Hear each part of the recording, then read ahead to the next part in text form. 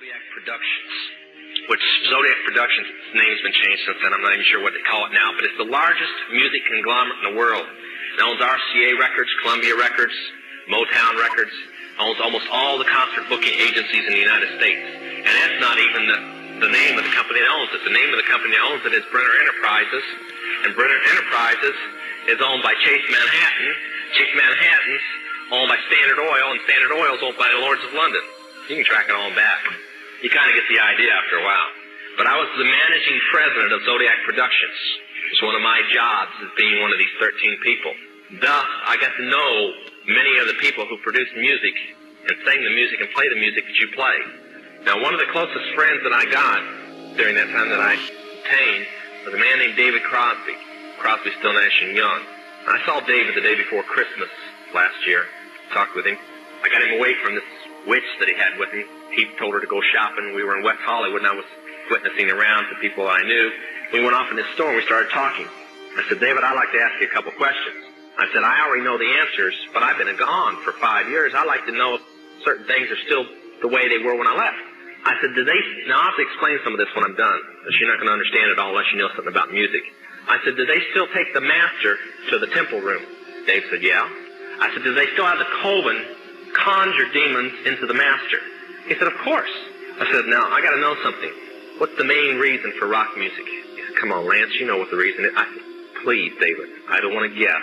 Tell me what the main reason is. He says, the same as when you were in, so that we can play spells on people that we couldn't cast spells upon.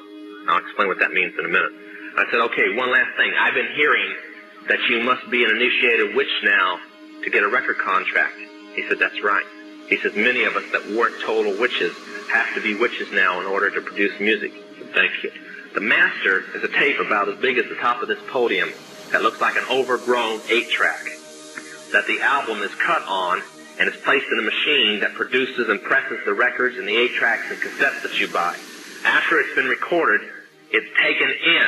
This is why a master is cut months in advance before it's released. On the full moon, it's taken in to a temple room about the size of this auditorium that is in every one of the major music companies, behind locked doors up in the executive office. And it's placed on an altar sitting in the north of the room, and a pentagram engraved in the floor. And 13 hand-chosen witches and wizards and a coven come in and conjure a principality or a power up, usually Regia or something like that, and order him to tell the demons under him to follow every record and every tape coming off of that master. As I tell many Christian parents, you can go home and count your kids' records, probably yours too, and count how many demons at least are there. If that's too hard for you to believe, I'm sorry. That's why they do it. Now listen to me. This is why rock music's addicting. Have you ever seen kids that got rid of their music? They go around like this. They can't wait to find a rock station somewhere, and they sneak off just like getting a cigarette or a fix, because it's addicting. That's why they can't give it up. The rest of the conversation was this. You can't cast a spell on a Christian, but you can get a Christian to cast a spell on themselves. If you give the permission for the spell to work, being a Christian won't block it. And rock music is not just a song. It is supernatural music that which is carefully designed by their spirit guides or familiar spirits in the form of spells. Now, although the devil's music's power is the music and God's music is the words, much of the songs are written in what we call witch language. Give you kind of an idea. Many of you talk on a CB, unless you know what a smoky is, and a 10-4, and a front door and back door and rocking chair and these type of things. You don't know what you're talking about. Same with witches. When you're in the first or second level, you have to learn over 2,000 words that said by anybody else means something totally different than when you say them. Elton John has said he's never written a song or sung a song that wasn't in witch language. Now I want to show you something. See how many of these kids in here will be honest and adults. How many remember and have heard at least several times a song called Hotel California? Somebody tell me what it meant. Quickly, somebody tell me what it meant. Huh? That's pretty close. But from the words, what did it mean? Well, that's more of a guess. See, most people can't tell you. That's why when people do drugs and they listen to songs in which language, they get some of the meaning. But most of the time, they can't tell you. Stop and think how many songs are out there that you really like, and you don't have any idea what the person was talking about. Beyond the Yellow Brick Road? How about The Destroyer by Kiss? Can anybody tell me what it's about? Kiss said in it, kids, kill your parents. They're talking about Helter Skelter. Beatles sung Helter Skelter in which language? Nobody knew what it meant. Manson did because he belonged to the process. Helter Skelter is a several thousand-year-old word. Most of the music is either about Helter Skelter or a place called the Night Winds, which is what Hotel California is about, and different doctrines of witchcraft. You listen to them, your parents let you listen to them, and they have no idea. Kiss openly bragged how they were gaining control of people through their music because the people played their music. They told how they didn't form their own group. Their church, because they were ordained ministers of the Satanist church, placed them together. And that's how most of the music is done. David Crosby, when him and Crosby, Still, Nash and Young produced the record 2-Way Street, they ordered the Principality of Medivh to order Demons of Rebellion to go into the record, and everybody that heard it would be rebellious against law and order and government. And it was one of the reasons for the great upheaval in the 60s was that one album, and they take open credit for it.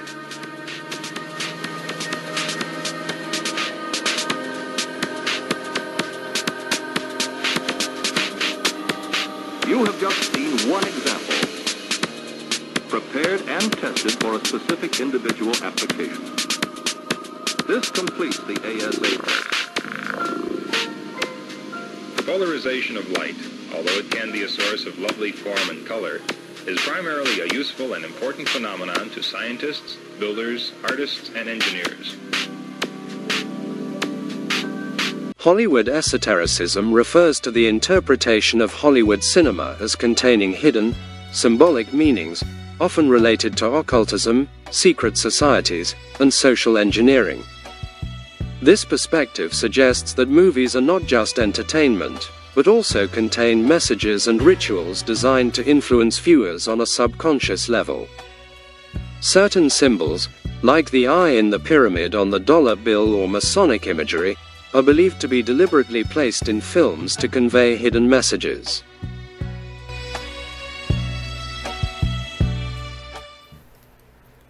Peace and Shabbat Shalom to the family. First off and foremost, all glory, honor, and praise to the Most High King of Israel. That's Ahaya Sharahaya. That's the great I am that I am of Exodus 3:14.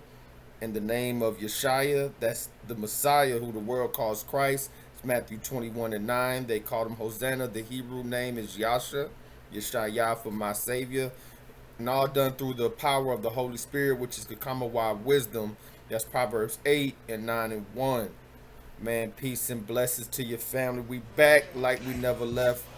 You know, this has been the video I know y'all probably seen all up and down your feed from different creators, different people talking about this. There's been interviews, and you know, I'm in these YouTube streets, social media streets, not heavy like I used to, but I peep and I see what's going on. And I can honestly say, for the most part, not saying I see everything, because the brother, like I told the last video, I've been busy, but the historical and biblical facts that have to do with what's going on today, I don't see the people making that connection.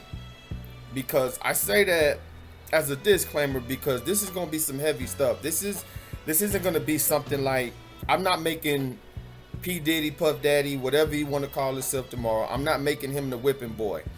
But he is going to be an example.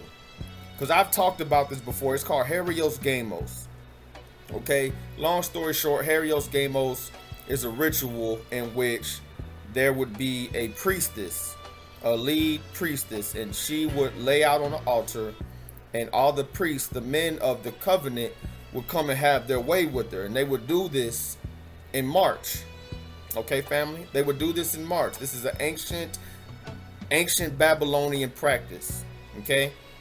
And she would become pregnant and she wouldn't know who the father was because she messed with everybody. Long story short, 9 months later, in December, she would give birth to a baby. And it would be a baby boy. You know, when they did this ritual all the time, so sometimes it would be a girl. And 3 months later, they would sacrifice that baby on the same altar that she conceived it on. And this is where you get the whole Easter Christmas connection. has nothing to do with the Bible. They were practicing this way before Christ. Okay, I have videos on this as well. You know, I got videos on the holidays and things of that nature. But the ritual though is called Hieros Gamos, and this is what Hollywood is playing out today. I'm gonna connect it all. Hollywood is doing this today in our faces, but a lot of us are unenlightened. A lot of us aren't looking into the past and seeing that these rituals were real, seeing that some of us in Israel, our ancient forefathers, failed dealing with these gods and these practices. The same thing going on today is really no different. They just tried to make it more PG to where every household will practice it. But make no mistake, this is based on ancient 53 actual rituals, family. Okay? So we're going to be talking about the elites here because, like I said, Diddy's going to be the example. We're going to save that feature for the end of the video. But I want to break down how these elites have been running this campaign for centuries. And I'm speaking directly about the Romans here. They're not the first, but they will be the last to do this, because when the firmament breaks, the Romans will be in rule. Make no mistake about that. But basically, we're dealing with the high cabal of mysticism, magic, witchcraft, sorcery, Satan worship at the very helm of it. This is at the very helm of it. There's no other god that they see that's higher than Hashatan. This is who they worship. And they show their gratitude for him in their music. They show it in their art. They show it in their movies. They show it in these Netflix series that we watch all the time, these Hulu series. So family, I need you to just take a step back. If you haven't heard this, now I'm doing this disclaimer not for those that watch the channel. Salute to y'all. Love my viewers, my members. Y'all, you know, y'all are the family. But this is for people that may be coming across this video because I know this is a hot topic. But this is a topic I've covered many a time. And I'm using this this fiasco you see in the media as an opportunity to bring this forward to those who may have not heard this, or those that have heard this but may have not seen the connection. I see it so clearly now after so many years of studying this. Now praise to the Most High. But I want to put you on, okay? And fellowship and dialogue with the brethren about this, all right? So basically, the music and entertainment industry is like the high school cool club. You might think of an Ivy League, kind of like a gang. Like I said, a cabal. You know, you've heard the term Illuminati. I hate to use that term because they ding my videos, but I don't care no more.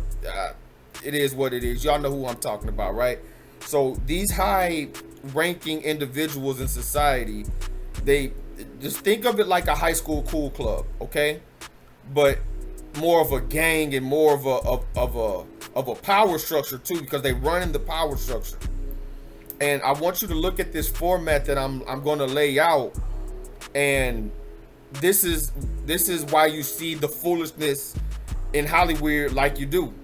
Okay, this is not by mistake. It's not just people going left or people just having fun or whatever excuses people want to put a band-aid on it so that they don't have to think about this.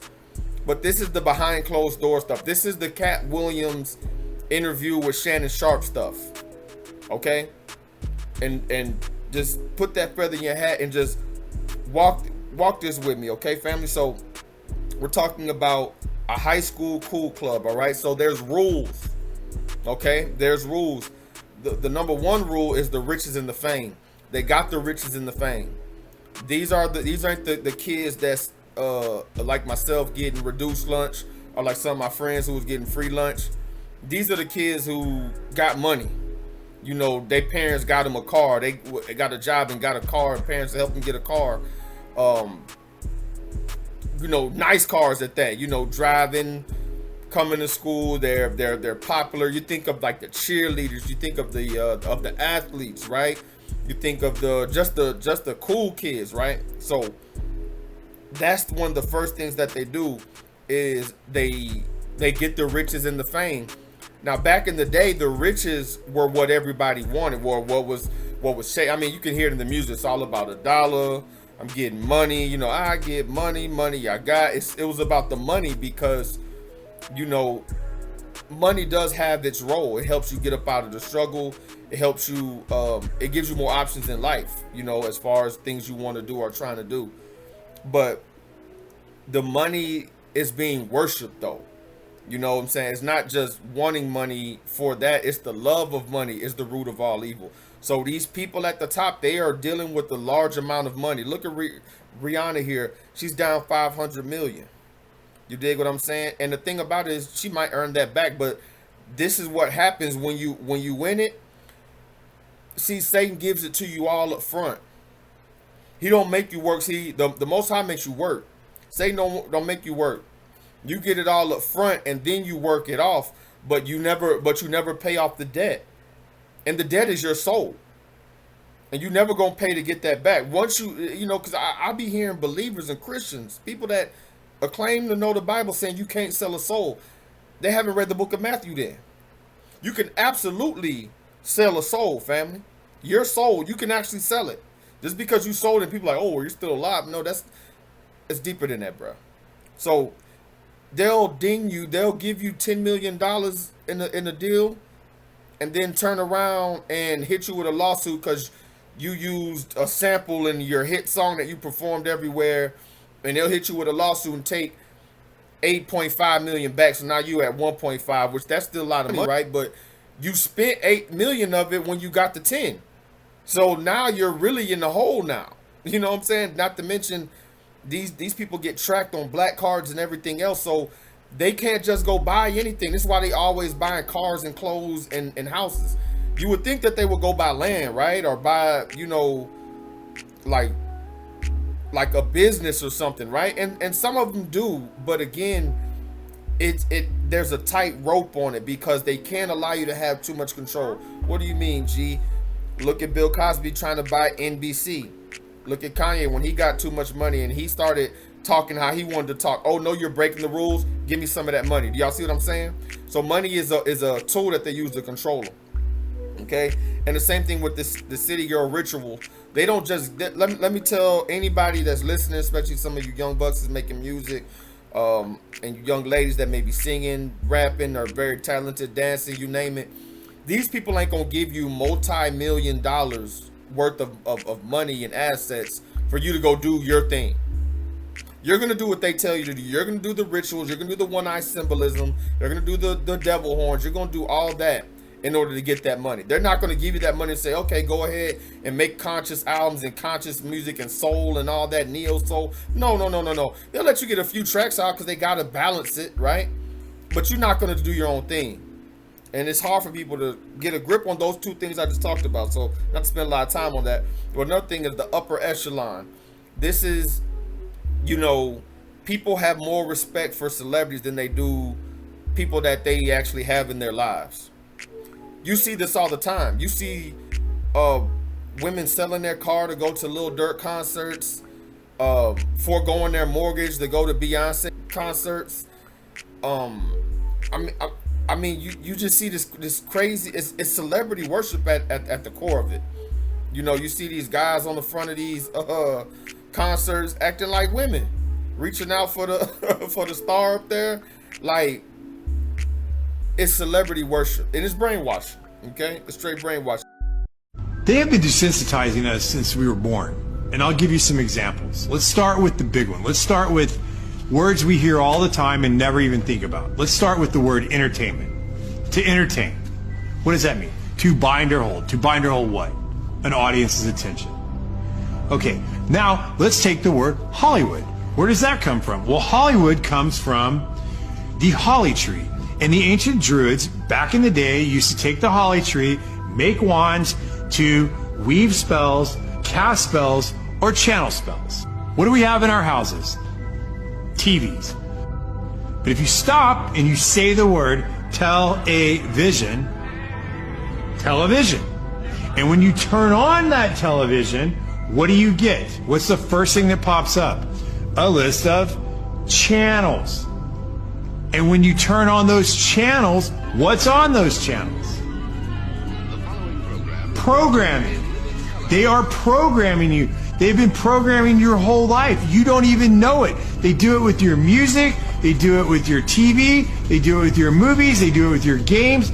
They have been programming us and programming you since you were little, and you don't even know it because you don't even question. So let's get to this part, the rules of engagement in Hollywood marriages, because I get really tired, and it's kind of a moot point to even argue. If you're looking at these celebrities as, and I'm talking about the couples, especially the famous ones that are always on the front of magazines and all that. If you're looking to these people as an example of what we need to do, you've already lost the race. I don't even know what to tell you. I mean, you might as well say Bugs Bunny and Babs Bunny, whatever the other bunny, the girl bunny. You might as well have that as your relationship goals. That's just as real as Beyonce and Jay. Like, you think that that's real? Because they do have rules about it, and more so than not, especially like I said, those that are in your face, it's a business contract. Chris Brown and Rihanna, that was business. I mean, you got to think about, these people are both in the upper echelon. So you have a girl that's coming up, she's hot, she looks good. You got a guy that's coming up, he could dance, the girl's liking him. You got managers and people behind the scene that'll be like, hey, go call somebody up, be like, hey, I see your artist such and such.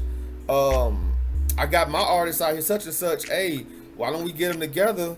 Get them on a track. Let's get them on a song. Let's contract that thing out, and then get, you know, TMZ's nothing but agents. The paparazzi. These people get followed around all the time. They have no privacy when them couples come out like that. So that's why every time they be at a restaurant, they get in a fight, they got cameras right there. You ever think, like, how did they just get that footage? How did somebody was already there filming them? These people have no privacy. And every now and then, well, not much now because people want all the fame and glory, but once upon a time, like when Eminem was coming up and Britney Spears was going crazy, they was yelling at the paparazzi like, man, leave me the hell alone. So it's a big, like my homeboy Rob say, shout out to Rob, the UK. These people don't understand that everything is a rich man's trick. It's all a rich man's trick. So like you see the Britney and Kevin Gates here, 52 days of a marriage. 52 days of a marriage. Just check it out.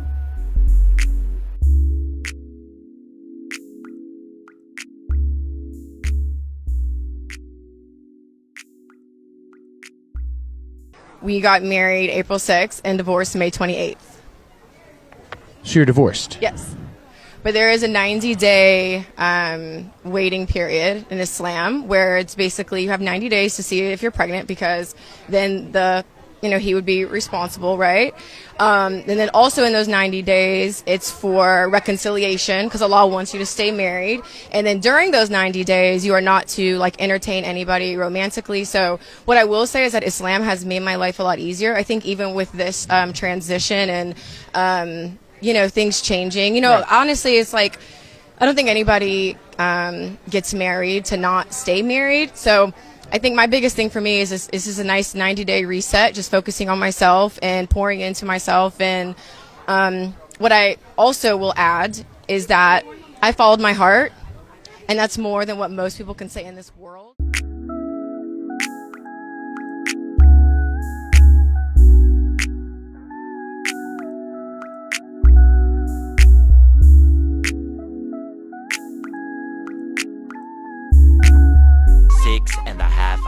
Later. A few inches later, day 2, day 3, day 4. What honest team would you least like to date your sister? What the hell? Diggs. Why Diggs? Man, no. We're gonna leave it like that. No. What guy on this team would you least like to date your sister? Oh, Stephon Diggs. Why Diggs? He's crazy. He's just outrageous. Don't know what he's gonna say. Just don't know what to expect every day. So he couldn't date my sister. What guy on this team would you least like to date your sister? Least like to date my sister? Diggs. 100%. What guy on this team would you least like to date your sister? And I might add, you're starting to be the runaway favorite for this. Well, nobody want me to date this sister. I'm a great guy. I'm actually a great guy. There's actually seems to be a few guys that don't think that. Feel differently about me? Yeah. They just don't know me well enough. That's what it is. Emotional, damn it. I have dreams, you know what I'm saying? But if you blessed enough to have a dream, chase it, bro.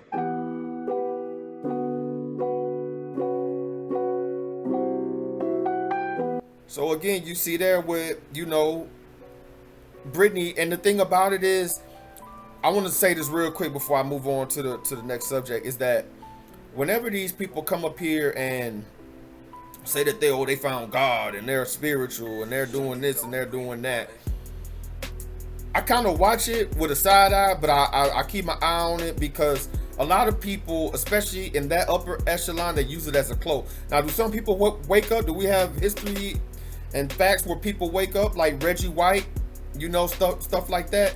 Absolutely. People wake up to who I'm talking about the real awakening to who we are as Israel. That does happen, and it's very dangerous when you're in that upper echelon, because the people that's owning this industry are the opposite of that. You know what I'm talking about? We talking about the Revelation 2 and 9, 3 and 9. So there's no way they want that out. But even when people say, oh, I'm a Muslim, or people say, oh, I'm a Christian, I'm this, I'm that, a lot of the times, and I'm speaking most of the time, some of them are serious with it, you know, and it is what it is. You know, again, their fruits will show that. But a lot of times they wear it as a cloak. They wear it because, dang, I gotta pivot my image. So let me grab onto something that people know, and they just wear it like an outfit, like a costume. Like Brittany, I think, come on, man, like, and this is the thing, it trips me out, because I have an issue with people not wanting to call their own on they BS. I got an issue with that. Like, I've made videos in the past talking about camps that have said things about me and my group and whatever and whatnot. My first video that I put on my Facebook Hebrew Tribes page was just about that, because I'm like, nah, we gotta separate. We gotta show, like, we standing on this, and these groups over here, not all, but some of them are standing on this, and we need to separate.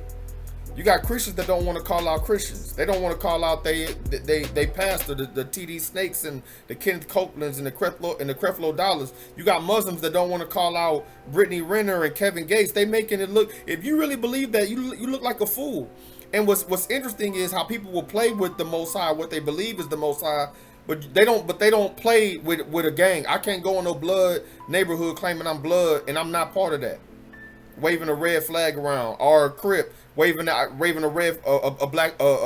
blue flag around, or go up to Chicago claiming BD or GD. I will get checked. Or even going to a veterans, you know, they got bars for veterans around, going there talking about I'm a vet and I never joined.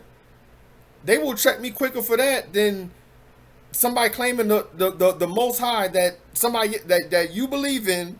You won't check them though. You won't be like, nah, they off.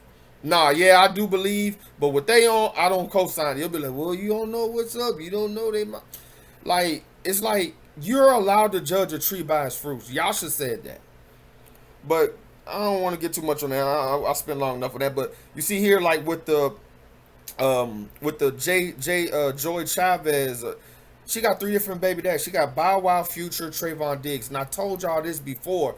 These people travel the world. They go to South America, Central America, Africa, China, Europe. I mean, these people travel the Philippines, Australia. Why are all of y'all messing with the same 10 women? Kim K, they passing her around. I'm gonna go through some more, but you see what I'm saying here? And I'm saying all the world is a stage. It's a rich man's trick.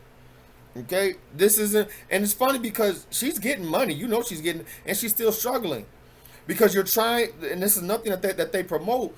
That this Hieros Gamos is okay. For a woman to have children uncovered is okay, and for men just to be whoremongers is okay. This is what they say.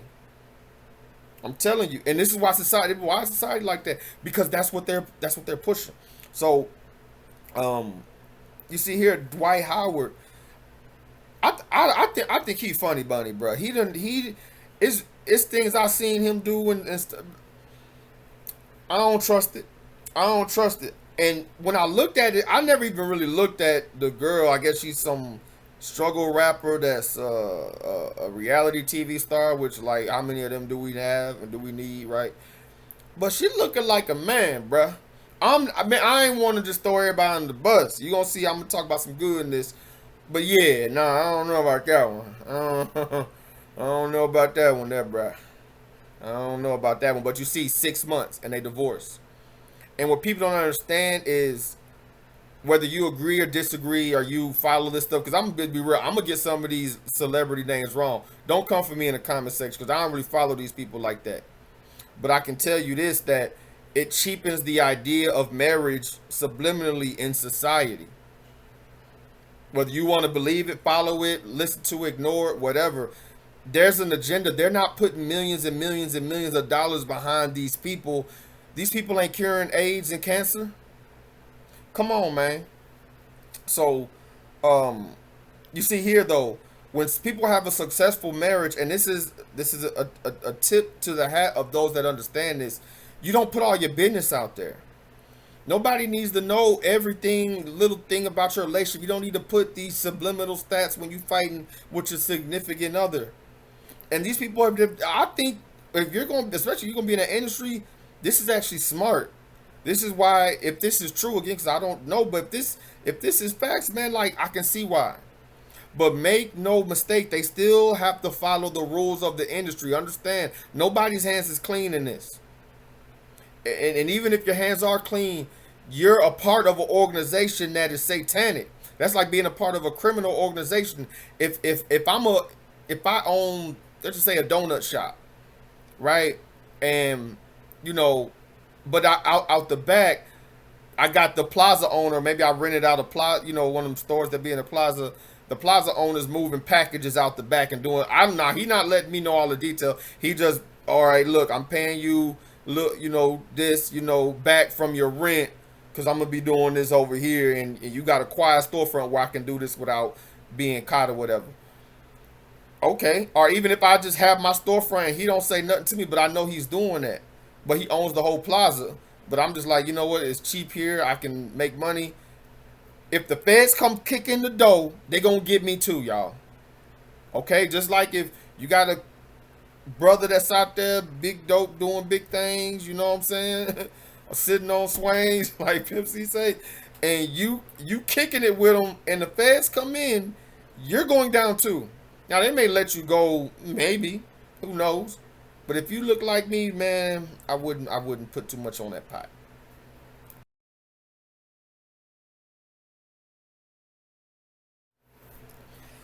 All right, so just keep that in mind. Even if they not doing anything, even if they just go and act and they go and dance and go home, they see this wickedness I'm about to bring out. This isn't like, oh, they were doing rituals, oh, they were worshiping that, or that. They know, bruh. I'm gonna show you that they know, because if we know from down here on ground level, they know up there. Trust me, they know, and they're trying to scrub the internet of this stuff. If you haven't noticed, the Illuminati YouTube videos where they was having interviews and talking about they sold, like, it's almost impossible to find them videos now. It's a reason. So that's the thing about the successful marriage. But you see here with these other marriages, like, you see what it is. It's cheapening it in the minds of those that have eyes to see. Check this out.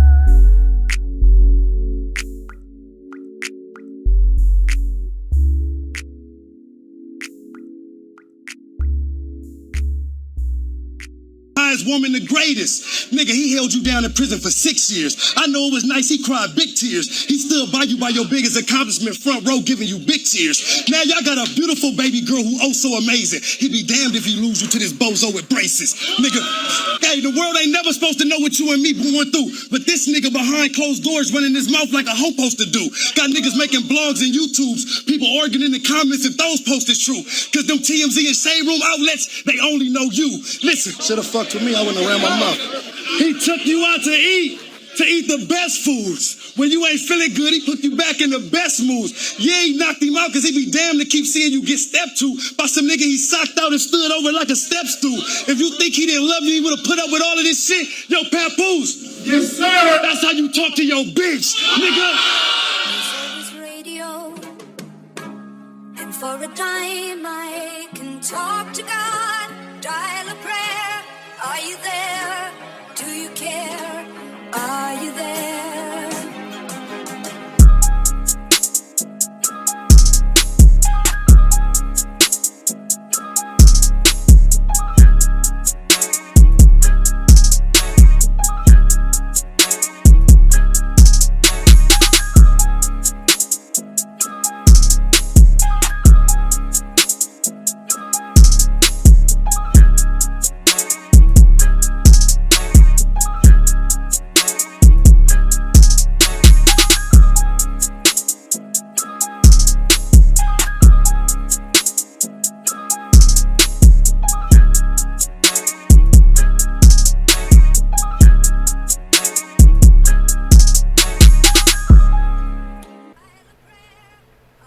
And you see the video there with Megan Good, you know, a pass around.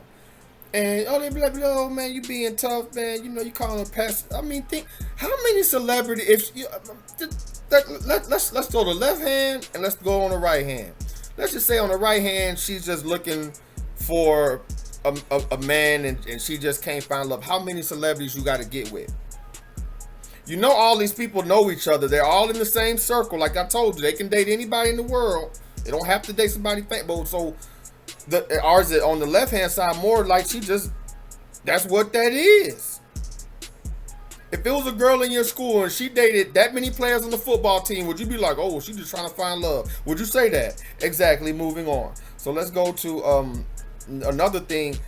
These people that get put on because, you know, people think, oh man, how did they get on? They ain't got no talent. They had one hit or whatever, and they goofy or whatever, right? But it's largely based on influence and willingness.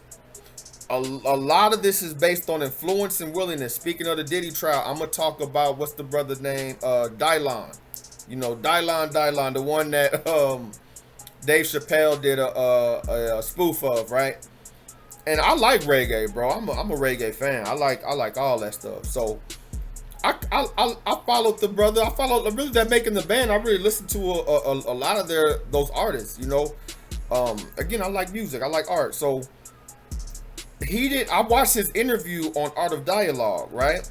And one thing about that I can say, I don't think that, you know, us being in this walk or us that's seeking to be in this walk, let me explain something to you.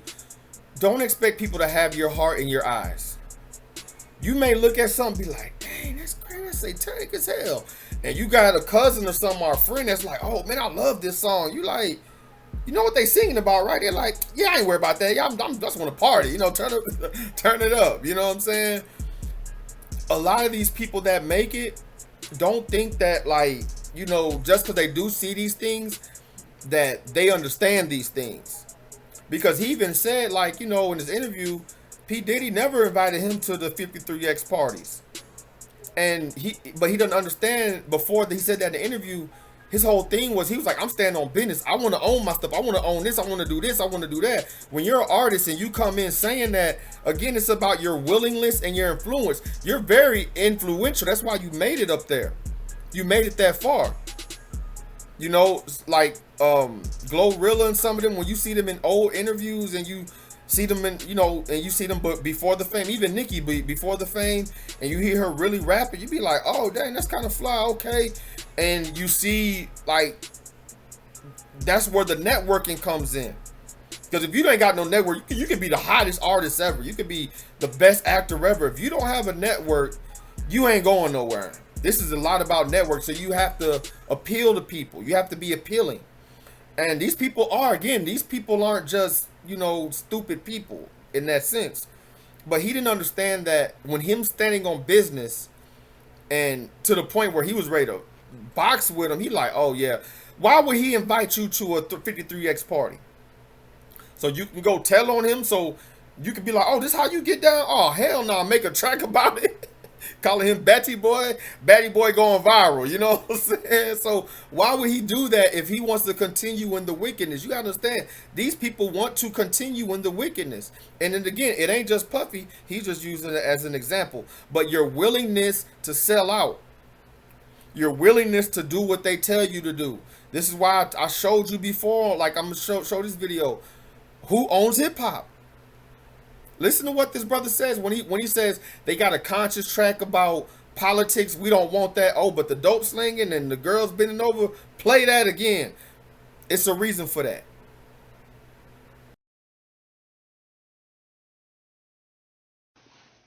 Said we'd come back to hip hop. Look, Jay-Z, Dr. Dre, NWA. Wow, what are they doing now? Arrested, having an awards, or spending money, girlfriends, Puff Daddy's having a new party. That's what we're reading about. That's what is, but what is being denied here? What are we not hearing about? Well, this is what we're not hearing about.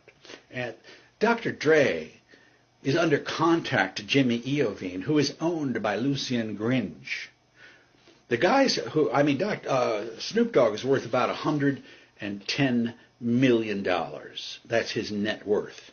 But he was under contract to David Geffen, who's worth about $4 billion. When you follow the money, you realize hip-hop is a white man's industry. Hip-hop is a white man's industry. Hip-hop is a white man's industry. The people who say, I like that record, I want this song, I don't want that song. That's a white guy who's making that decision. I like the song with the obscenity, I don't like the song with the politics. So we're going to have this one on the CD and not that one. You understand? Or you want to continue to work for us? So that's the story of hip-hop, according to Patricia Rose.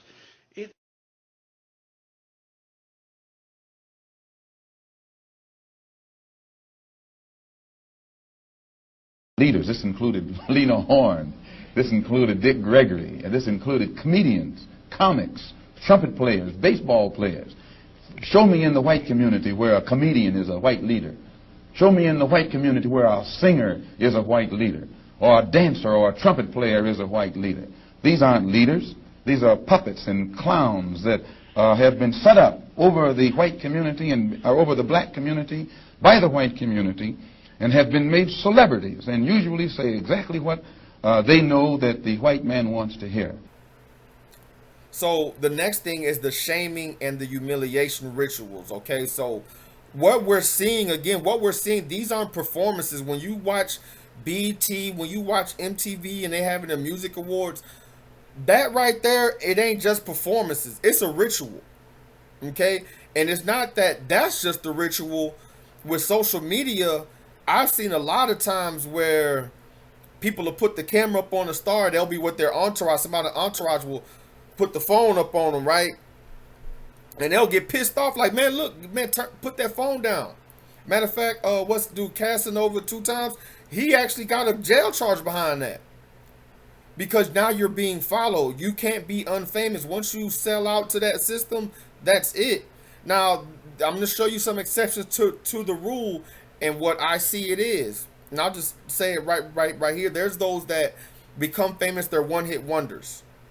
Like the guy that, I forget his name, I'll put it up here, but the guy that made Strawberry Letter 23, I know the Brothers Johnson, that was their hit, but there was a guy before them in the 70s that made that song before. He had one record, and then his second record, he had that as his hit record. And he turned down Quincy Jones. He turned down some big names and just basically went to obscurity. And Brothers Johnson heard the track, and the label's like, hey, well, since that guy, they dropped him, the guy from the label, they're like, hey, we want you guys to do this song. And they made it, and they blew up off of it. Happens a lot, y'all. It happens a hell of a lot. Well, they'll take a song from one artist and give it to this artist, and that artist will blow up. And this artist will just go off in the wind. And that'll happen, I believe now, of course, I haven't heard his side of the story, but I believe that, like, they wanted him to do the rituals. They wanted him to do the humiliation rituals, the casting couch ritual, the sacrificing the loved one ritual, selling your soul ritual. He like, nah, I don't want to do that. Nah, I'm good. I want to do my own thing. And when you do that, they push you to the side and you'll get blackballed. They'll shadow ban you, whatever they got to do, and then they'll push the artist that is willing to do it. And then the other ones, I just think they just ain't got that much talent. You had talent and you got one hit, and instead of working on your craft, working on your skills, you just, you know, you blew up off that, let that blow your head up, and maybe that's all you had in you. So I think it's one of the two. But you see this video here, Sexy Red twerking. This is a minstrel show. It's a minstrel show.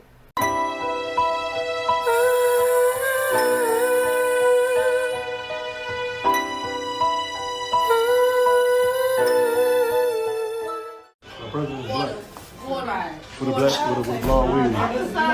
My president black. My booty hole brown. With a blonde weave.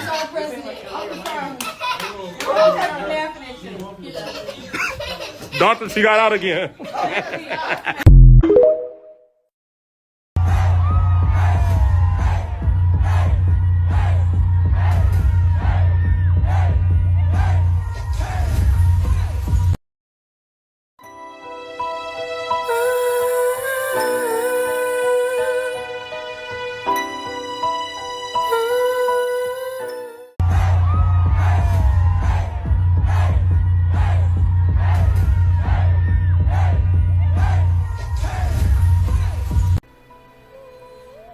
And you see, they're the one with Ice Spice. Like, you see her face. You see, like, Sexy Red face.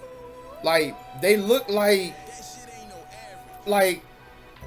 I read a thing on Reddit, and it was a girl talking about her time being a stripper, and she was saying how it looked glamorous, because it does when you're young.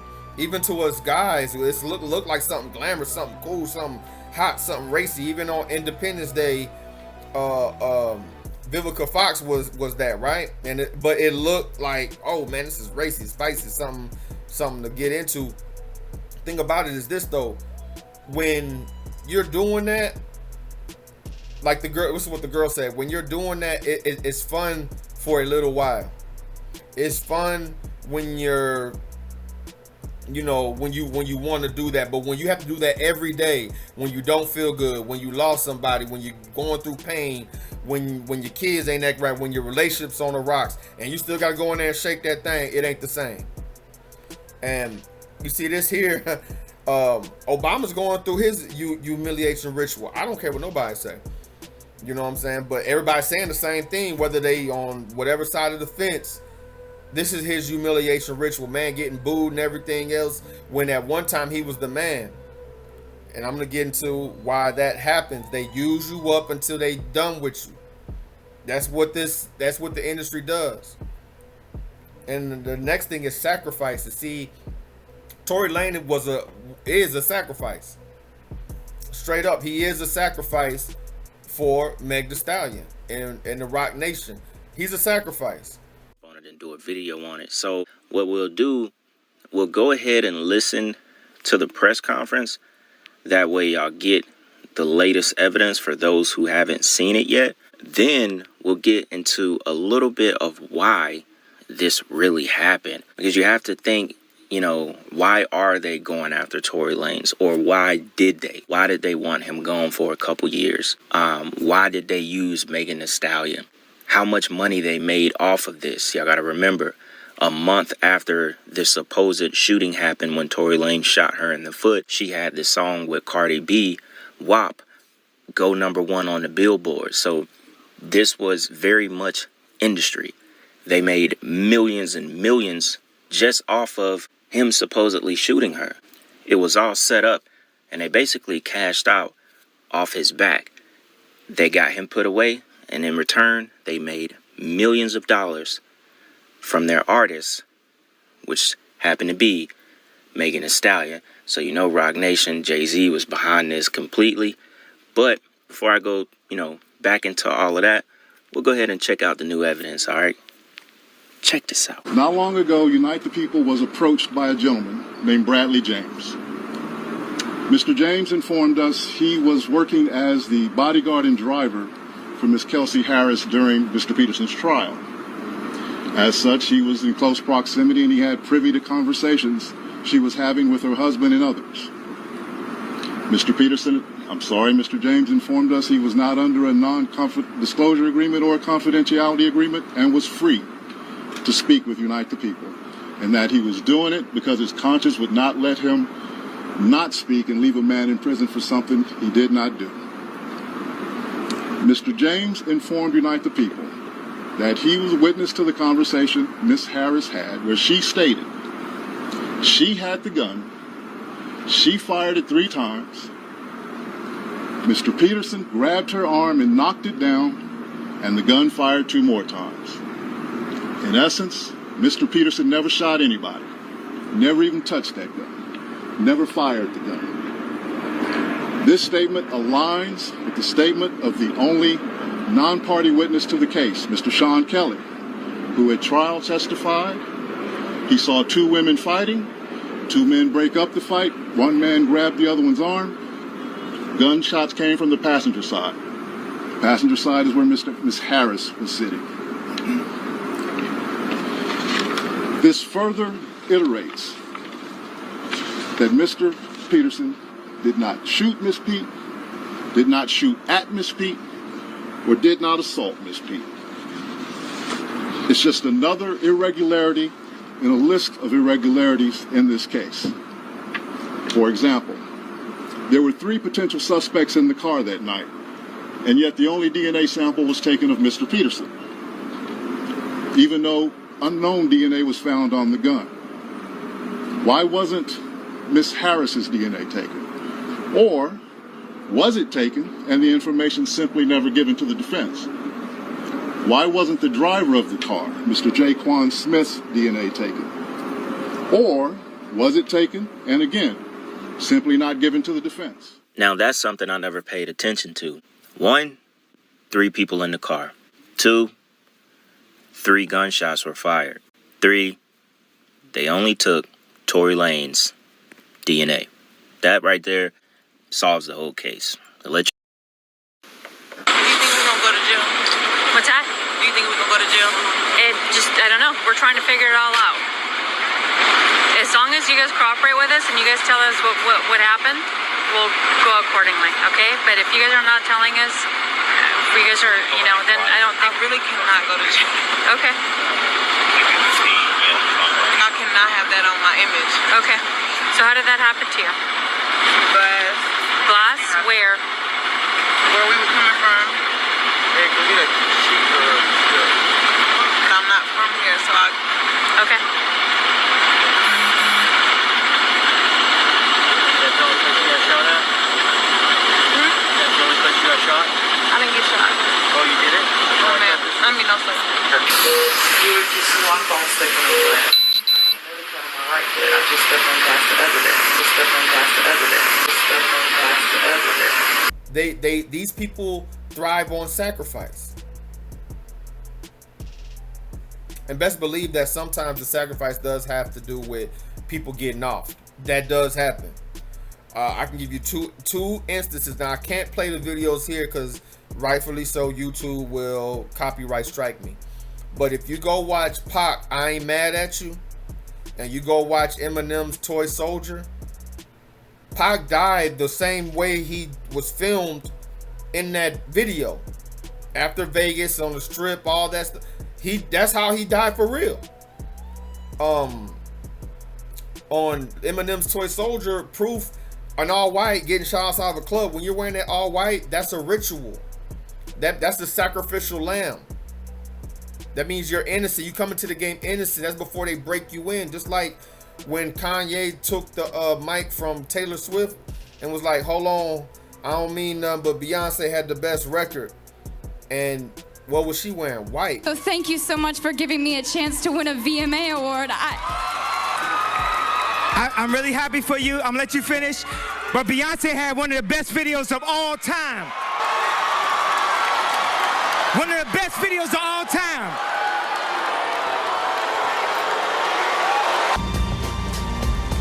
Were you listening to me, Neo?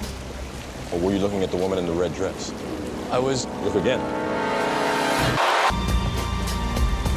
Were you listening to me, Neo? Or were you looking at the woman in the red dress? I was. Look again.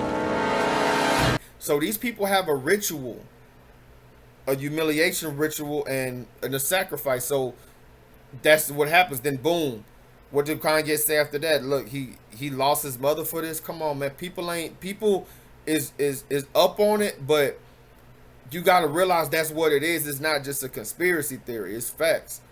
So the next thing is party life. And again, I know this is an anecdotal story, but like I said, I rubbed shoulders. I had friends that was in the industry, got them about made a living off of music and doing shows and all that. They weren't big names, but they were doing their thing. They was nice. They was nice at what they did. You know, who I gleaned a lot of information and knowledge from. And they would tell me about the party life. Like, these people encourage you to go get drunk. They encourage you to go pop pills and smoke and do what they encourage all of that. That part, anything that comes. Well, what kind of girl you like? Okay, cool. Well, I'm gonna have some ladies at the party. You know, they might like you, and they'll do that to you, and don't understand them ladies that they sent for you. 20 years later, you're gonna be getting hit with a RAP charge with an E on the end, or they're using that woman or those women to get you to sign. And thinking you're gonna be lost in love, you're not gonna be paying attention. That stuff happens. Pac had a song, "Every little city we go, every other where I go," and he said that in the interview. Like, when he going to the different spots, he's seeing the same girls. Don't know who got money to go to follow your favorite artists across the country. So another thing is the excess drug use. Again, like I said, in alcoholism. Look at this dude here, man. Like I said, it goes to the top.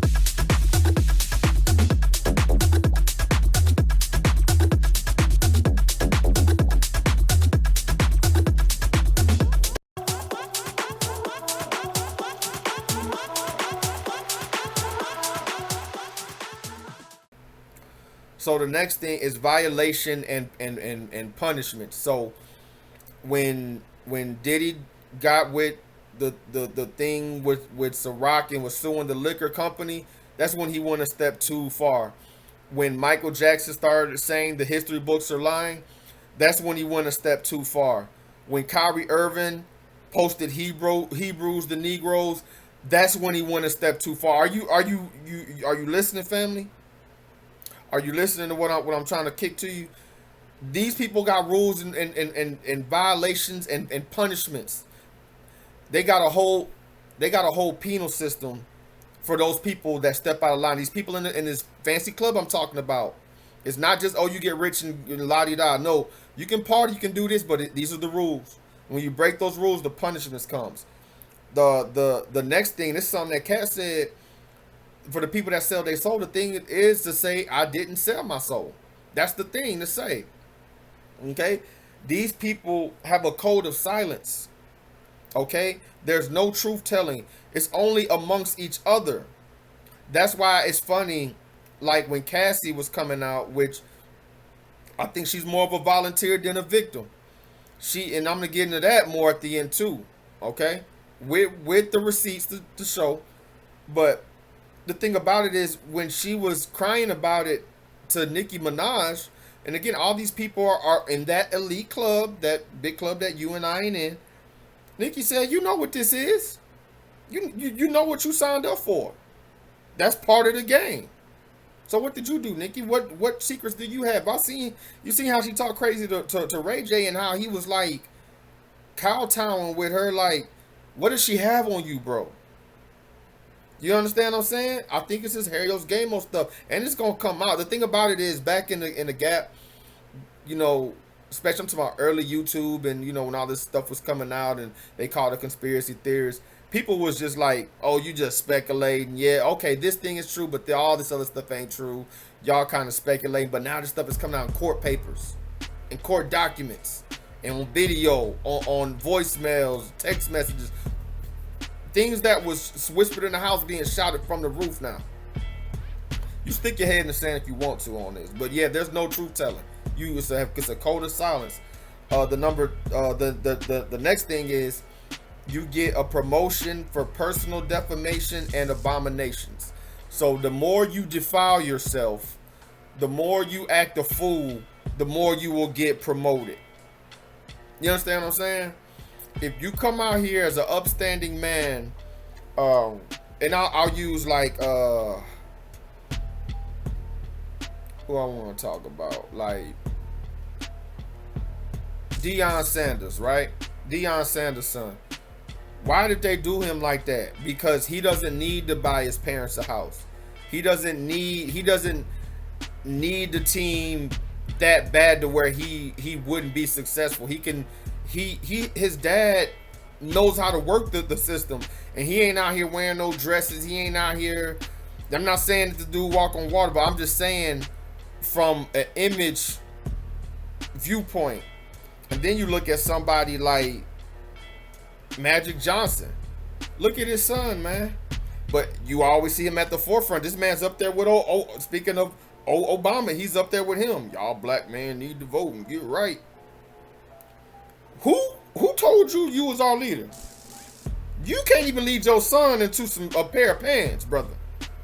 But I digress. But again, they promote the abomination. So Dwayne Wade, why are we always seeing you on our feed on this and that? Because you sacrificed your son. Now, if he had a son that he was molding to be a man, I don't want to see it. I want strong black fathers. I don't want to see that for, right?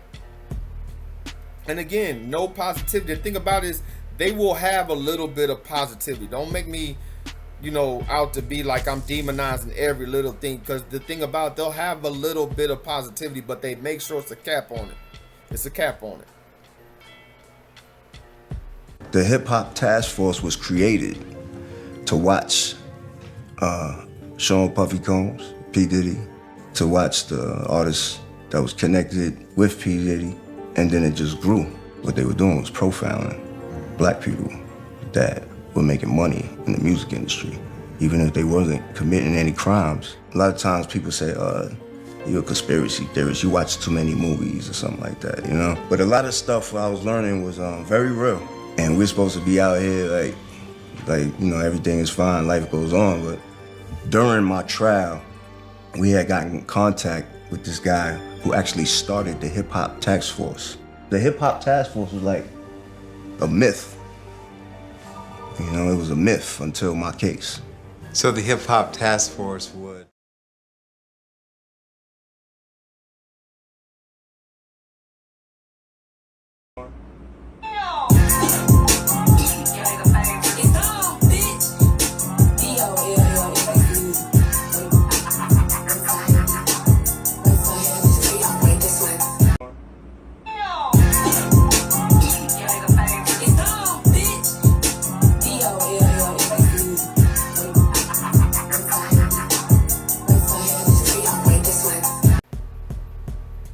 So you see what you see that ratchet pregnant rap, like that's what it's going to. It's going on completely off the rails.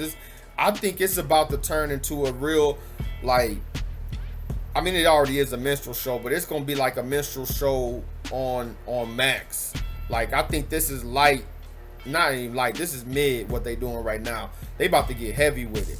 I think it like music is just gonna be like going viral challenges, doing stupid stuff, and something that can go viral that has there's no substance in it. That's where it's going. So, and you see here with the girl Rachel Zegler, Snow White, now she's doing OnlyFans, and that's another thing they're putting in our young girls' heads is, if you fail at life, if you always feel like you can always sell yourself. They literally made being a prostitute like a retirement plan. This don't work out, okay, you can always do this. This don't work out, okay, you can always do like, they've made that a normal thing. I remember today, if you even hinted at a regular girl, I'm not talking about the girls that was doing it, but a regular girl you just meet out or whatever, like, hey, let me pay or whatever, and she ain't, and she just a regular, like, bruh, you like, somebody gonna hurt you, man. Like, she definitely gonna cuss you out, like, definitely. And you see here with Jaden Smith, this man looked like he's on LSD. I don't know where this dude mind is, but again, the sacrifice sometimes is your kids. You make your kids an abomination. What's up, bro? Can I get a quick post? You got a good thing? What'd you say, bro? I need that post for the photo. Oh, yeah, can you hold us? Thank you. Go ahead. You're looking good, bro. Diddy! Glassy. Thank you, bro. All right. Thank you, Jaden. Thank you, bro. Thank you, guys. How you doing, sir? How you guys doing? Like I just spoke on. And another guy, I mean, Denzel was that man for years. For years, the girls loved Denzel, and as an actor, great, one of the greatest actors, hands down. But look at his daughter. His daughter's a masculine stud that married a transmission husband. We won't say transmission. Okay, he's definitely a transformer, and they're together. What do you think gonna happen with that kid? Do you see what I'm saying? And then Denzel, I watched the interview with him, and he was saying in one of his early movies, it was a kissing scene, and I don't know what movie it is. Don't ask me. I guess it was it was early movies before he really blew up, and he had a kissing scene where he was kissing a white woman, and he said when they were going to the screening of it and the kiss scene happened, there was a lot of sisters in the crowd. They started booing. And he said, you know what? Okay, yeah, it is a lot of that going on in Hollywood.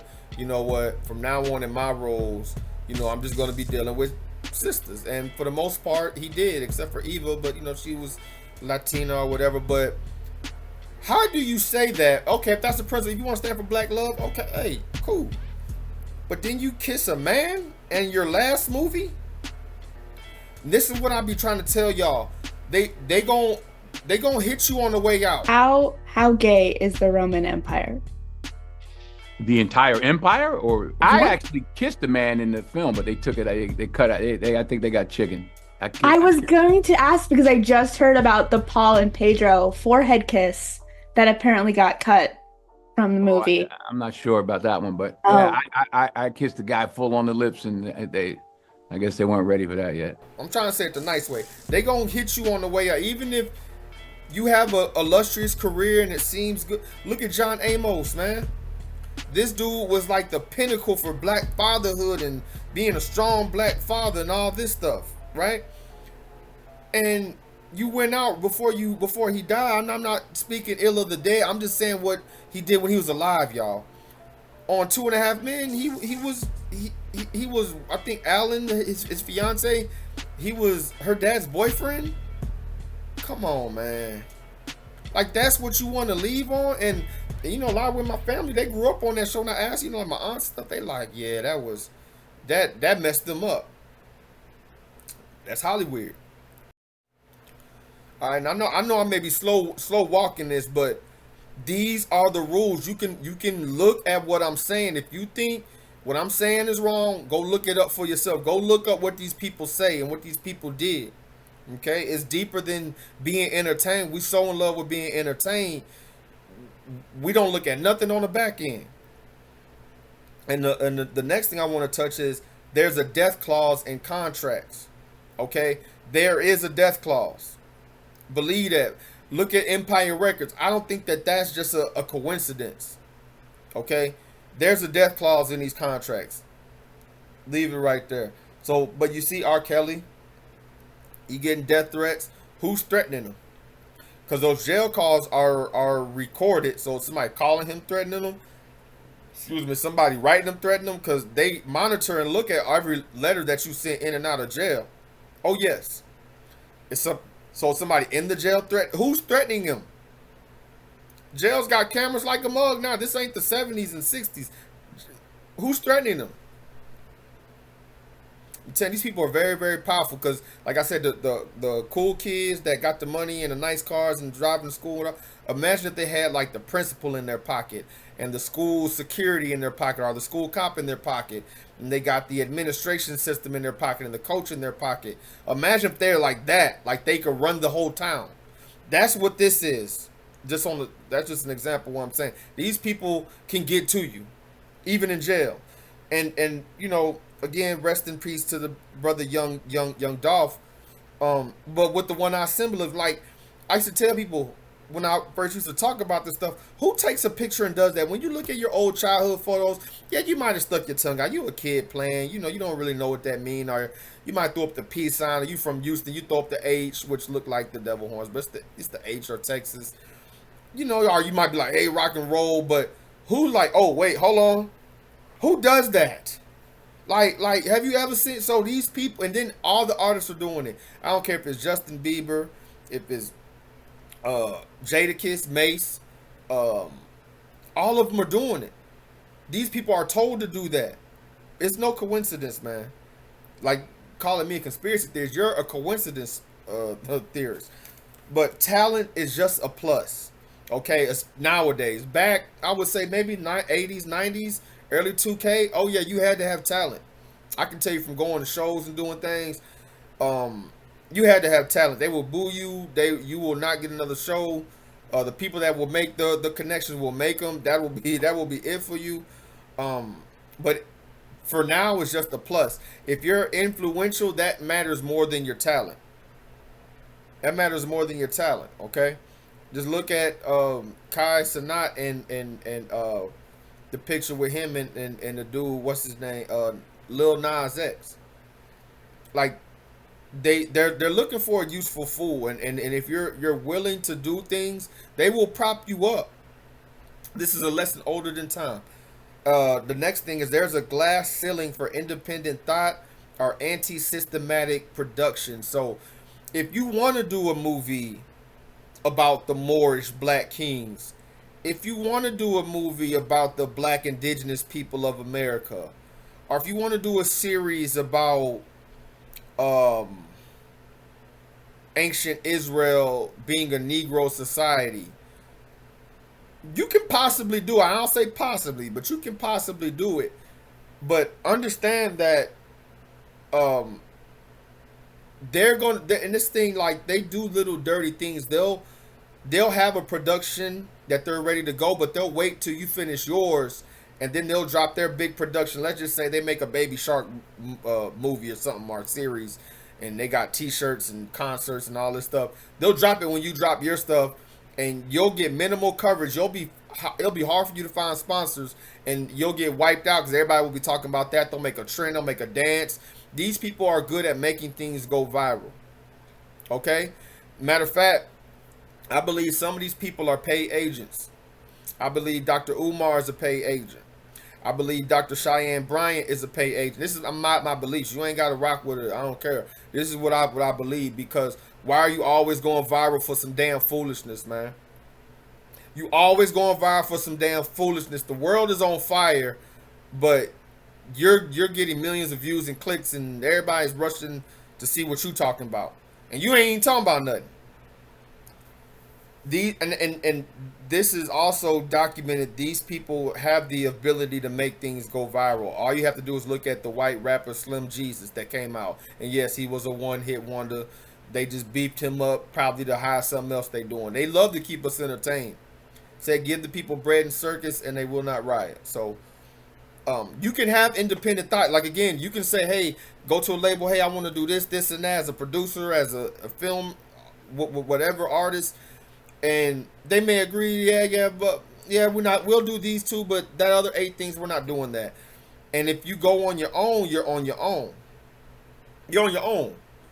And when you go on your own, not to say that you can't be successful. I want to say that as well. You can be successful if you're nice with it. But understand, you're going to have to fight, scramble, and scrape for it. Look at Aaron Magruder.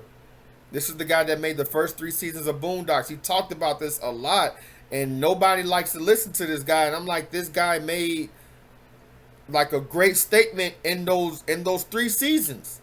I really want you guys to understand that time is running out. And a lot of black people say that, but for real. Part of why the civil rights movement has been so successful, and part of why those who have come after in terms of our leadership have been able to maintain a presence, is that black people have always had a certain amount of moral currency that we have been using. And let me be the first to tell you, that's used up. White America has been watching us act like fools for a long enough time where any sympathy they may have had to our plight is completely gone. You're approaching a country that, forget hating black people or not hating black people, they just don't care. You can be talking about affirmative action, they can be like, I don't care. It literally is of no importance to me. I don't care about slavery. I don't care about segregation. I don't care about you. I don't care how many of you all go to jail. I don't care at all, because I'm broke. You can't be the proud, noble fighter when every single time someone sees a person that looks like you on television, they're acting like a damn fool. How would they know? How would they know you're not a damn fool? They're gonna talk to you? Yeah, right. To where he didn't come back for the 4th season because I'm pretty sure they were offering him one of these satanic contracts, and he left. Because you don't walk away from a successful venture like I showed you with B-Rad. You don't do that for no reason. Okay? So you can have your thought and your stuff, but you're not going to get the coverage. Okay? Lauryn Hill ain't going to get the same coverage as Sexy Red. Okay? Angie Stone, rest her soul, is not going to get the same coverage as Nicki Minaj. Okay? Never going to happen, y'all. Okay? And another thing I've been noticing is as these artists are getting older, what we're starting to see is they're losing their damn mind. Jim Jones, and not all, but I mean the ones you see on the forefront. Jim Jones losing his damn mind. How he walks around and acts like he's still 16, still 18, still 22. Brother, you 50. Not saying you want to do music. I ain't saying that. How he's acting, how he's carrying himself. Even Judge Lynn Toler, I have a lot of respect for Judge Lynn Toler. Why are you on the internet with your legs up? When you used to scold women about carrying themselves, like you was one, I'd be like, okay, she talking some, you was married, you know, I know her husband died, you know, but I'm like, man, you on here with your legs up and got your feet all in the air and talking about you still flexible. You got Holly Berry in the bed and look, she looks stank. From women mostly. And they seem to be on a theme.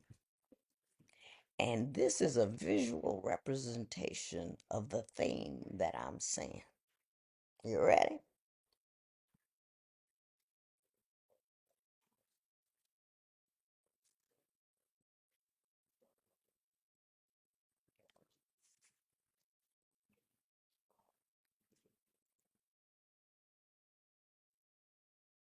This is it. This is where we are. And yes, I look like Adam Sandler. I don't care. Showed y'all how my day started, how my Mother's Day started. I tell you about, I'm not going to show you, I'm going to tell you about how my Mother's Day is going to end. Ain't that right, man? Yes. I wish you hurry up, too.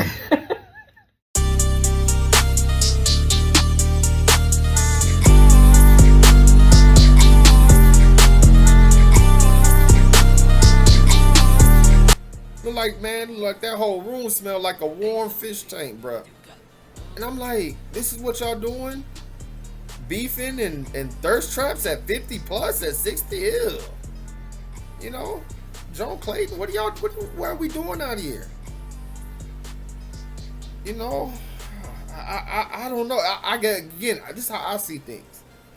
Okay, so the next thing is these people are fake testers, because you know, shout out to D Brad, because when he was telling the story about why he left the industry, stuff I'm talking about here, he said people say, oh, well, you know, I was staying on business, I was staying, and he laughed because he's like, most of y'all ain't gonna never get a chance to live any of your dreams, so you can't say what you would or wouldn't do because you don't know, because you would never make it to see. And which I can salute that, you know what I'm saying, because these people will test your faith. I've seen videos where girls be like, oh, I would never be a baby mama, oh, I'd never do that, man, be lucky to get a date with me, boom, 2 years later or a year later she's pregnant. I don't want to be no nigga baby mama. I don't want to be no nigga baby mama. Like, I don't want to be able to, I don't want no nigga to ever say, oh yeah, that's my baby mama. I'm not that girl to do that. I'm not that. Nigga lucky if he get me pregnant. How do you feel about your baby having another girl pregnant? You're gonna need a pregnancy. How much financially does your baby feel about this? And they're giving her all the spotlight.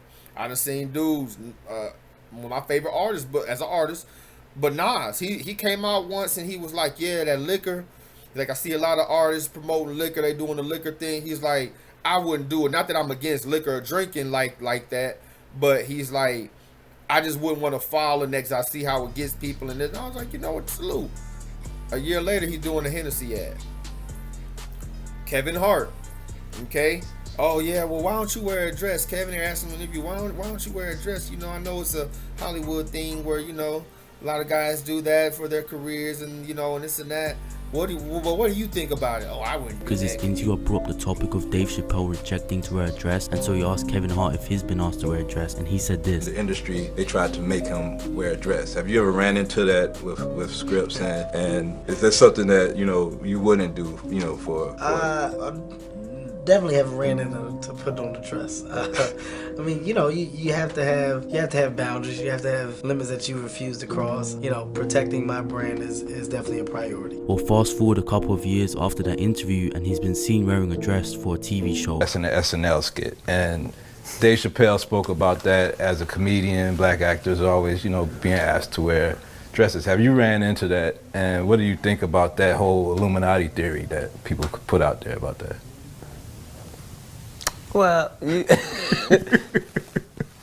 thanks for that softball question. It's two answers. First of all, let's be very, very clear.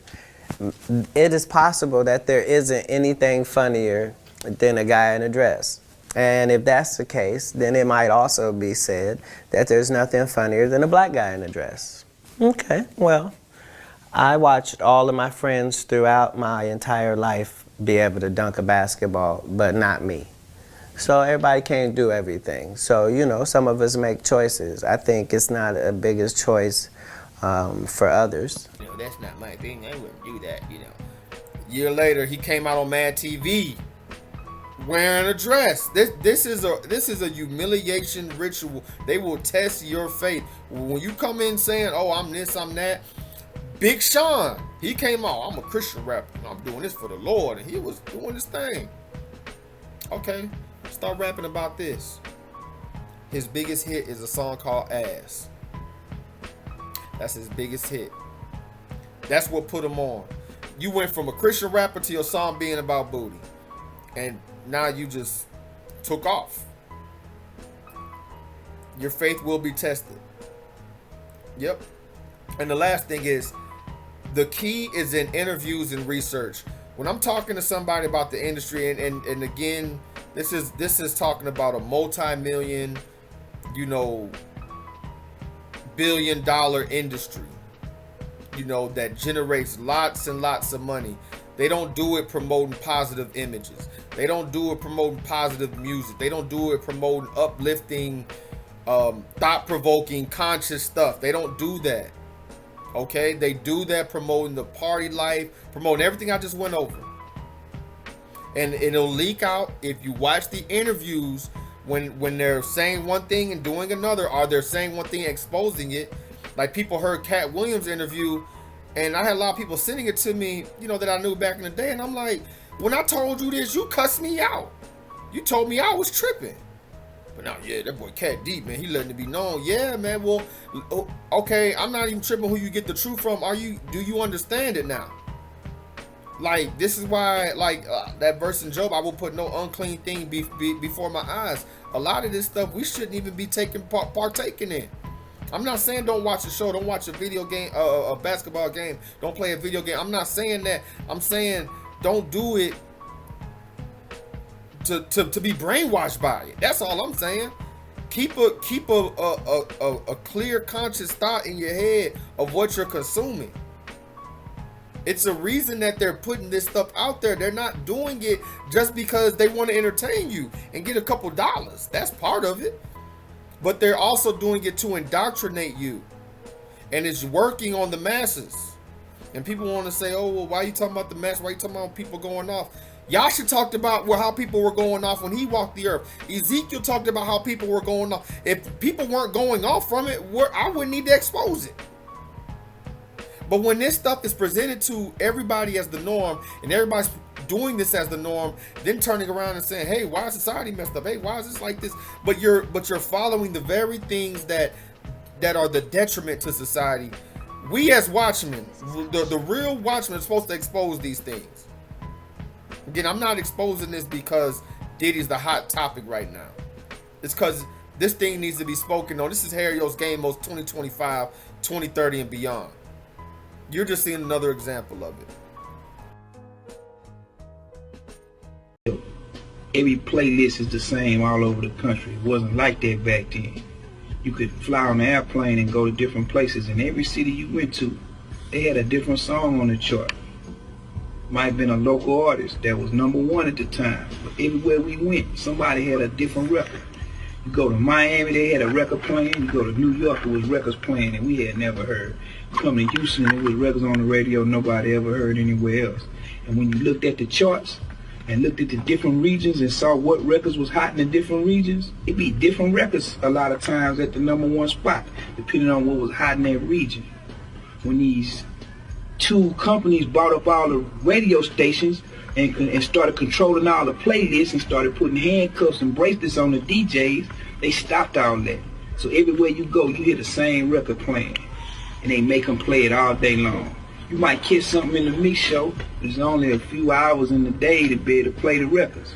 So the records you catching in the mix show is the records that the majors is trying to break. The independent dudes don't never get no play no more. So man, you know, it took the fun out of music. They thought they was... So let's get back. So now we're gonna get into these scriptures. So everything that the system offers is tainted.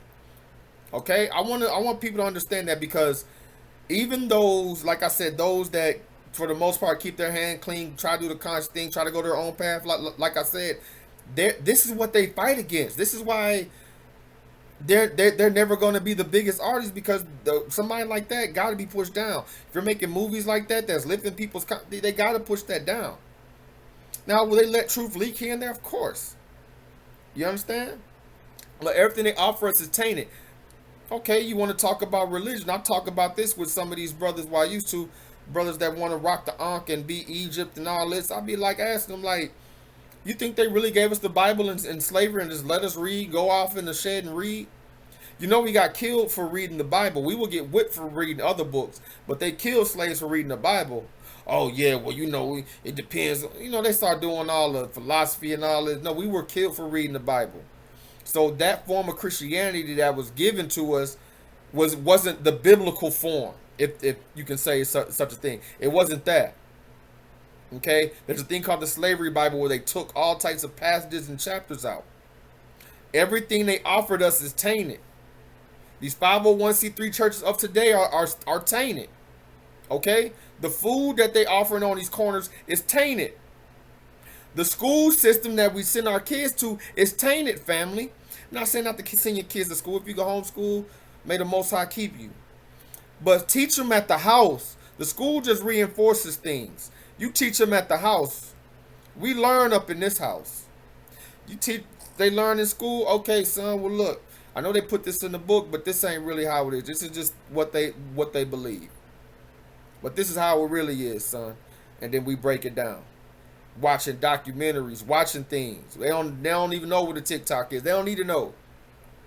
9-year-old, 10-year-old, a cell phone and TikTok and Instagram. I mean, like, not knocking no, but I'm just saying, what's more important? Buy them some books. Take them to museums to show them documentaries. You don't have to, if you ain't got to go nowhere. Show them tell them about this truth. Give them what we learned early. So everything they give us is tainted, fam. This is why everything that comes out and is big, and they like, he called me up, hey, Doug, this movie came out and they talking about, what you talking about, man? I'm like, oh, I ain't knocking, I ain't saying no reach out, I ain't trying to clown, you know how I do. But they called me, I'm like, okay, now watch it, and I'll be like, oh, okay. Yeah, but then there'll be a part where it'll be something like, they'll throw in a gay something. I'm like, all right. Or they'll throw in some feminism, all right. Or they'll throw in the Mr. Color Purple, angry black man, thuggery. And I'm like, oh, all right. Like, I see they gave some truth, but I see they had to also, because again, they're going to taint it. They're not going to give you it. That's like turning on a Christian program on the TV, TBN or whatever they got now, and expecting them to preach the cold hard gospel in this context, in its historical form. You're not gonna get that, man. You want to bet me on it? Get in the comment section. I'll bet you on it. Show me a clip where they doing that. And I'm not talking about where they just say one thing, like old boy said Christmas is pagan. Okay, that's fine. I'm talking about where they're on a roll. I'm talking about they got a series. Let me know, because I'll watch it. So let's get to Psalm 50 and 16. But unto the wicked Ahijah saith, what hast thou to do to declare my statutes, or that thou shouldest take my covenant in thy mouth? This is what I'm saying. The Most High's not dealing with the wicked. It's you fence riders and you lukewarm believers that ride with the wicked. The Most High's not over there. How do you know they wicked? You know a tree by its fruits, man. Now, of course, does somebody need to tell them that they wicked so they come out of it? Yeah, that's what going to the highways and byways is for. That's what the gospel is for. But if you're telling, oh, everybody got their own mind, their own heart, own opinion, okay, that's true, but it's a right and it's a wrong. Are you right? Is it right or is it wrong? If they're doing wrong, don't try to say, oh, well, they can do right later. They're doing wrong right now. Let's focus on that. Just moving the goalposts. I swear this is the most, like, I mean, no accountability.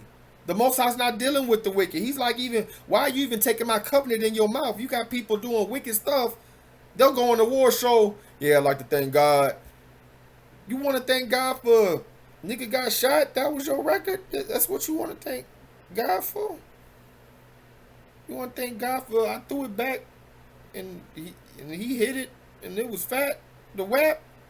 You want to thank God for that? You want to be in front of the throne? Yeah, Lord, just, thank you for giving. You know what I'm saying? Like, think about it. Like Martin say, think, Gina. Think. Like, the Most High ain't in that. This is worldly, sensual stuff. Isaiah 29:13-14.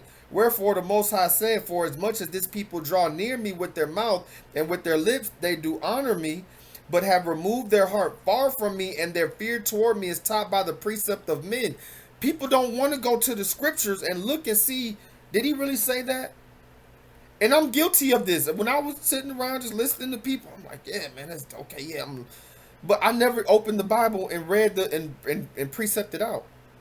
And that was on me. That was on me. We got to work out our own salvation. It says, therefore, behold, I will proceed to do a marvelous work among this people. Excuse me. Even a marvelous work and a wonder, for the wisdom of their wise men shall perish, and the understanding of their prudent men shall be hid. This is why we got people in the highest ranks of scholastic academia, of law, politics, industry. Now, I'm not just talking, I'm talking about RP, I'm talking about Israel. And what are they in there doing? Doing a stanky leg, having house parties, running with these celebrity, type of crowds, getting little, pics with Spike Lee. Where's the wisdom? Where's the lifting up of the community? No, because how the system works, we gonna give you something. and you go run with it. We don't need you teaching everybody how to make money and be successful. Just going against the system. It's the reason that they want to keep you down. It says, and the understanding of the prudent men shall be hid. So when brothers and watchmen such as myself come and speak these things, had a sister who made a website, great information. I got another girl I follow. She had the stuff about the name. I think her name was Ahaya Yeshaya page. I'm talking about great information, detailed. It's almost impossible to find these things. Like I said, the wisdom, they trying to hide it from the ones that are prudent. I mean, I'm so used to being shadow banned, it don't even matter no more. You know what I'm saying? As long as it's out there. Those that need to hear it and deal with it are going to receive the message. You're going to receive it because you're working in the spirit and you're trying to get right. That's all that matters at the end of the day. Isaiah 1:13. Bring no more vain oblations. Incense is an abomination unto me. The new moons and Sabbath, the calling of assemblies, I cannot away with. It is iniquity, even the solemn meeting. So this is back when we were in our land doing our thing, but we were doing it in vain. It's like you see some of these camps out here, they can't, you know how it is. Every spring we arguing, you know what I mean? We as a nation, my people, we ain't doing that. We put the truth out, we put the website out, and we keep it pushing, and we moving in the name of a higher.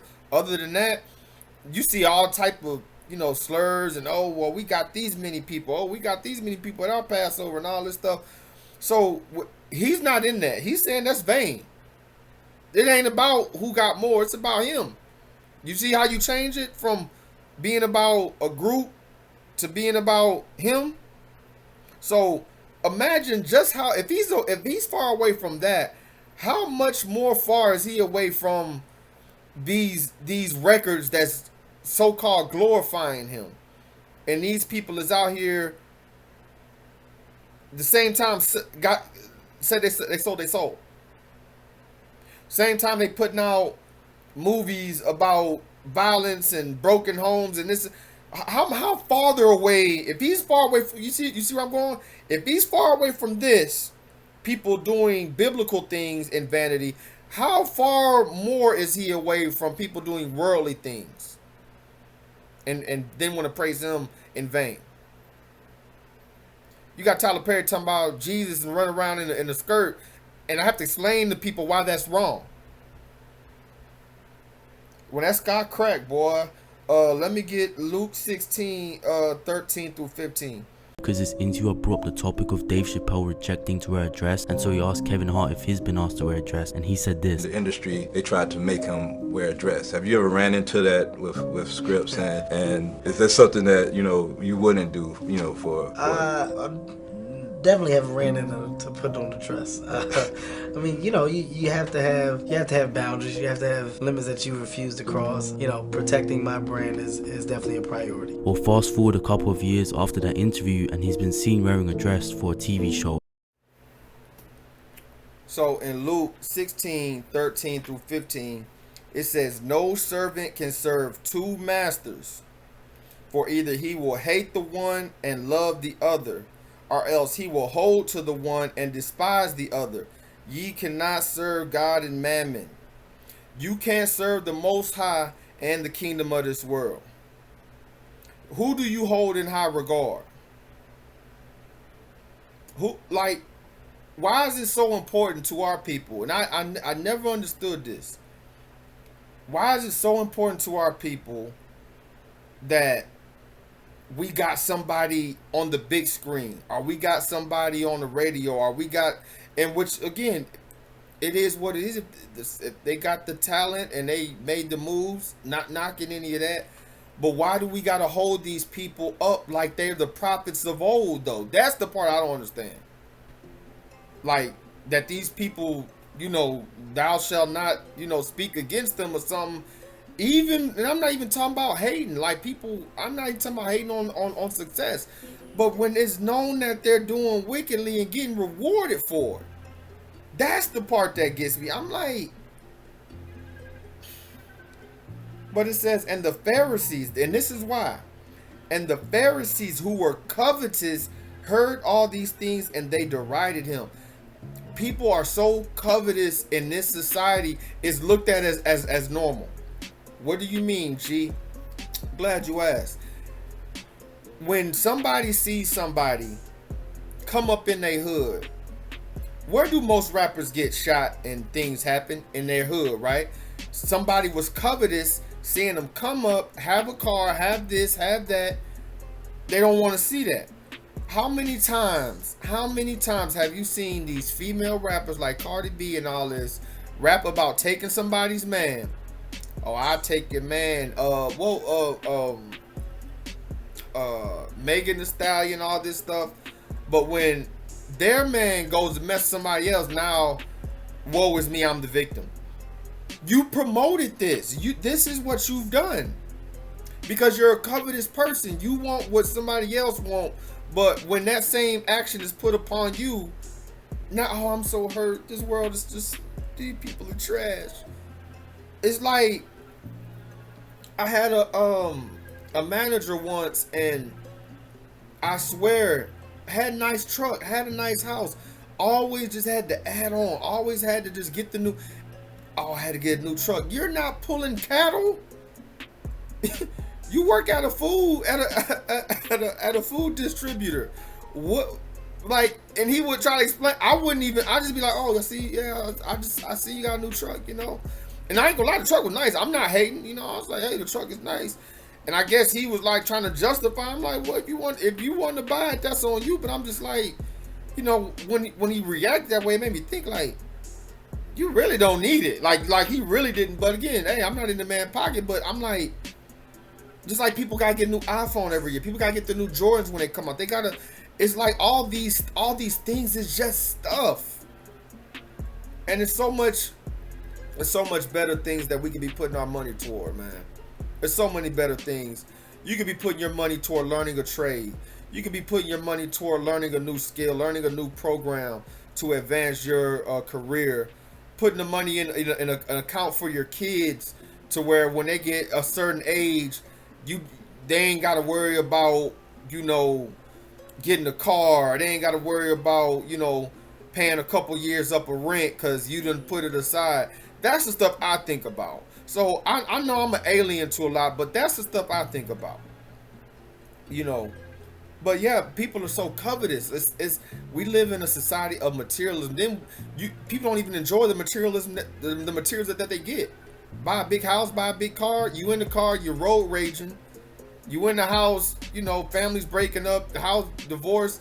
You know what I'm saying? I mean, you don't even get to enjoy your stuff. You always at work. It's just like, I don't know, man. It's crazy because this pic here, a lot of time about being rich is boring.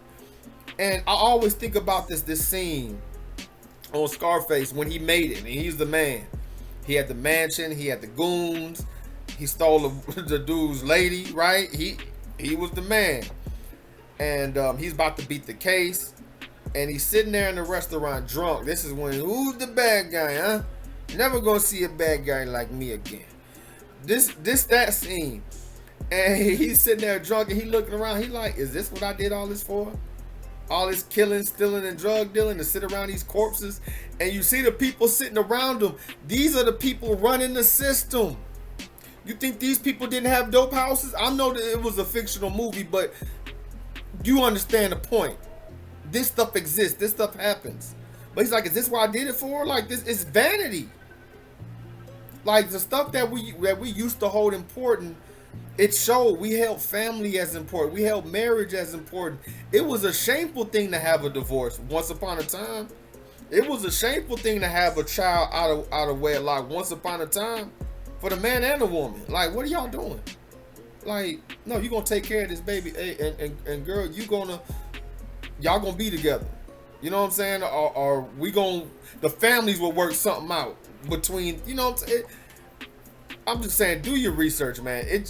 We way off the rails. That's what I'm trying to say. This stuff is normal. That's freaking wicked. And it says, and he said unto them, ye are they which justify yourselves before men, but Ahiah knoweth your hearts, for that which is highly esteemed among men is an abomination in the sight of God. when I first read this verse, I ain't gonna lie, it cut me because I'm like, man, I thought about this. I'm not even talking about nobody. I'm talking about me. Stuff I used to hold in high esteem, be like, oh yeah, if I can do it, I'll do it like this. And I pull a car out like this, and I pull up and do it. And I'm thinking about all this stuff I, wanted to do when I had, my aspirations and how I wanted to, float through the society. And I'm like, yeah, again, it's vain. And it's stuff that the Most High wouldn't have been approved of. I'm just going to keep it. This is me back in the day. And that's what it is. And nothing's changed except the fact that now we can plainly see with this internet up, right? Like this girl Doechii, right? Like I say, this is my type. I like this right here. So I'm not knocking a pretty girl. I think she's very, very pretty. My thing with her is this. Every time you open your mouth, you're talking bad about black men, and then you're promoting the LMNOP movement. What is, and every time I open up an app or something, I'm scrolling, I see an ad, her face is on it. That's why, because she's promoting the destruction of the black community. And because she is pretty, like I said, I see some modeling pages, they got her name, they got her as the screen, not the cover photo, or the, or whatever, or when they put out their little shorts, she's on the short. And I'm just like, yeah, she looks good. She won album of the year and all this. She can, from what I heard, she got some bars. But what is she doing though? What she's promoting is an abomination in the sight of the Most High, and it's highly esteemed among men. So it shows you what men are praising 9.9 times out of 10 is unbiblical and unrighteous. This is why Yasha said the false prophets, your fathers loved them. They slew the righteous prophets. Think about it. Nothing's changed. So see how high it goes? I'm showing you from the new celebs to maybe the old celebs to the high people in government running this thing. This is the Obama gay marriage. That's his staple. That's his staple. 1974, Henry S. Kissinger. Look it up. That's his staple. And that's what's promoted. You got to understand, everything that gets you put on in this world, you have to go against the Most High. The higher you get, believe that. So the ruling nation and the sympathizers, because you have a ruling nation. You got a nation that is in rule. You got Esau, Edom, Rome. They're in rule, and they're gonna be ruling when Yasha, who the world calls Christ, returns. He's not gonna return saying, "Oh, y'all have done well. Come to me, my children." He's not coming in that fashion, y'all. I don't know if you read the book of Revelation. He coming with fire and brimstone. Because people want to say fire and brimstone is Old Testament. You ain't read Revelations. You haven't read it. Yasha's not playing, man. Let's get to it. Sirach 13, 2-3. Burden not thyself above thy power while thou livest, and have no fellowship with one that is mightier and richer than thyself. For how agree the kettle and the earthen pot together? For if one be smitten against the other, it shall be broken.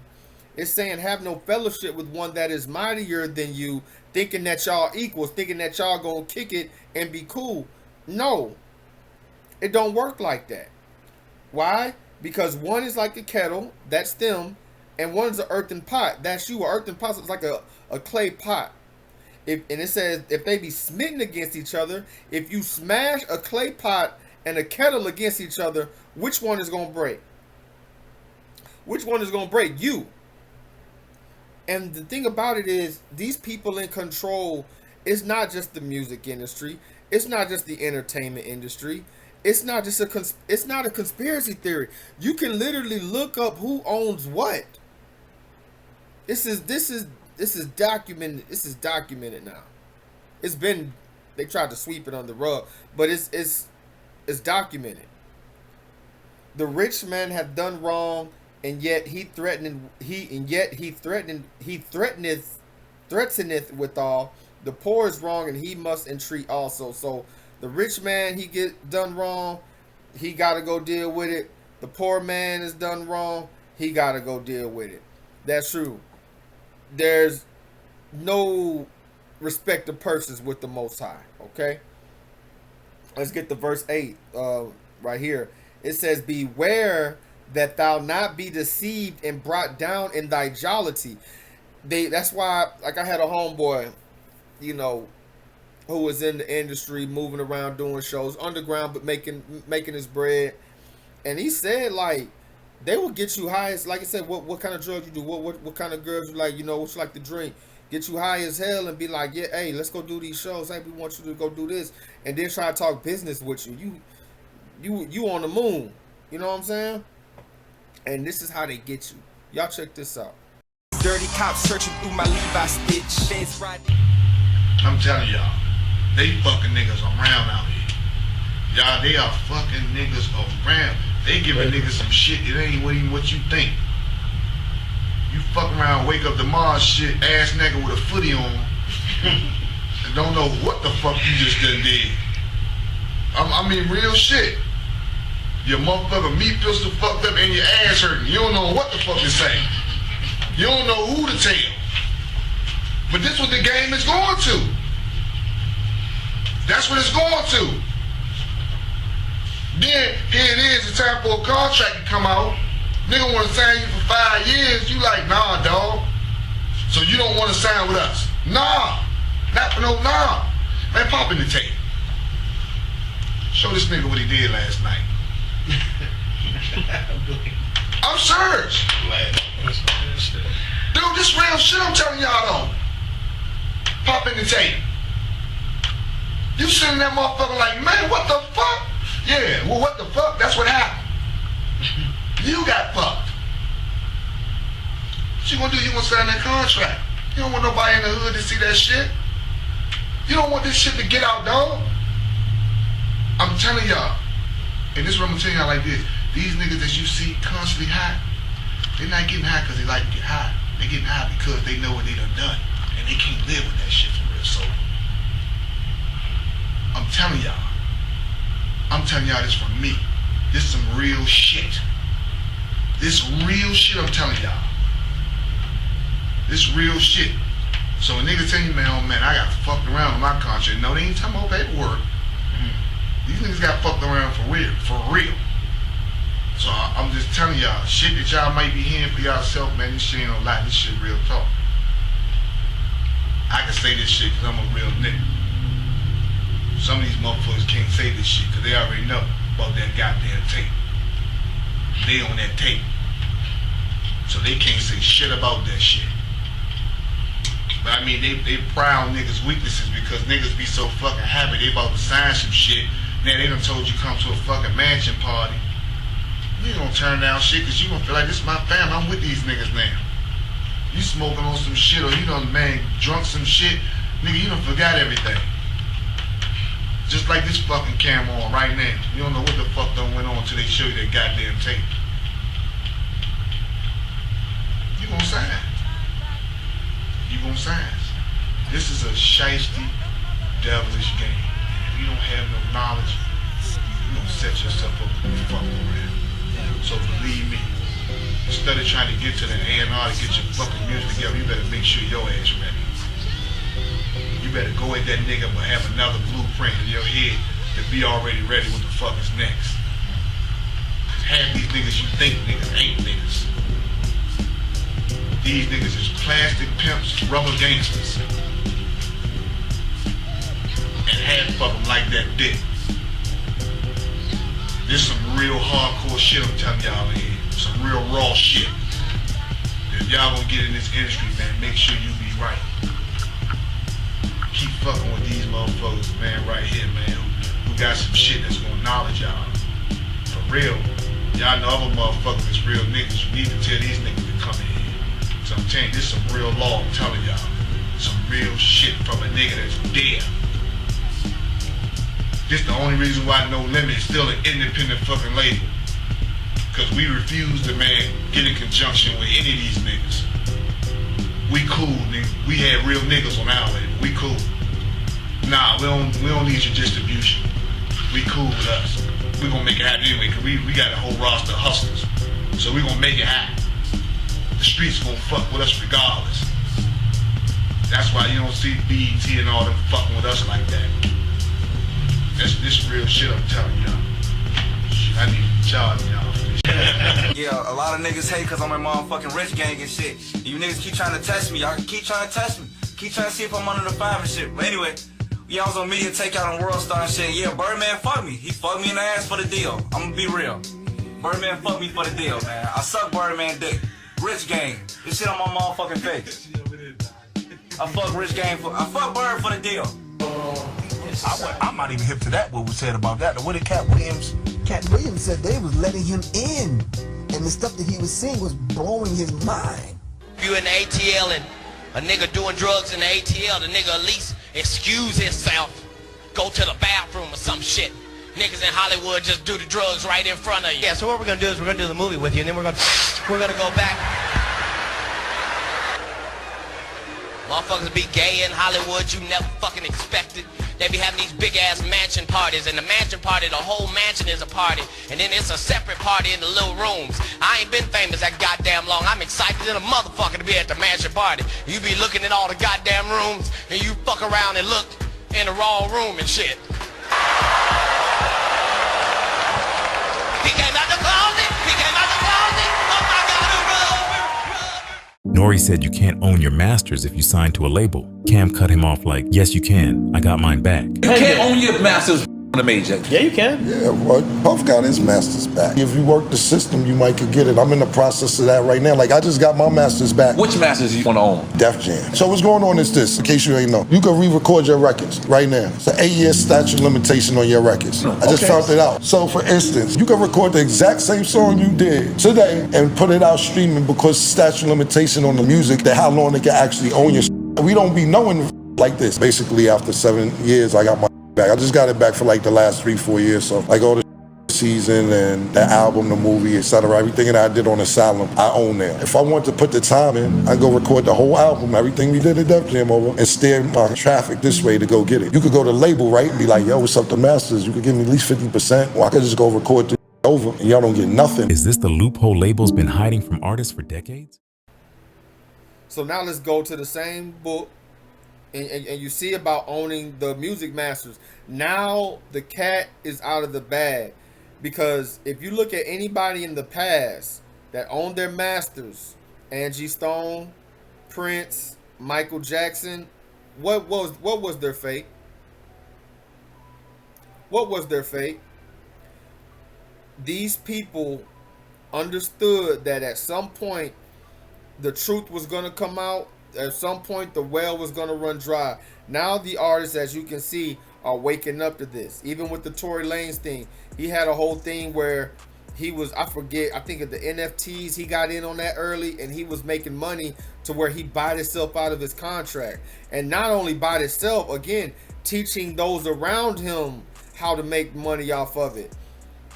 I don't think that that's a coincidence that he went through what he went through. Just like Dr. Sebi, figuring out how to treat these things that are these illnesses and ailments, and then come on, y'all can't just think that this is just talk. It's I'm showing you patterns. This isn't just talk. The world ain't made of rainbows and Skittles, and you do hard work and you'll make it. That's part of it. You'll have good times. If you do work hard, you will have things, but there's a darker side to this world. There's a prince of darkness ruling this world. It's even in the New Testament. Yasha's telling you this in the book of Ephesians. We fight not against flesh and blood, but against wickedness in high places. Where are these high places? Who's running it? It says, as the proud hate humility, so doth the rich abhor the poor.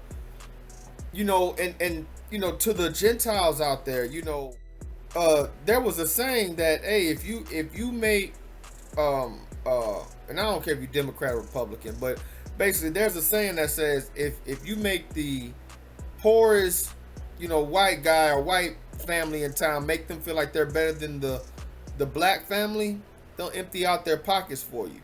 And the thing about it is, like, you know, see people wilding out for Trump, how they wild out for Bush, you know, these people, man, look, man, No matter what side of the aisle that they're on. These people don't see you the same. They hate you just a little bit less than they hate me, if you understand what I'm saying. But Trump don't care about no people in no trailer park, bro. You think because he's white, like, yeah, he'll use that to finesse you, but he don't care about you. No more than Obama cares about somebody on O Block or down on the south side of Houston in 3rd Ward. They don't care. The rich don't like the poor. I don't know where people be thinking that, like, these people are like us. These people I'm talking about, you know, they don't live the lifestyle me and you live. They're not worried about gas and groceries and savings for the kids. These people, for all purposes, have made it. They've made it. They don't have to worry about that stuff. They don't look at life how we look at life. That's why they say they don't live the same way that we live. And a lot of these people are connected to Satan, man. I'm gonna keep it 1,000 with this. Is why they do what they do. It's why Beyonce could talk about plugging her menses with holy pages, and you got Christian women down in Houston that can't wait till she come down there again. I don't know. I'm talking to a brick wall, but I know somebody's listening.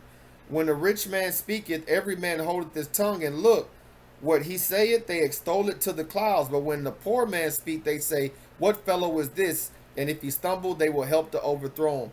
When a rich man come out and say, like I say some truth, oh yeah, he this and that. But when a poor person or a regular guy come and say the same thing, y'all don't want to hear it. What happened to what happened to the respect for the truth? What happened to that? So, you know, Tyler Perry ain't about building us up.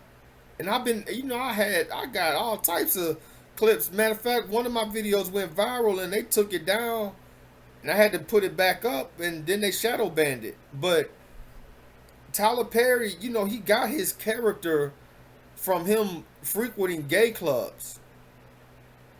I brought this out years ago, not to brag, but all praise the Most High. I've been on this brother's heel. This brother's not straight, man. And I mean in a couple of ways. Come on, y'all. Somebody's got to say it. And let's be honest. Tyler Perry is not building us up. He's exploiting us. And Hollywood, they loving it. Because as long as they can keep paying him to show us looking broken, loud, angry, toxic, and lost, they ain't got to invest in showing our greatness. And they won't. Now, don't get me wrong. Everybody got to start somewhere. And back when Tyler first started, he tapped into something. The church crowd, the family drama, the generational pain. Cool, we got that. But that was 20 years ago. Now you got your own studios, your own bag, your own influence. And instead of you evolving and changing the narrative, you still dressing like Medea. You still pushing the same stories about cheating, betrayal, loud aunties, bitter men, and broken homes. In Hollywood, they love it. Because as long as they got you doing it, they don't have to. They just cut the check and sit back while we laugh at our own trauma. But here's the thing. It's one thing to expose what's wrong in the culture, but it's another thing to never show how we heal from it. We cannot keep glorifying trauma and calling it relatable. That's not relatable. That's limiting. Where are the shows where black families win? Where young brothers build businesses, not just bury their friends? Where love is real, not revenge. Where black women are powerful without being toxic or angry. It's not that we can't handle the hard truth. We live in the hard truth. But if all we ever feed people is pain, They'll forget what healing even looks like. And Tyler, you had the chance to change that. You got the budget. You got the cameras. You got the platform. But instead of taking us higher, you just keep recycling dysfunction. You proving to us why nobody is coming to help us. They want us to say the same. They gave you the mic to use however you saw fit, and you just continue to clown us instead of lifting us up. I'm just telling you all when I first met Tyler Perry. When Tyler Perry did interviews with Oprah and everybody said, where you come up with the character, Madea? Oh, I get it from my aunties and growing up, my aunties and my aunts and my grandmother. I used to see them and blah, blah, blah, blah. He would come to the show, he'd sit up under the spotlight, he would sit back down behind the camera, and he never wanted us to take photos, of him. He never wanted us to video him. Even he was saying, now, if they start taking pictures and stuff, I'm leaving. Tyler Perry hanging out at this gay club. Is this his hangout? Blah, blah, blah, blah. Is he living two different lives? So all these people to the play, he ain't put me in no play. The reason that he didn't want us to take pictures and to video him while he was there was because he saw the bigger picture. Right. He's coming to the show, he gonna steal all my shit, he gonna go and put on this wig, and he's gonna become Miss Sophia himself and call his Miss Sophia Madea. So it's like, oh. So the system, the SWS, is based in confusion. This system that we under, the system of white supremacy, is based in confusion. These Romans that are running the world, these people that are running the banks, these people that are running the music, the people that are running the athletes, everything that we see, the school system, they are based in confusion. This is why, like, they got transmissions coming to read the kids. This is why they was pushing that. This is why the rich paying taxes is nothing when the bulk of the taxes come from the working class and the people barely making it. And I'm talking about people above the poverty line. Like, I'm talking about where you make just enough just to be broke. Yeah, you. Let's get the Psalm 71:1. They set it up like that on purpose. That's what I'm trying to explain. In thee, O Ahia, do I put my trust. Let me never be put to confusion. So when you are trusting in the Most High, you don't want to deal with confusion. Things that are confusing, that don't make sense. This is why the things that's going on in this world don't make sense. But this is designed this way. That's the piece people don't understand. It was designed. Who designed it that way? Well, the people that's running it. James 3:16. For where envying and strife is, there is confusion in every evil work.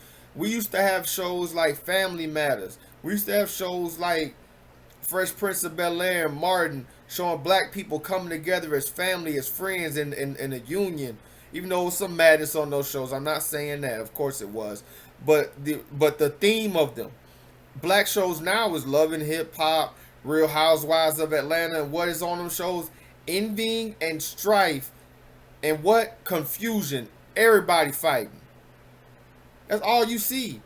That you think that doesn't have an effect on people. That's my thing. I don't understand. You think that stuff being broadcast to millions of homes, being put on YouTube, getting millions of views, being streamed all on these different servers, you think that has no effect on people? Gotta be kidding. Let's get to Hosea 4:6. Well, this comes from Hosea 4:6. It says, Hosea 4:1. It says, hear the word of Ahia, ye children of Israel. For Ahia had the controversy with the inhabitants of the land, because there is no truth, nor mercy, nor knowledge of Elohim, or Elohim, the Most High, in the land. There's no knowledge of the Most High in the land. So when people say, oh, there's people that love God, even the devils believe and tremble. How can you love him and not keep his commandments? Even Yasha said that. How do you justify that? You see what I'm saying?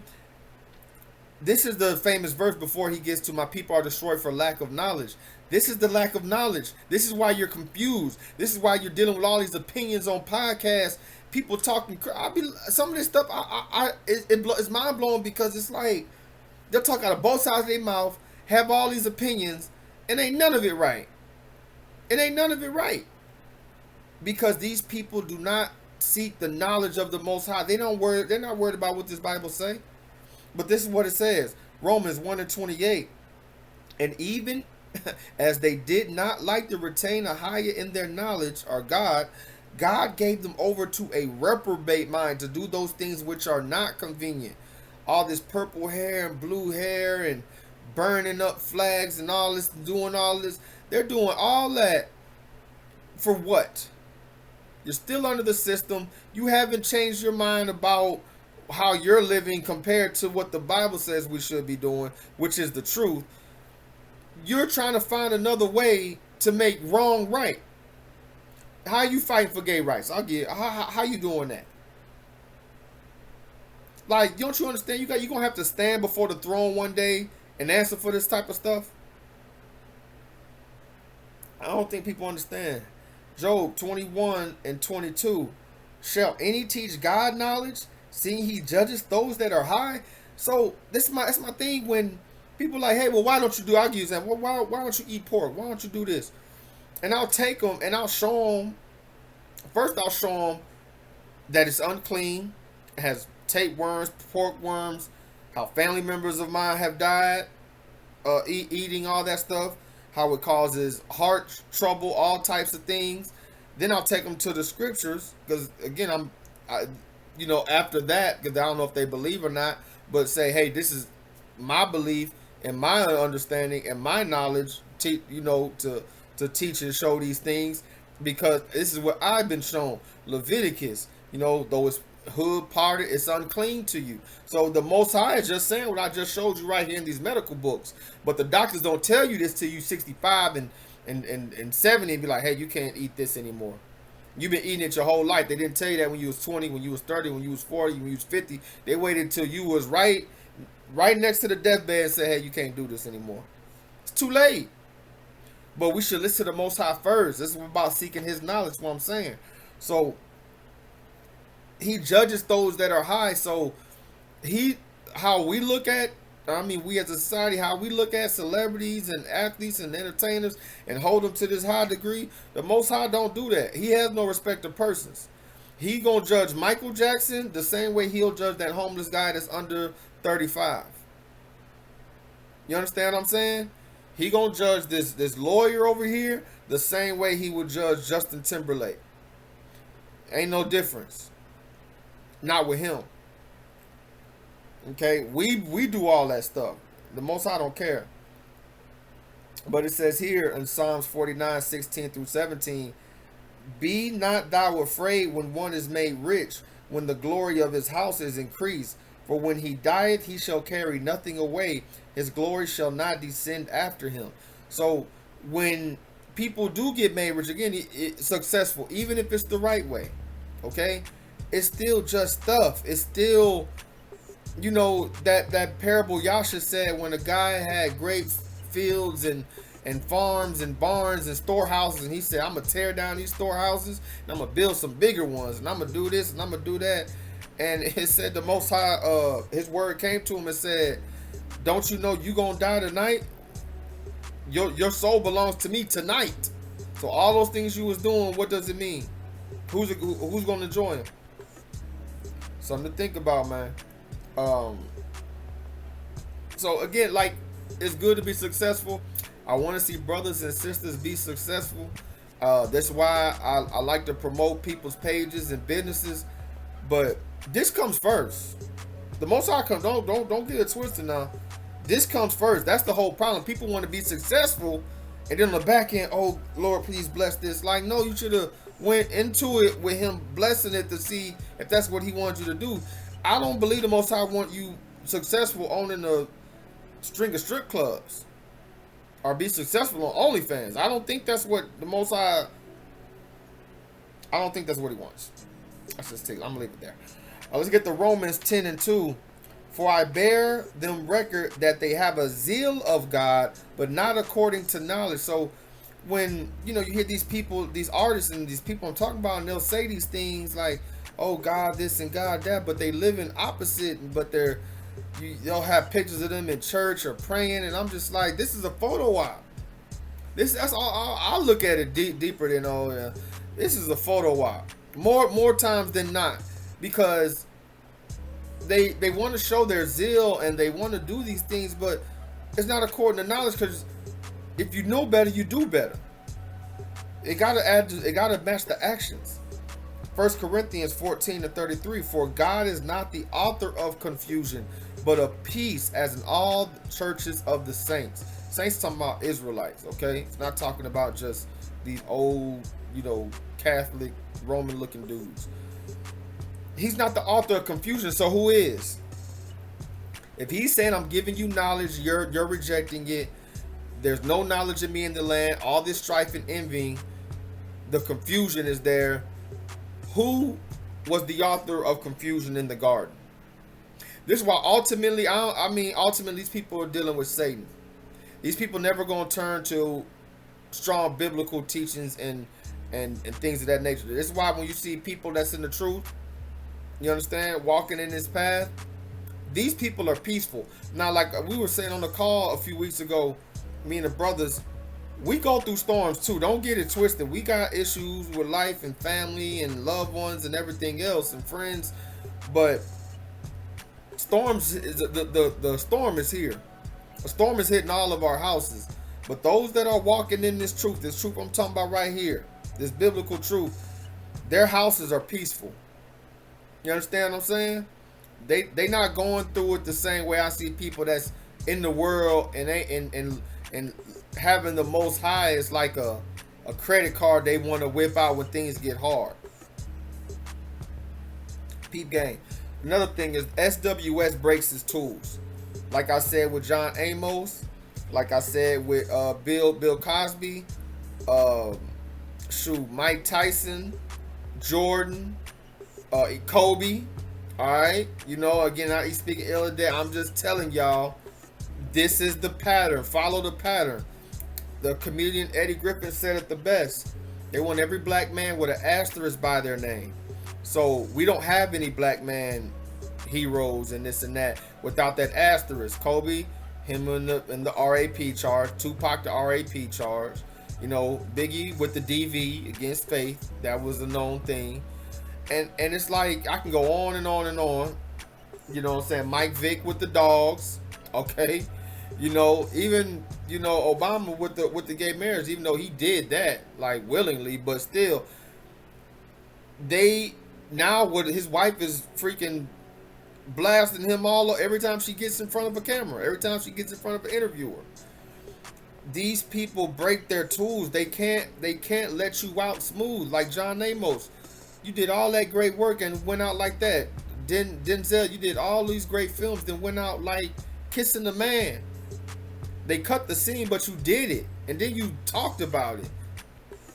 I'm just amazed that in this day and time, the pattern isn't recognized by the lot of us. Some of us recognize it, but this how I know this is a spiritual thing, because most people just look at the success. They're like, oh, you're just hating because they're successful.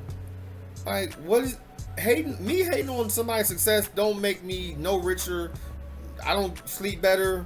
I don't get an extra few dollars in my check from doing that. That means nothing. Because you can't, like the scripture said, you can't take it with you.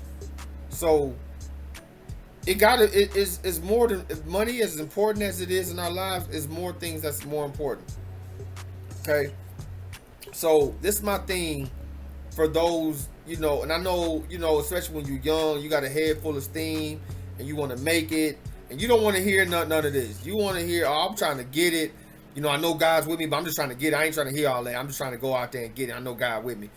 I'm telling y'all, man, put the Most High first. Matthew 6:33. Put the Most High first. That's where we go wrong. That's where I was going wrong. I'm talking about me. That's where I was going wrong. I was trying to get successful and do this, and every time I got somewhere, I only got so far. But that was the Most High bringing me back to Him. Because I could have got it, but it wasn't the way I wouldn't have wanted it. I wanted to do it my way and this and that, but I had to realize His plan was better than mine. Let's get the Ecclesiastes 11:21. Marvel not at the works of sinners, but trust in the Lord and abide in thy labor, for it is an easy thing in the sight of the Lord on the sudden to make a poor man rich. If I'm going to make it, it's going to be like that. It's going to be like that. And that doesn't mean that you're going to be rich and famous. You're going to be on the scene. That means that the Most High is going to enrich you through your labor, your hard work, and you trusting in him.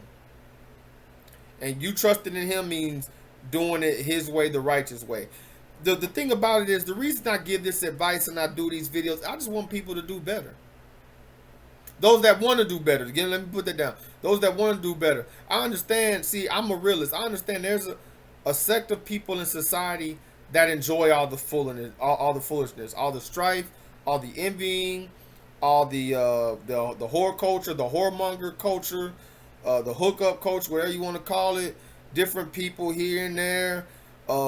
They enjoy the tarot card readings. They enjoy what's the thing that they do with the horoscopes.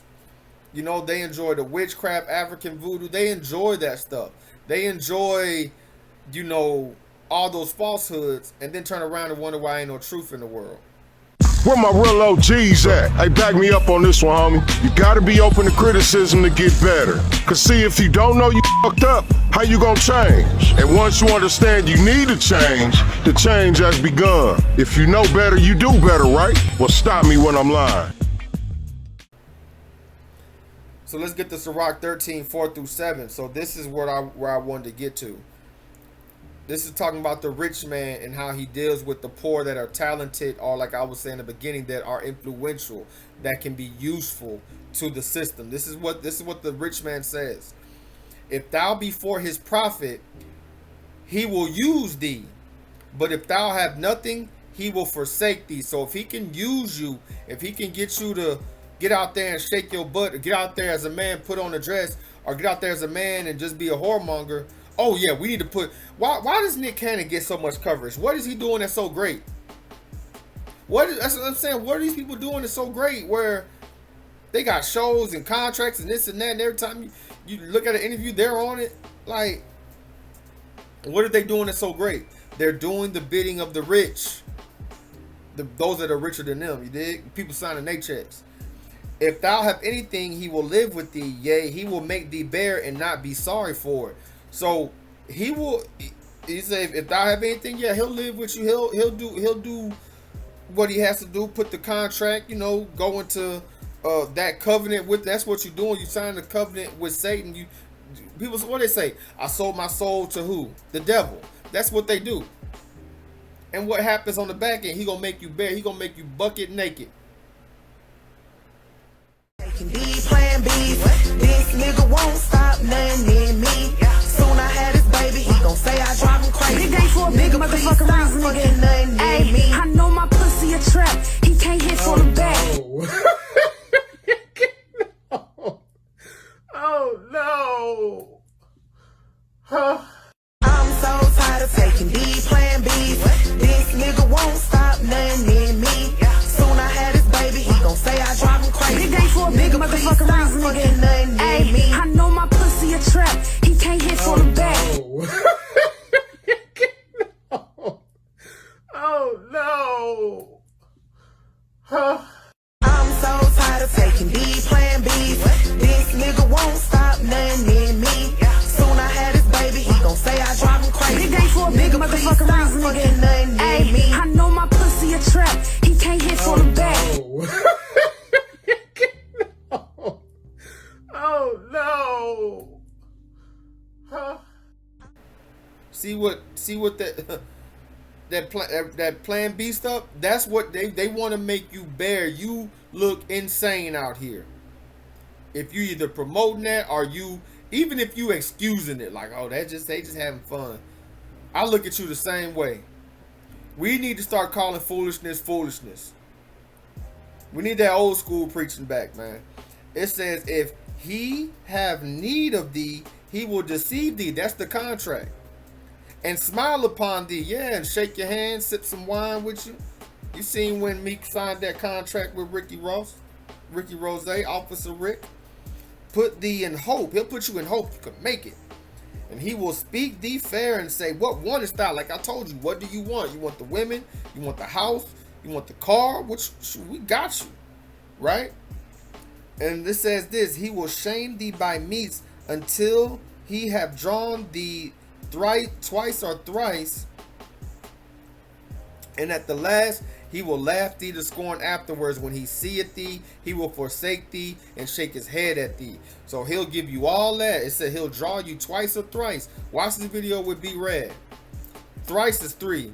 Watch this video. That I've done just being in such an infrastructure like BET, and I still work in the film and television industry, and I have actors that we see on TV every day that are my friends, and I'm in their homes, and I know that they ain't got no money. I've been over rappers' cribs that will go on MTV cribs talking crazy, and I've been in their house like, word, you living a little bit better than me, because it's all based off perception. Even going back to what the brother talked about with the homosexuality with the rap, here's the kicker. It's not that the rappers are gay. That's not it. That's a misconception. What it is, it's about control. See, that's what makes it, that's why you see so many buffoons nowadays in television and film, doing things that we know are like, wow, Jamie Foxx, you would say that? Wow, Jay-Z, you would actually sit there and do an anti-Semitic commercial? Because they're in a bind, because see, Jay-Z's not gay. I'll use him as an example. He's not gay, but once you reach a certain level within that weapon of mass destruction, you have to give something up. There's something that you're going to give up because you got to be down with that crew. And how do I know? Because it happened to me. That is why I'm standing here talking right now. I reached a certain level in that station. I was the only producer to ever come as a new kid and create a multi-million-dollar revenue generating show. I was the only producer in there that artists would come and be like, oh, I need D. Brad to do my show, or that actually helped create an image for artists. So it reached a certain point where now it's time for them to introduce me to the inner workings of this monster that's created. And that's why nowadays we see people caught up on secret societies, but it ain't no secret if everybody's talking about it. You know, everybody talks about the Skull and Bones, A, B, C, and D, because that's old news. You feel what I'm saying? What's happening is it was passed down to to everyone in the urban industry. So now you have a rapper who will get turned out by a high-ranking label exec because, well, what you gonna do? I mean, if I want to be a rapper and I walk in and the label exec tells me that this is what I need to do for him because, hey, he put my album on when I really wasn't that talented. But they pushed me because they saw that I was something that they could sell. So when you bring me in a room and there's my favorite rapper right there who's in the same room, so that must mean he must have committed the same gay act as I did. So at the end of the day, depending on where your level is within yourself, you go do it. And it's easy for those of us to sit back and say we wouldn't do it. But the majority of us, and I know it's going to be kind of harsh, but the majority of us will never fulfill our dreams. So we'll never be in a position to say what we would or would not do. You understand what I'm saying? We'll never be in that position. Because before I got there, I would say the same thing until I got there. You understand? So I literally lived the devil taking me up the mountain and saying, you can either go to the left, you can have all of this. And I was there. It was ritualistically done. The vice president sent his right-hand man to me 3 straight weekends. They do everything in 3s. 3 weekends in a row. Hey, D. Brad, let's go hang out. And every weekend, he kept beating me in the head. Get rid of this Rap City, man. You can do more than Rap City, D. Brad. You can do more than you need to come with us. Then the 3rd night, it was the vice president's birthday. They picked me up in a long white stretch limo. We go to Joe's Uptown, up in the Bronx in New York. We go to Joe, we hanging in VIP. Get me everything I want. Then every time we hung out, it was the same way. Then they bring me to the back room. And in the back room, they have this long table with a white sheet set out. I mean, beautiful thing. Looked like the damn Last Supper. On one end is Derek Jeter. There's Stephon Marbury. There's Fat Joe. And I'm chilling. But the whole night, the vice president is on me like this. I'm trying to talk to the model chicks. He's like, nah, D. Brad, come on, sit right here. So then we party. But I'm not a drinker. So if I don't get unnecessary spirits inside of me, we get inside the limo. He drops his right-hand man off quickly.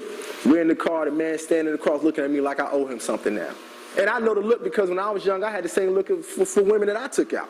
So I know the look, and I know the energy. And while he's doing that, he's sitting there with his legs spread open, rubbing his balls.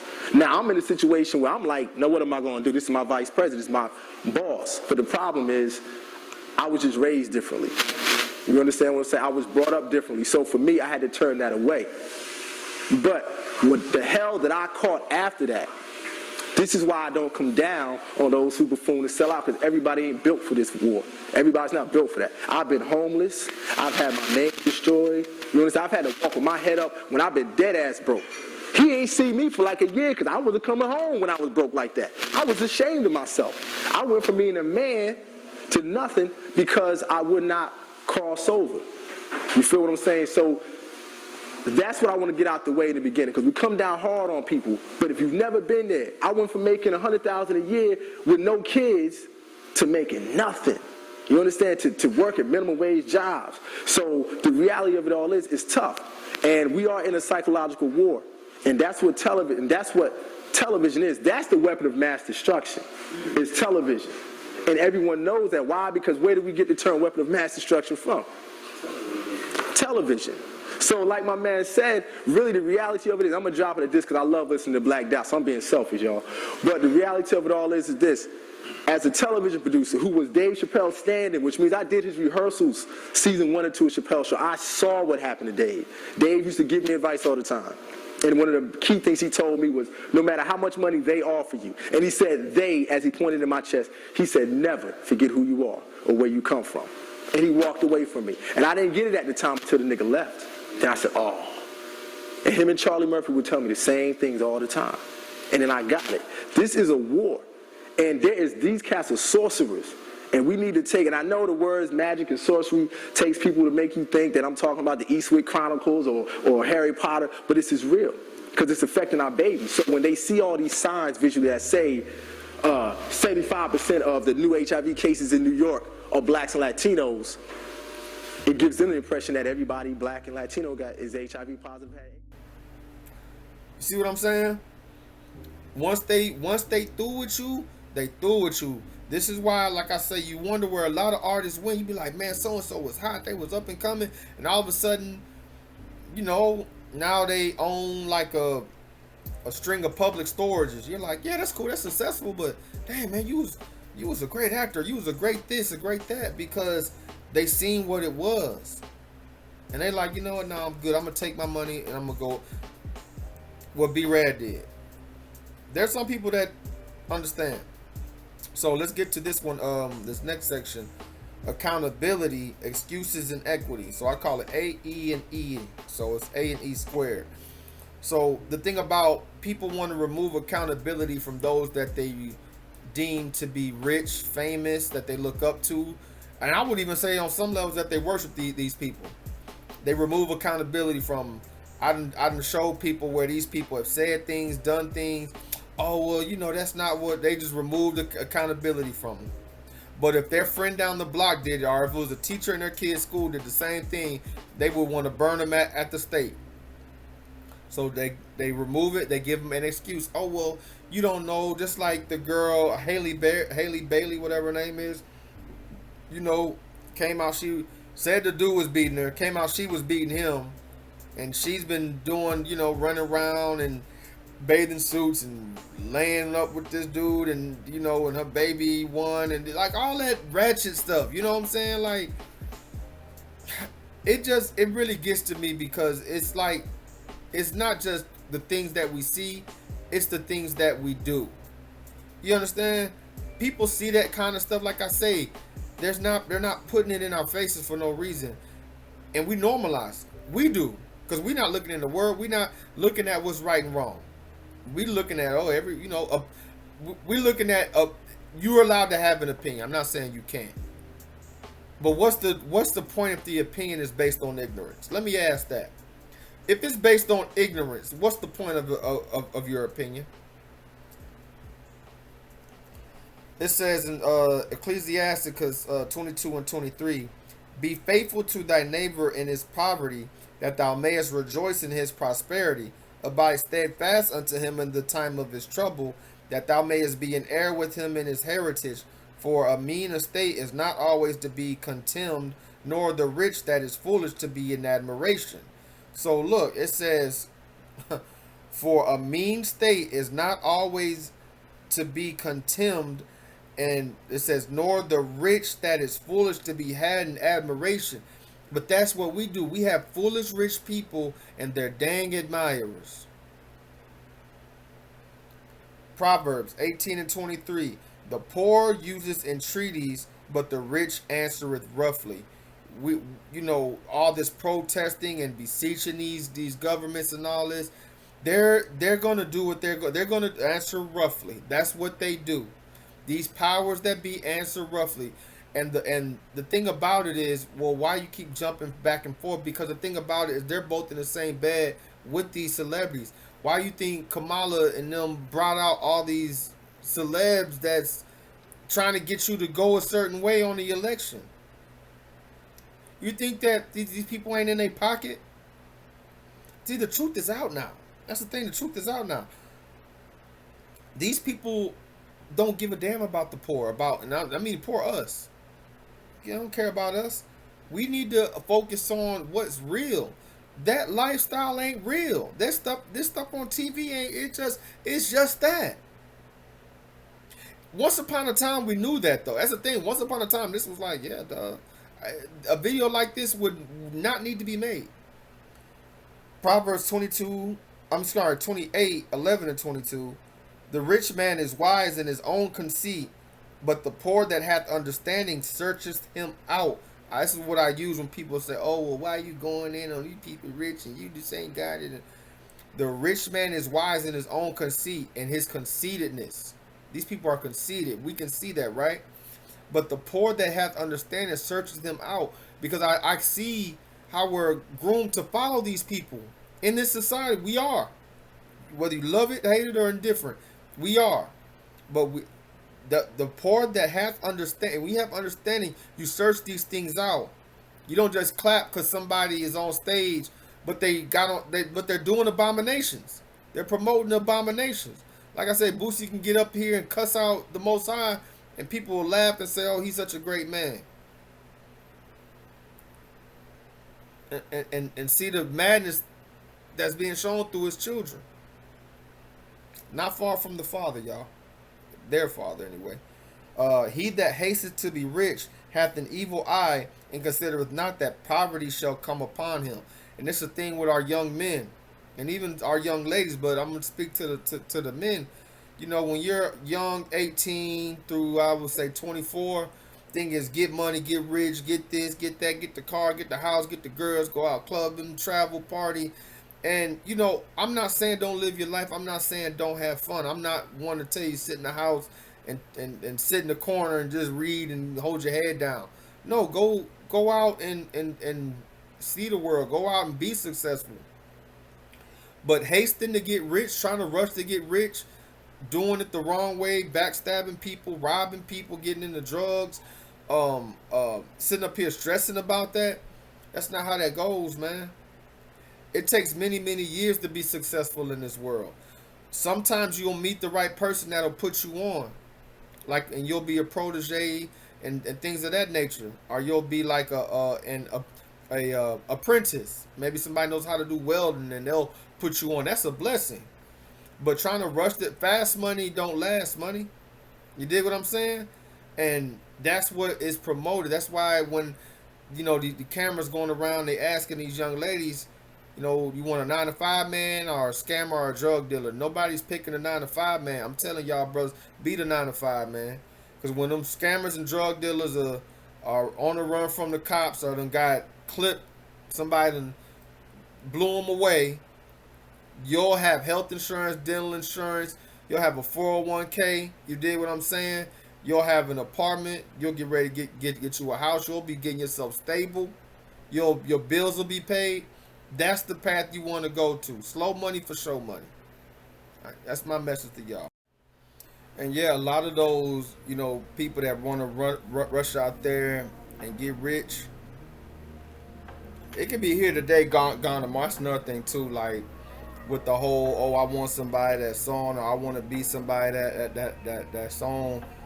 We seeing now with this economy, man. It could take a dive at any given time, man. I'm gonna keep it 1,000 with you. This is why I'm telling people to put the oil in your lamp. It's a reason why I say them things. Because the thing about it is, you'll look up and the rug will be snatched up out from under you. From depending on the system. So we get to Micah 6:12 right here. It says, for the rich men thereof are full of violence, and the inhabitants thereof has spoken lies, and their tongue is deceitful in their mouth. Ain't that the music industry? Violence, lies, deceitfulness.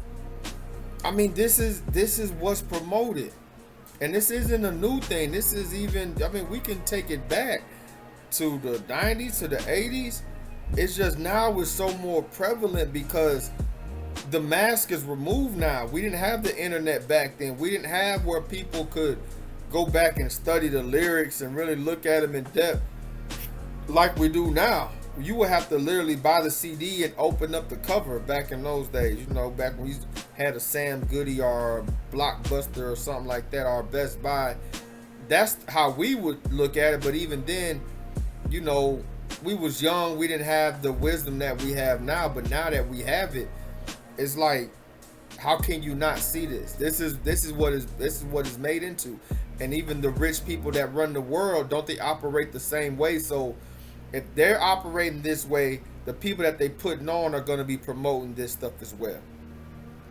That's what it is. So this is the whole thing about the war industry. The war is an industry. You understand? We see this with Ukraine, Russia, how the U.S. got involved. Israel, Iran, how the U.S. got involved. Before that, the Arab Spring with Obama, when the U.S. got involved. Before that, Bush, Afghanistan, Iraq, when the U.S. got involved. It's never gonna stop. This is an industry. So they thrive on, what does it say? The rich men thereof are full of violence. They sending us out, our sons, our nephews, our fathers out to die on these fields, man. To die on these fields for their gain. I'm telling you, it's crazy with the deceitful tongue, as I showed y'all last one about WMDs that ain't there and all these other kind of things. This is where we're at. And the second part of that is the hood creation. The hood was created. There's a reason, you know, it took blacks so long to get in the suburbs. Is because when the suburbs were built, blacks weren't allowed. There's the whole redlining, gerrymandering, the whole voter oppression. That stuff is for real. This isn't just talk. These aren't just talking points. This stuff, I'm trying to get people to understand that the rich have created this system. And they created the people that are successful in this system. Whether you want to believe that or not, I can't help you. But whether you want to really look into that, I could provide the sources. I could provide the videos. I could provide the interviews and the documentation showing this. When these people are saying this. Okay? This part here, this bar from Jadakiss, I thought it was fly. He was on a radio station and he was freestyling, and one of the lines he said was, "What's good for me ain't good for them." So what's good, and I thought that was dope, because you know how it is, you know. I told you I like the music, but on the deeper level, what's good for us ain't good for them.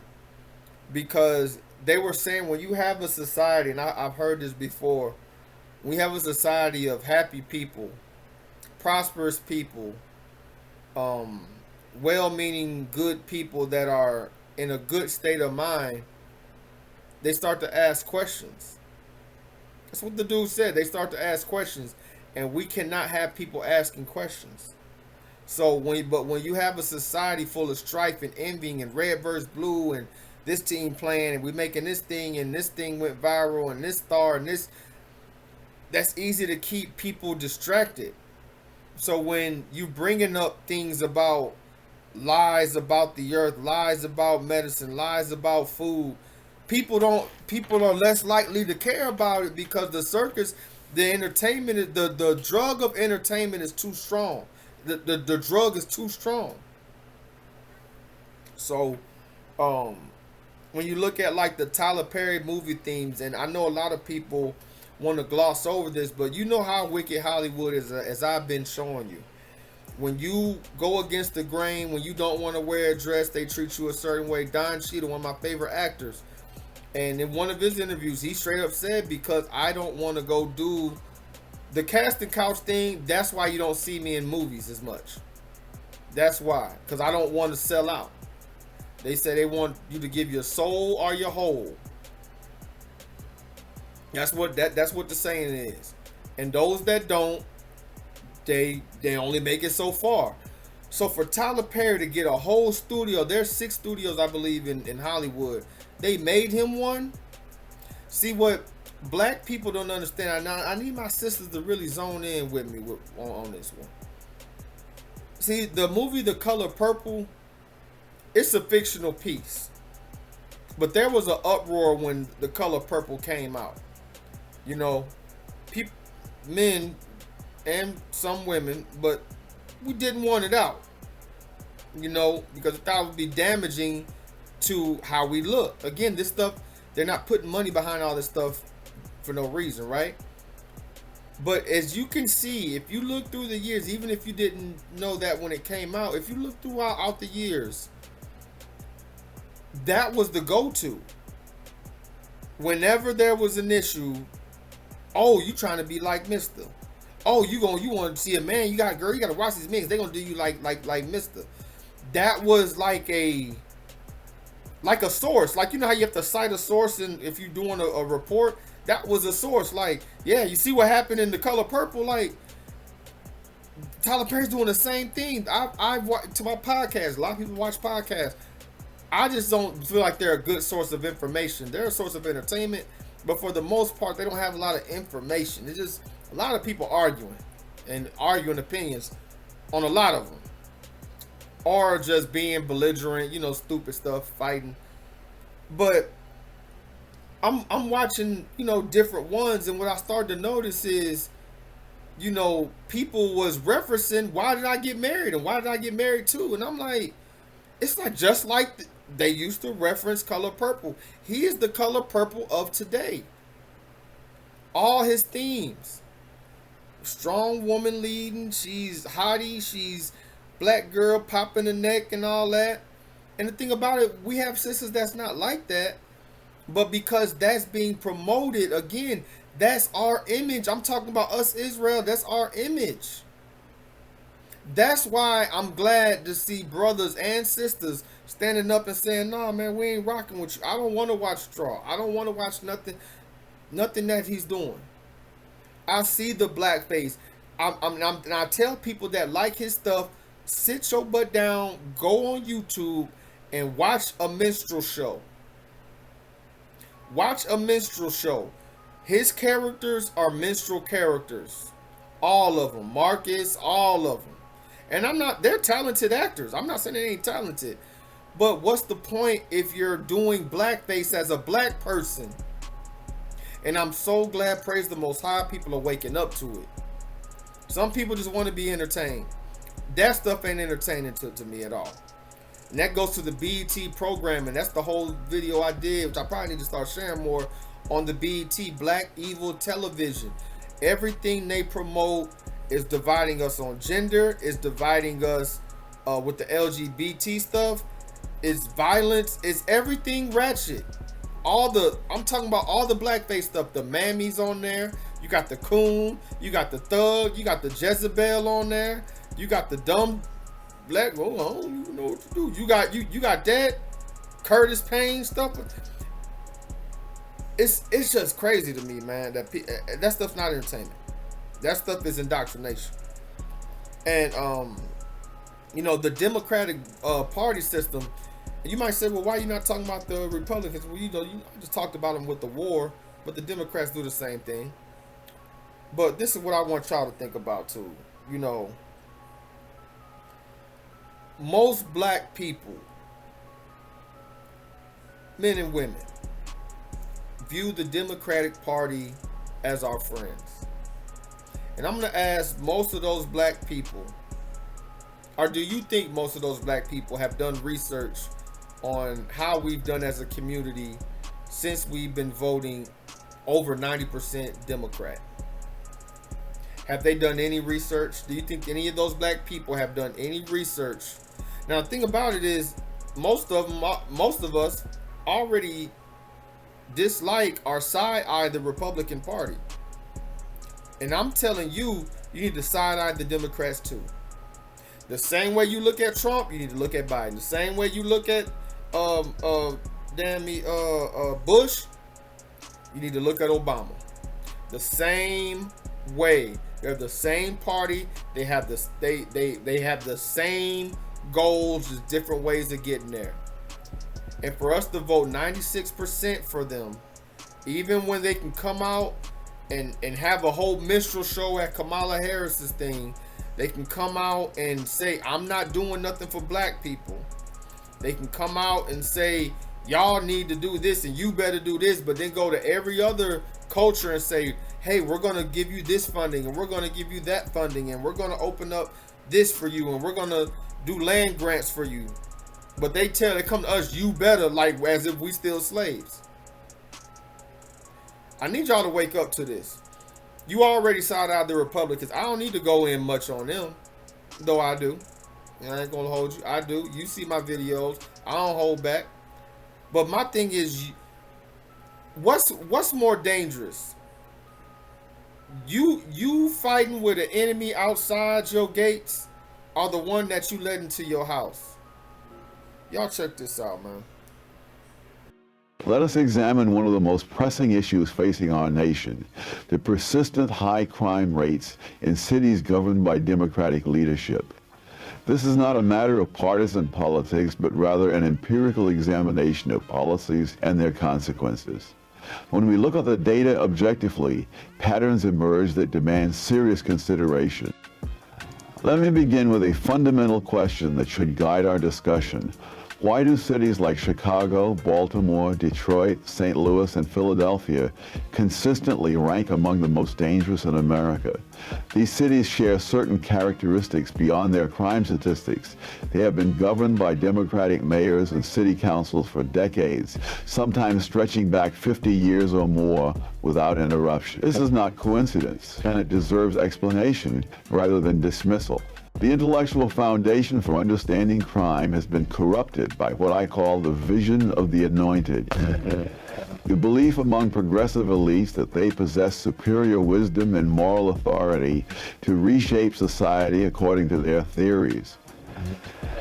This vision has dominated urban policy making for generations. Yet rather than acknowledge failure, proponents of these policies continue to double down, always finding new excuses for why their approach hasn't worked. Consider the theoretical framework that guides democratic urban policy. Crime, according to this worldview, is primarily a product of social conditions: poverty, inequality, lack of opportunity, and systemic racism. The criminal is viewed as a victim of circumstances beyond his control. This perspective naturally leads to policies that emphasize social programs over law enforcement, rehabilitation over punishment, and root causes over immediate public safety concerns. This approach sounds compassionate and enlightened. Who could argue against addressing poverty and inequality? The problem lies not in these worthy goals, but in the assumption that crime rates will automatically decline as social conditions improve. This assumption has been tested for more than half a century in American cities, and the results speak for themselves. Let us examine the historical record with the dispassion that empirical analysis demands. In 1960, before the great liberal experiment in criminal justice reform began, murder rates in major American cities were substantially lower than they are today. This was true despite the fact that poverty rates were higher, social programs were less extensive, and what progressives call systemic racism was far more prevalent and legally sanctioned than it is now. The transformation began in earnest during the 1960 incident, when a new generation of liberal politicians, judges, and intellectuals gained influence over criminal justice policy. They implemented reforms based on the theory that crime could be reduced by addressing its supposed root causes while simultaneously making the criminal justice system more lenient and humane. The results were catastrophic. Between 1960 and 1980, as these policies took hold, murder rates doubled in many cities. Violent crime rates tripled. Entire neighborhoods that had been safe for generations became war zones.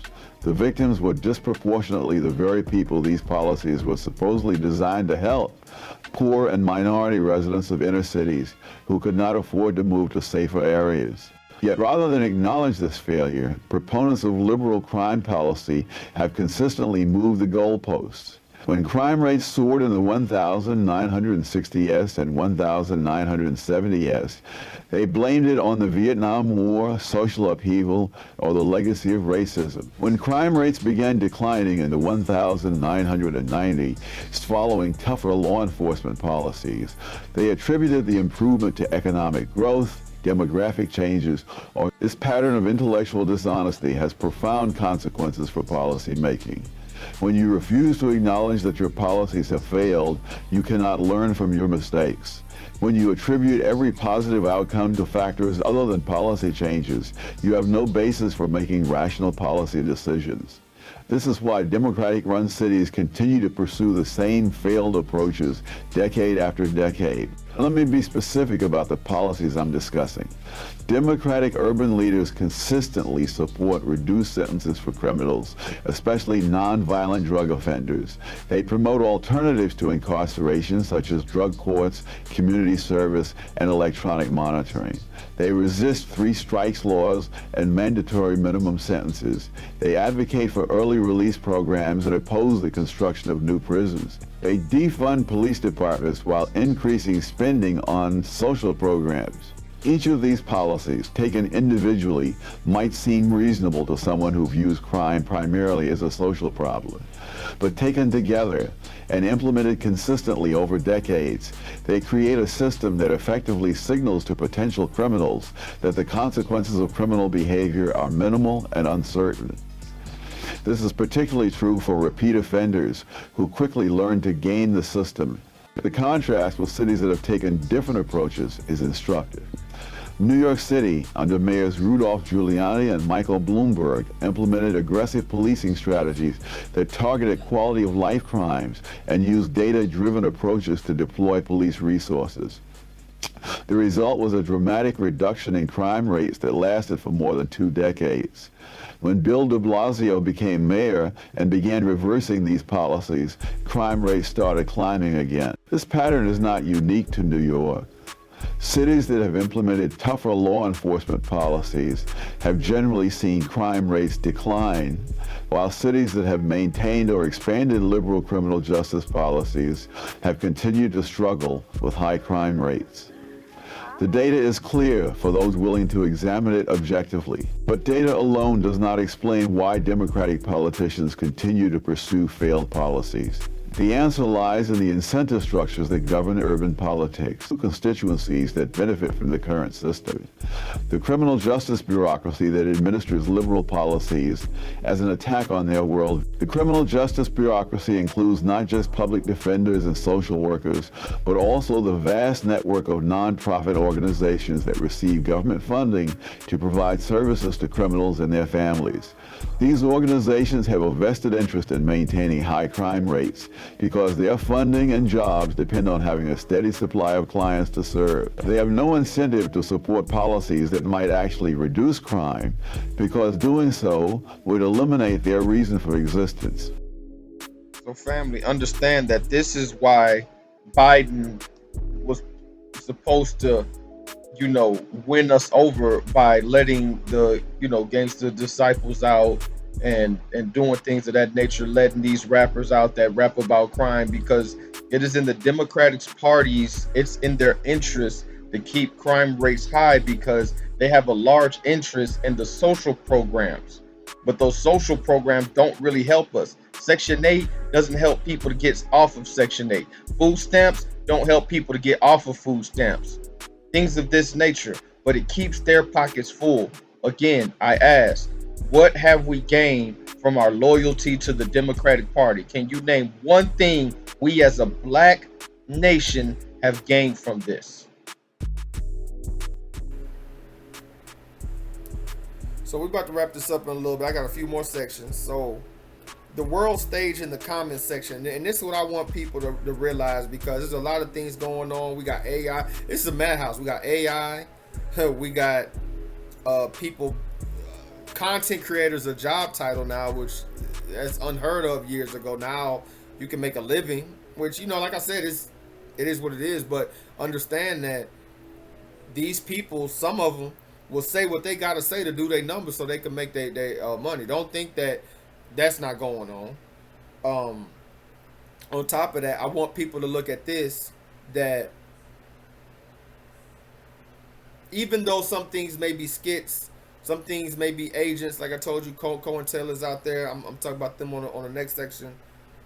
Look at the response. Look at the comment section. The comment section is going to paint the truth. It's going to paint the truth of how people really feel. That's why I love when people be on jobs and they be making these racist comments and they find out where they work and get them fired. Absolutely great. Absolutely great. I love that. I told my aunt this, you know, when we were talking about, she was like, you know, some of your stuff is controversial. I just worry sometimes. I'm like, I understand, but I'm like, you know, I'm not saying nothing wrong. I'm not inciting violence. I'm not telling nobody to go pick up a gun and handle business, or a knife, or go slap somebody or punch somebody or go out here and act crazy. I'm actually telling people how it is, and that we have a manual here in the scripture that we can lean on.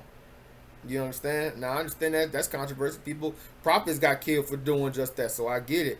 But I said, you think I got a problem with a KKK page or Aryan Nation page spouting their hate? You think I got a problem with that? And she was like, yeah, I'm pretty sure you don't like it. I said, no, I love it. Let me know where you stand. Don't, you know, hold back. Be a keyboard warrior. I love it. Because now we got documentation. You understand? This is why I love when I go to these pro-black channels and they calling their stuff out, and we got documentation, so it's not just, oh, yeah, we know we got some fools out here that think everything is, you know, oh, because I got fired, but I showed up late, but it was because I was black. No, it's because you were late every day. You know what I'm saying? But now we got solid proof, like the lady calling the 5-year-old autistic boy the N-word, and people raised what was like 100,000, 500,000, something crazy, 6 figures for. We have documentation of that. That's the comment section I want you to focus on. Look at how people react to this stuff. Matthew 15:11 and 18 through 19. Listen to what they say. That's how they feel. Not that which goeth into the mouth defileth the man, but that which cometh out of the mouth, this defileth the man. He wasn't talking about food, by the way, on this verse. But those things which proceed out of the mouth come forth from the heart, and they defile the man. When they're donating to this woman and they're saying, God bless you, when they're donating to Jordan Penny, when they're donating to Kyle Rittenhouse, that's what I'm trying to tell you. They're telling you how they feel. We got to know that the world's a stage. Rich people are running it. Evil people are running it. They want division. That's all true. But we also got to look at those around us, how they react and how they speak about these things. Because that's how they feel. If they feel that way, they're siding with these same evil satanic powers that I'm exposing right here. Take it how you want. For out of the heart proceed evil thoughts, murders, adulteries, fornications, thefts, false witness, blasphemies. All this right here, we see. I could turn on Netflix right now. There's plenty of shows with that on. This is why I want you to be aware of it. I'm not saying, you know, walk around like Bird Box. I'm saying be aware of it. Stop just thinking people are just people and no, some of these people are on Satan's team. Not just those high up, but there's some right here with us at the ground level. Straight up. And you know a tree by its fruits. And this goes back to that COINTELPRO and Rage Baits. These are agents. Like, I didn't see it, but I heard about it. About, I guess some black girl was saying that, you know, she was happy that, you know, the flooding that happened in Texas where, you know, over 80 people lost their lives. And, you know, and I see a lot of black rage bait too. So it isn't just on the white side. I don't want to act like I see it on the black side too. These are rage bait posts. These are posts where it's like, you know, oh, I went to the store and got into it with this manager and she said this or he said this. And yeah, so this is what I did. And it'll show them you know, knocking over aisles or throwing a brick through the window or just doing something just and it might be all AI. Some of it I believe is skits. Some of it I believe is just, you know, it's photo ops. They just, you know, they got Hollywood sets. You got to understand, these people, they can hire crisis actors. So they got Hollywood sets where they can have a set where it looks like it's a Family Dollar and have a racist thing going on there or have a sexist thing going on there and then put it out and it not be real. You understand? I'm trying to get you to think a little bit deeper than what you just see, because it's called rage bait, because they know it's going to enrage people and people are going to flock to it and people are going to type comments and they'll pay people to do this.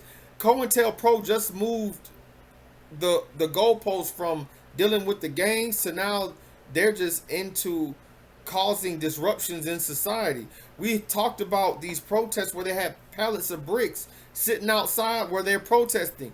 But think about, if you're protesting, you're going to throw a brick, you're going to pick one up on your way there or something. Who going to have a whole pallet there?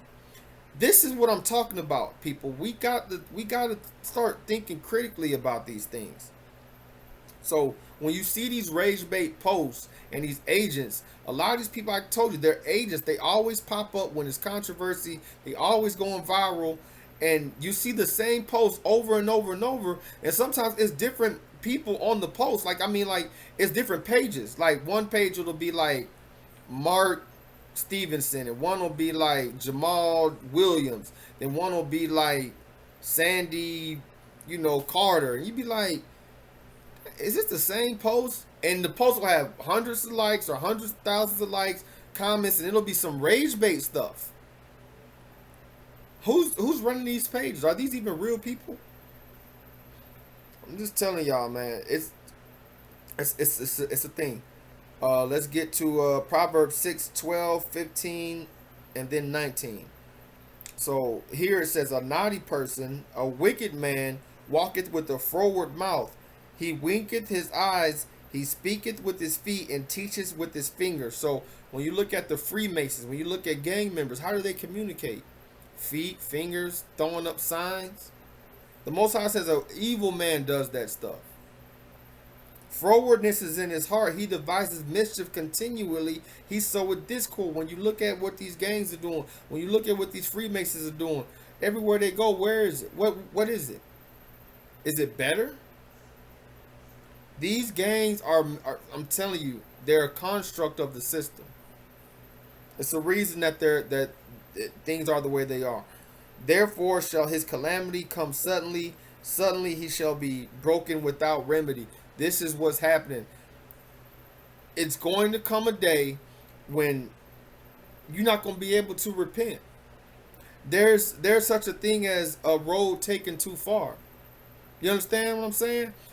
There's such a thing as what the Marines call, I believe it's the Marines, they call it FUBAR. And I'm not going to say what it is, but FUBAR is effed up beyond all repair. There's a line you can cross where you can't come back from. You understand? I'm just saying. I'm not trying to be, but I'm saying this is biblical though. This is biblical. You can go too far. Okay, you want some examples? On the New Testament, I'll put the scripture up. It says there's some that you shouldn't pray for. The first king of Israel, Saul. The first king of Israel, Saul. What happened with him? He went too far. What happened with the Israelites in the wilderness with Moses? They went too far. What happened with Judas dealing with the Messiah? You can go too far with the wickedness. And it says here, a false witness that speaketh lies, and he that soweth discord among brethren. These agents are sowing discord among us. Now, granted, we do have our issues. We do have our issues with each other. They should be spoken on. I listen to a lot of different pages that I don't necessarily agree with everything they say, but I love the information and I see what they're putting forth. And I support them. You understand? Men, women, sometimes different races, sometimes different countries or whatever. But it's real. My thing is, why is all the focus from so many people I see on rage bait pages? So I can tell you, first off and foremost, they big on us arguing and fighting amongst each other. They love it. I believe that it's agents, even in the truth even in the truth movement. I'm not talking about those that's diligently really in this, but just from things I've seen and from stuff I've seen through the pipelines and how some of the people that's in higher places, how they react and how they move, it's very agent-like. You know what I'm saying? Like, I don't think it's a reason that if I'm running, okay, let's just say I'm running a group. You know, I decide to, you know, run an organization where brothers and sisters could join and all that. There's nothing wrong with that. But why do I need your social security number? Why do I need your banking routing info and the serials off of your weapons? I'm sorry, y'all, if this is offensive to you, but man, we got to use some common sense, man. You know what I'm saying? As Hank Hills would say, that boy ain't right. Something ain't right. Something ain't right with that. So this is my thing too.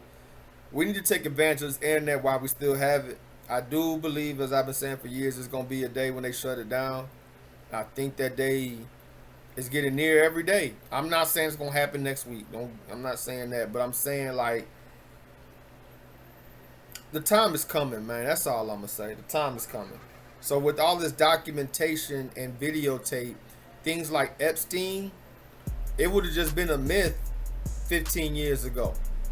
10 years, probably even 10 years. But 15 years ago, 20 years ago, you know, you in 2005 talking about Epstein, and they look at you like, man, you probably just made that up. Everything is documented now. We got videotape. We got all type of pictures.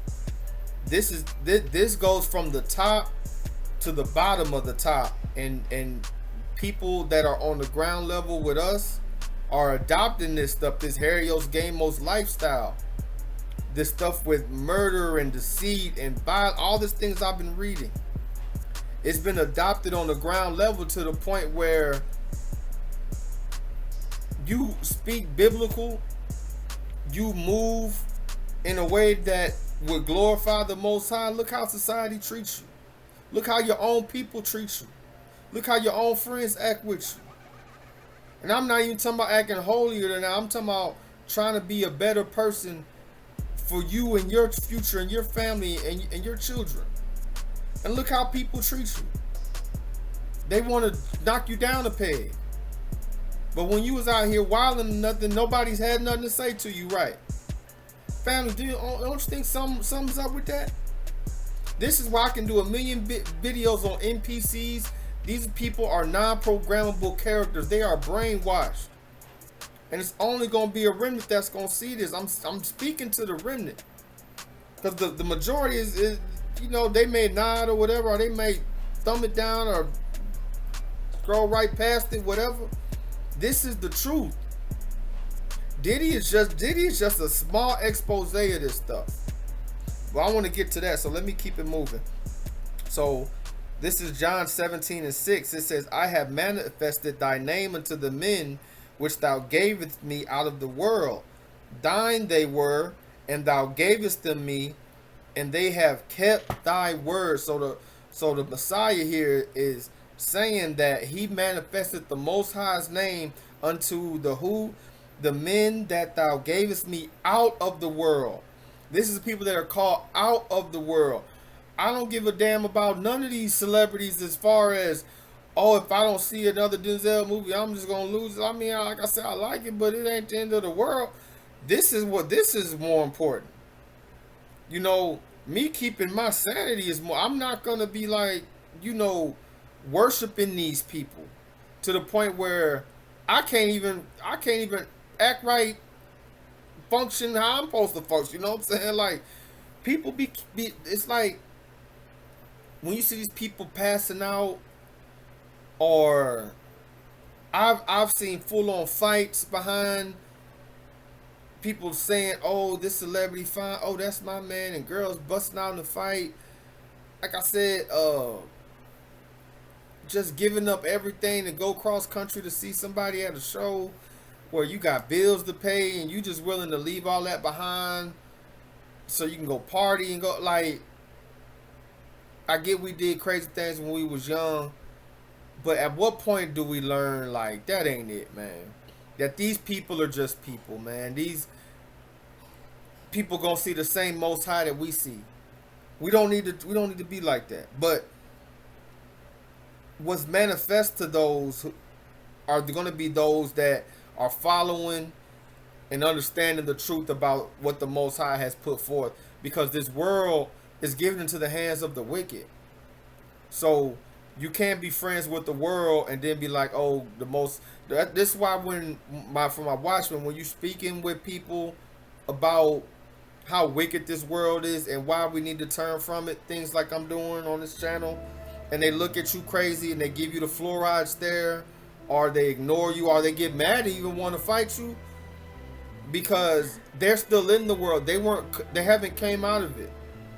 And it's not like they're stuck. They don't want to come out of it. John 14:21. This is how you come out of it. He that hath my commandments and keepeth them, he is it that loveth me. All these celebrities, like I said, they get up and say, I love God. And he that loveth me shall be loved of my Father, and I will love him and will manifest myself to him. You're not gonna do none of this wickedness, and even if you were to do it, and then scream out God or go thank God for an award you got, you're gonna be so convicted. You would be so convicted by it if you're really trying to. That's why I say when people be like, oh, well, did you hear about so and so? You know, they said they was in the truth, or they said they turned to Christ, or they said they reading the Bible now.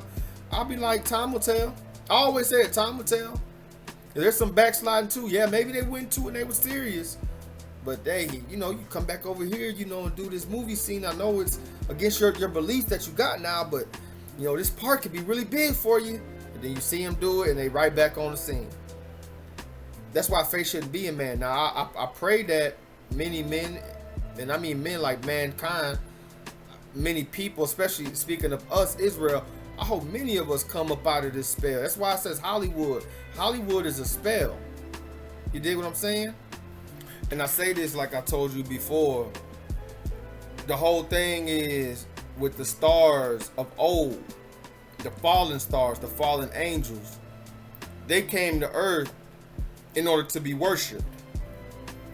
So when you see the Hollywood star walk, and you see how people act with these stars that are put on the star walk, and I've heard this said before, and I believe it, that they 100% sold their soul. That's how they got that star.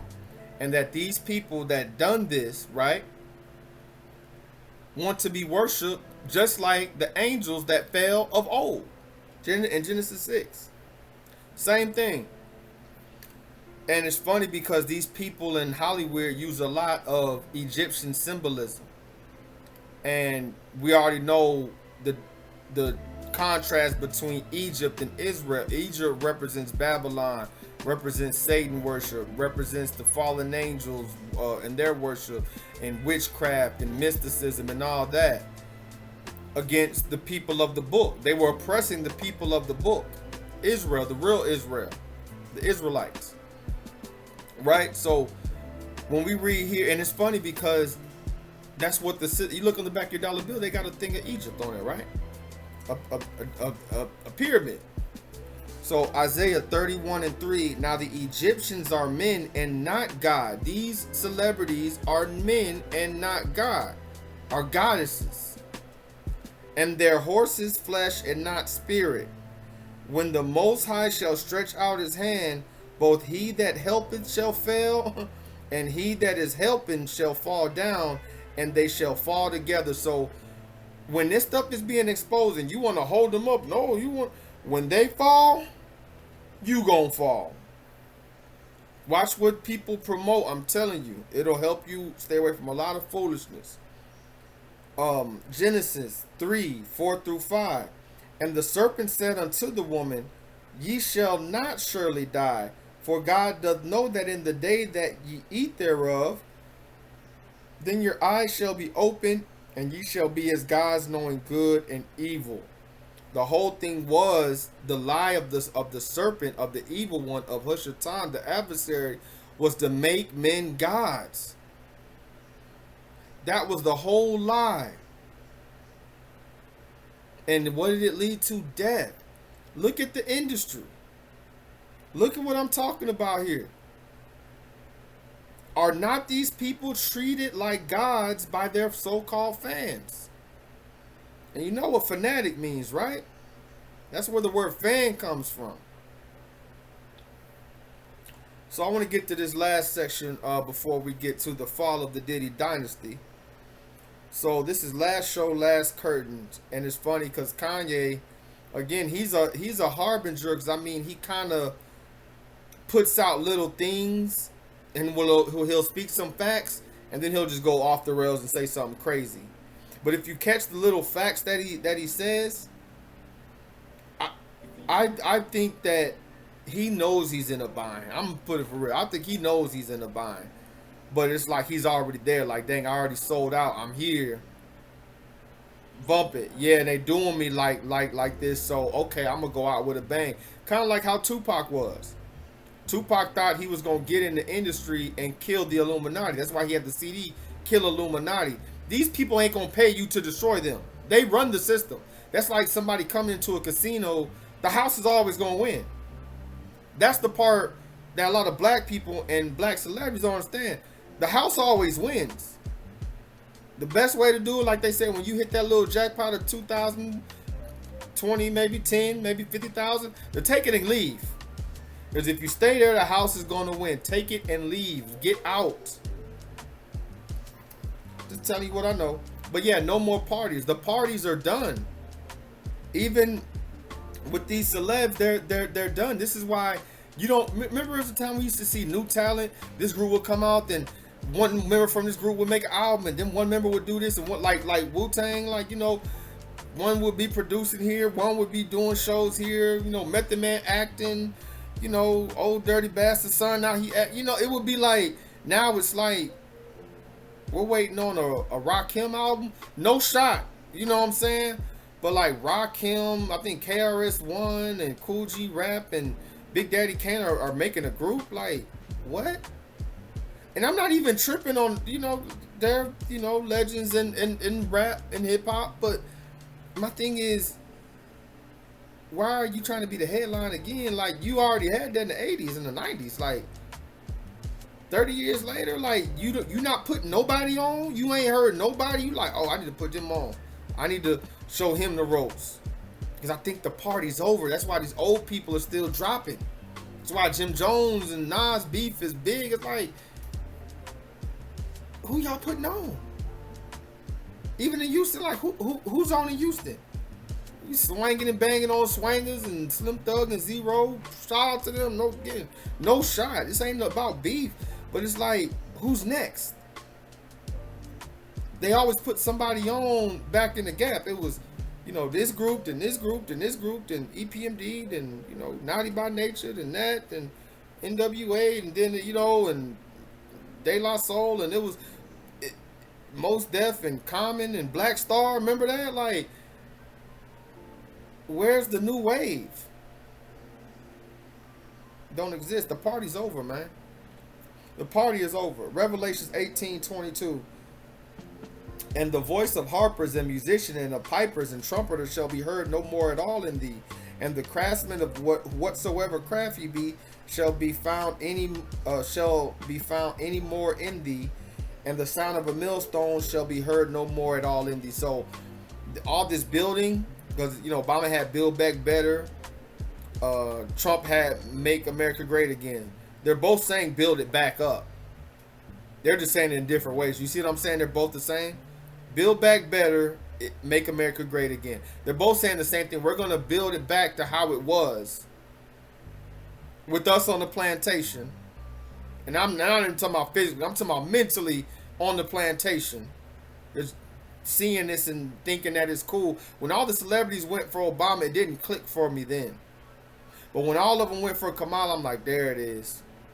And in fact, you know, Donald Trump is a celebrity. I mean, it's all a show. It's all a stage. That whole assassination attempt is, come on, man. If you know anything about the Secret Service and how they get down, there's no freaking way that should have happened. No way in a million years. Those people cased the joint. They got people on the roof. They got people in the crowd in plain clothes. They got people around him. They got people that were there before they came. They got people that are going to stay back after they leave. I mean, this man literally has, like, the craziest protection you could. Do your research on it. But yeah, the party is over.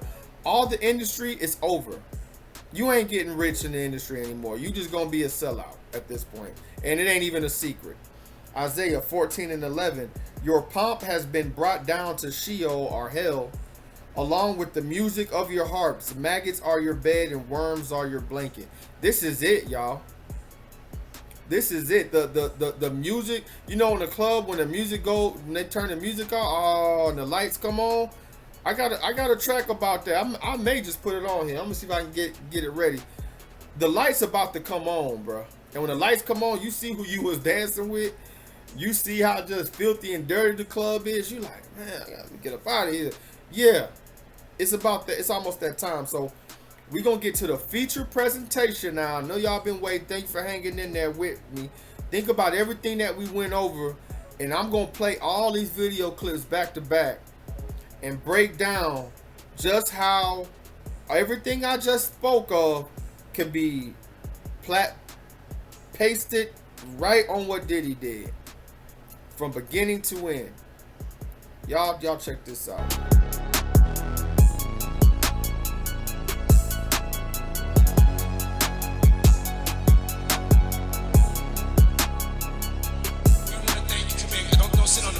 No homo, no, just don't get close to the bed. Don't get close to the bed, but it's just like, yo, we want to thank you for hosting the thing, man. It's been a pleasure. You didn't have to do it, and you did it. No, I definitely didn't have to do it. I definitely didn't have to. First and foremost, I'm not getting in the bed. You know, shout out to him and what he did. I'm just gonna, if we can, let's just put the camera a little this way, just so we're not. I don't want my shot to even, like, I don't want it to come close to the bed at all. I should look like he fresh off a goddamn plane. I should. Fresh off the garden stage. That's my brother right here from day one. We used to wake up and, damn, pause, but like, check out.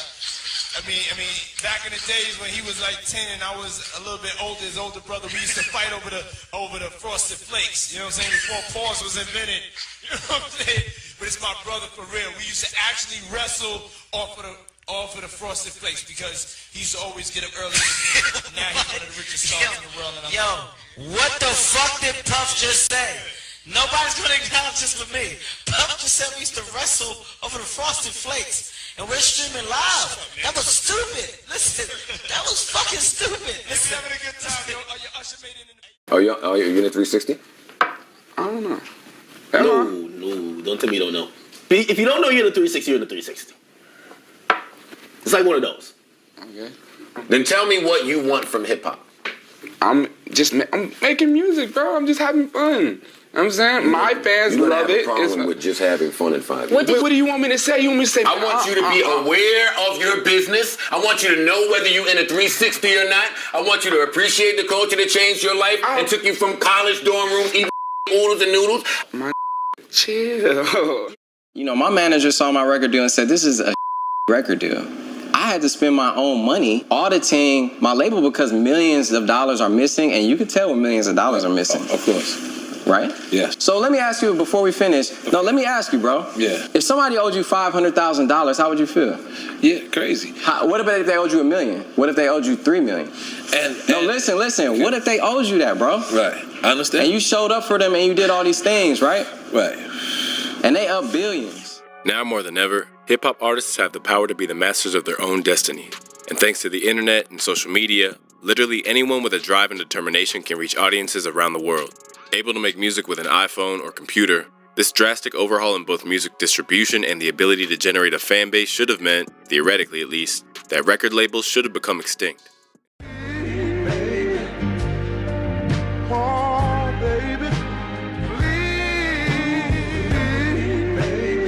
Diddy parties. Diddy once threw a party on a jet flying around the world. Now, it started on a Tuesday, and somehow ended on the previous Sunday. I don't know how he did that. Now that I'm engaged, I've decided to slow down a little. 3 Diddy parties a week. Maybe 4. Well, not including the weekends. Boy, I remember one day we went to this Diddy party. Well, what happened? Lil Jon forgot his pimp cup. Yep. D-Rock went to Diddy and asked if he had a pimp cup Lil Jon can borrow. Man, he had a whole bunch of pimp cups. He had a pimp set. It's hard to say which is more off the hook. A Diddy party or a Diddy after party.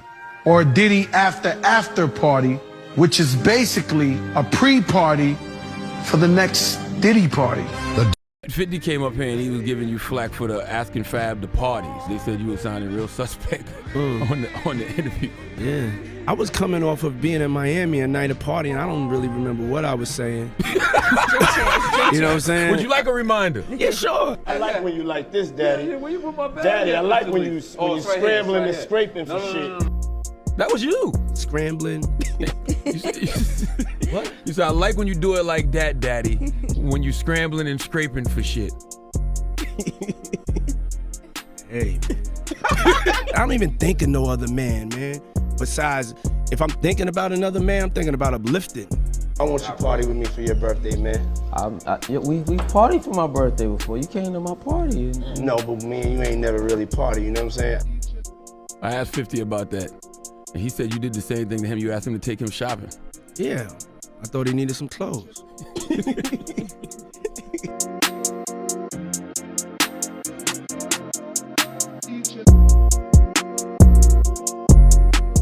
Master P told Meek not to sign. When Meek did it anyway, P walked away with love. I was Meek Mill's manager. So let me tell y'all why I stopped, right?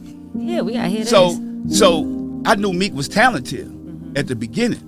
We had that song. I was like, Meek, you don't need to sign with nobody. Meek was like, I'm gonna sign with Ross. But I had looked at the contract, and Ross, he ain't had his business straight. Yeah. I seen this. I got the crystal ball. I ain't never got mad with Meek. I just walked away from the deal. I'm like, because if you don't see what I see, and I know I done been there already, but look what God did. He had to go find out on his own, and now he's in a better position. But I'm telling you, I knew he was a boss from jump. But sometimes you got to be willing to bet on yourself. And then you won't be angry and upset with nobody. If our people really listen, because they'll listen to the other culture. If I'm a white man with a suit on, they going to stop. Yes, sir. Where do we go? Why you never see nobody get mad at Jimmy I.B., none of those other big companies? Like, let's be honest. You know why? They don't eat with the artists.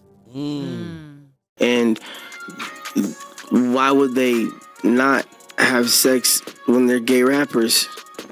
They. Do you think Meek Mill's gay? We all know he's gay. Who's we? Rick Ross knows he's gay. I didn't know. It's news to me. Everybody, Rick Ross knows. All the stuff that had been buried deep, people started digging it up again, sharing it all over the place. And now, with Diddy's trial heating up and more nasty rumors getting confirmed in the courtroom, it's making things even worse. The streets are talking loud. And trust, Meek's gotta be panicking right now. You just know Soulja and the rest of his ops are clowning him heavy, like they're having the time of their lives, laughing at every single headline. And let's be real here, this ain't just street talk or internet gossip. Nah, this is way deeper. That lawsuit from Lil Rod Jr. against Diddy, it's like the smoking gun. Lil Rod spilled details in that court doc, saying Diddy was messing around with 2 male celebs. He didn't drop exact names, but he sure did describe one of them. A Philly rapper who used to date Nicki Minaj. But that's not a diss. Meek likes being brought up in that song. I don't know why you lowering his thing. You think you're doing him a favor. He's very, very happy being mentioned, I'm pretty sure. Yeah? Yeah. That's not just some random clue. That's a whole roadmap. People are putting the pieces together, whispering, pointing fingers. This whole thing is turning into a circus. And Meek, he's right in the middle of it all, getting dragged back into the spotlight while the rumors keep getting louder. That clue narrowed the list real quick. And when folks started asking questions, like really pressing the issue, Meek did exactly what Meek always does. He ran straight to Twitter, blowing up the timeline with post after post. But instead of calming things down, he just poured gasoline on the fire. He started tweeting so much that people were like, yo, he's doing too much. And then it got even wilder. Meek claimed he needed to hire an investigative team just to figure out who was trying to link him to the Diddy mess. Like, bruh, if it ain't true, why you talking this loud? It was looking crazy. And just when it seemed like things couldn't get messier, one of Diddy's former bodyguards popped up and flipped the whole table over. This man came out swinging, claiming he had actual audio from one of Diddy's infamous parties. Those wild nights folks been calling the freak-offs. And according to him, those parties were insane. He said Diddy used to spike drinks so heavy that half the people didn't even know what was happening most of the time. A couple of parties I seen and I knew that they were spiking drinks. My girl was at the New Year's party, right? I'm at the front door. I got to make sure everybody got their passes and everything like that. So then my girl and her girlfriend is in the party. So they get bottles of champagne. You know what I'm saying? And I'm looking for them. After everybody comes, they close the door. So I'm going knocking in doors, looking at people. I'm looking for my kid's mother now. What the fuck, what's going on? And I'm getting hysterical. So I decided to go to the car, and I looked in the car. She was in the car asleep. She said, Gene, we started drinking the champagne, and I didn't feel good. And me and Debbie came here and went to sleep. But that's not even the worst part. This bodyguard claimed he had a recording from one of those nights, and what he says was on it, straight madness. According to him, you could hear all kinds of stuff. Slapping sounds, moaning, people yelling, and someone saying, yeah, daddy, total chaos. And here's the real kicker. The bodyguard didn't just hint at it, he said it plain. It was Diddy and Meek in the recording. No guess. Man, you doing it, man. You deserve it, daddy. You putting in that work. Proud of you. I love you. Yeah. Man, you doing it, man. You deserve it, daddy. You putting in that work. Proud of you. I love you. Yeah. Man, you doing it, man. You deserve it, daddy. You putting in that work. Proud of you. I love you. The P. Diddy and Meek Mill allegations just got real. The rapper and self-proclaimed gangster Meek Mill just had an audio leak where he was allegedly getting the best of his life from P. Diddy.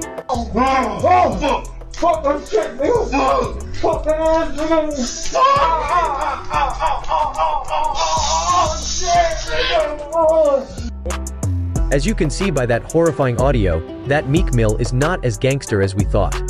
P. Diddy is also dealing with several charges that include drugs, assault, murder, and almost every crime you can name.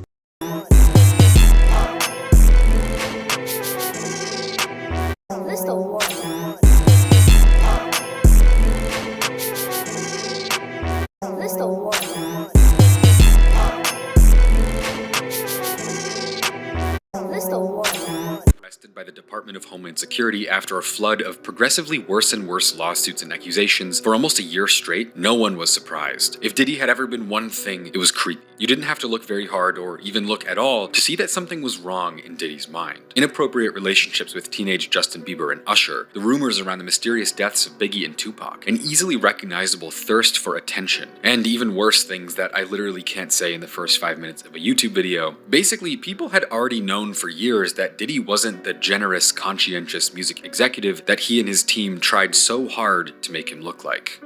Yo, fam, Puffy just told us to go to the store in Brooklyn and bring him back a cheesecake and walk. Say what? Daddy, see me on TV, some punk ass bitch, yo. It's crazy. If I walk to Brooklyn, I'm going home. That's where the I live, y'all. I'm not walking to Brooklyn. It's so crazy. Yo, it's called making the bitch, not making the band. I said we go back and tell him we ain't doing it. Got too much respect for him to do that. It's slave labor right here, man. It is, but hey, yo, if you the captain, bro, whatever you do, I'm with. I mean, come on, man. Everybody got to be with me, though. I'm with you. I'm with you. I'm with you. To the end of this shit, man. So what they gonna tell me? They gonna tell me to y'all stay there and then what? Nah, I ain't staying. I'm not staying. I'm not staying. He dropped you. He dropped me. He dropped all of us, yo. Worst come to worst, my peoples come first. I got you. All right, I gotta go, Tony. Yeah, I be getting out the shower. I be rocking.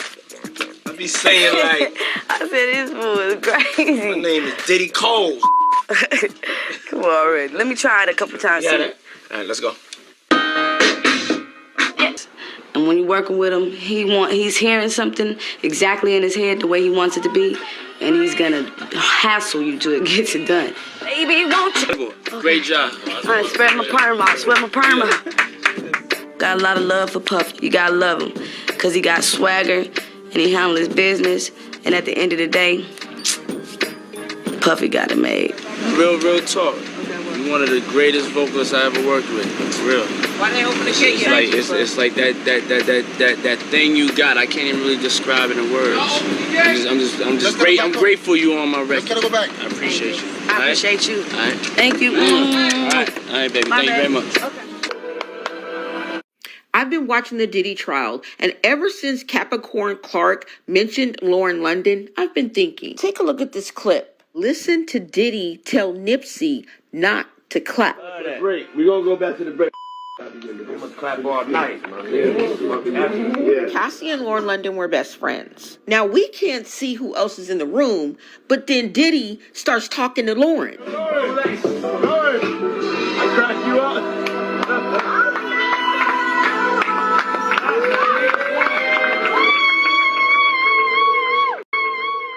Nip had no ego.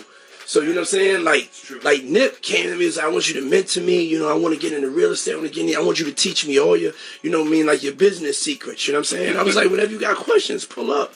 And then on his last album, people do not know this. Somebody tried to jerk me, but I fixed it. I actually am one of the executive producers of Nipsey Hussle's last album. Victory Lap. Yeah, Victory Lap. It was her and Lauren London. I just find it so funny how people are always omitting names and not really looking into the true facts.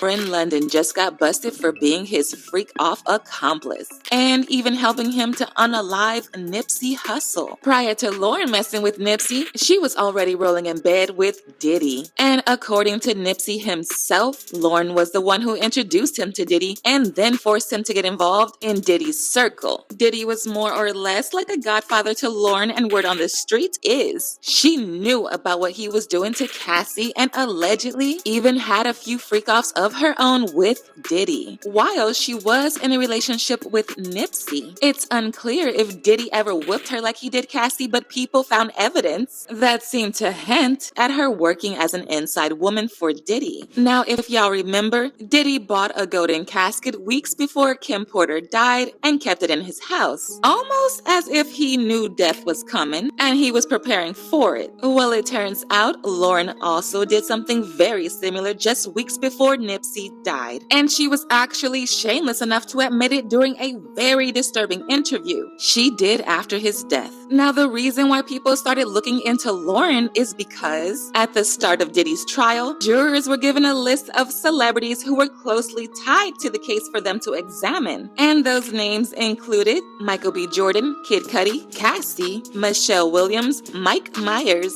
Dawn Richards, and of course, Lauren. So far, we know the reason behind Michael, Cassie, Jordan, and Dawn being mentioned, but the details about Lauren are still in the dark, and word on the street is that she was brought up because she had a hand in helping Diddy take out Nipsey. Biggie and Puffy are here tonight. Did you see them? Do you have anything to say to them at all? Nah, but even if we saw them, we are businessmen. We are not animals. It's not like we're gonna see them and rush them and jump on them. If they see us and they want drama, we're gonna definitely bring it like only Dev Row could bring it. But we here as businessmen to enjoy and support the Video Music Awards for MTV because they support us. So if they want to come and use this business opportunity to get on some gangster, you know, we do that better than anybody. Can you envision a day when, you know, y'all, if not get together and make an album, just peacefully coexist? There's no dream of making an album with Biggie and Puffy or none of them. We're not sweating it like that. This is our family. We peacefully coexist right now because we all cool. Everybody's here. They sell records. We sell records. Well, I guess you could call that selling records. What they do, we sell large amounts of records, and they sell a few records. And really, it's no competition. People are really making too much out of it than it is. It's really just if you want to talk. we're going to make it specific as to what you could talk about and what you can't talk about. And the East Coast, West Coast thing is something that the journalists and people are making up just to get paid off it so it can drag out. So they're perpetuating drama, which I still love MTV, but when it all go down, don't look at me and Biggie and be like, why is there a big East Coast, West Coast war when you're shooting this to 300 homes, 300 countries, telling them about an East Coast, West Coast war that they would never know exists. So that you're shooting this to 300 homes, 300 countries, telling them about an East Coast, West Coast war that they would never know exists. So that's where information becomes a problem. When and MTV if it did, News gotta be the ones to let you know. If it did exist, Pac, we wouldn't be here. So right, and if it exists, how we gonna be sitting in New York talking about it? We'll try to be better role models, and y'all try to stop putting that drama out there. You got a lot of power, a lot of responsibility. We both do. We both need to exercise greater restraint.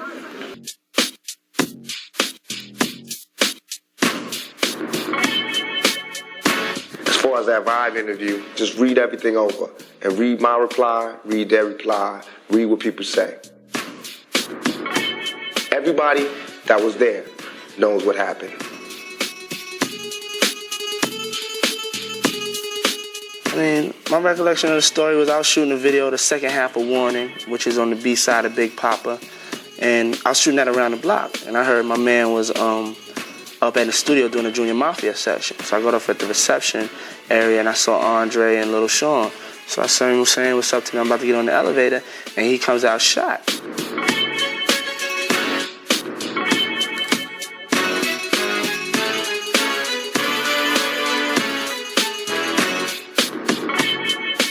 Tupac article had me pissed off, you know what I'm saying?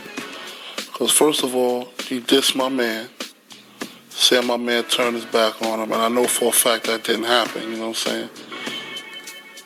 And like the rumors that's spreading is on some tip like we set him up, you know what I'm saying? And that's crazy. As soon as he comes out shot, me and my man, we try to sit him down. He called his mom. He asked my man if he could roll him a blunt. You know what I'm saying? We asked him if he's all right. He's just like, yeah, I'm all right. I don't know what's going on. And we just there trying to comfort him. Andre, Harrell, went and made sure he was calling the ambulance. And I mean, everybody that was there was very supportive of him. It was just the total opposite. As soon as he came out, everybody ran towards him. It was nothing but love and concern. They got different accounts of what happened, and I'm the one with the bullet wounds. I also understand that if you was to get shot 5 times, your mind is just completely spinning, you know what I'm saying? You're real confused about your situation, so it'll cause you to say things that you really don't mean. I was there for the whole thing. No one else was there for the whole thing. I don't really know the purpose of why the story was said in another way of context. It's not important that other people know what happened to me. I just said it. Now that I said it, it's dead. You can believe me or not believe me. I did what I had to do. I mean, God knows the truth. There's no religion about getting shot. I'm not trying to get any converts. I'm looking for some goosebumps. I'm not feeling none of that. Let's do it again. Really love your company, and I hate it when you gotta leave.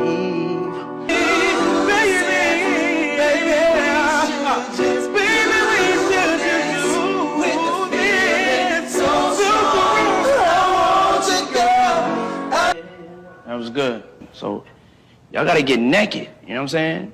Wait. Why?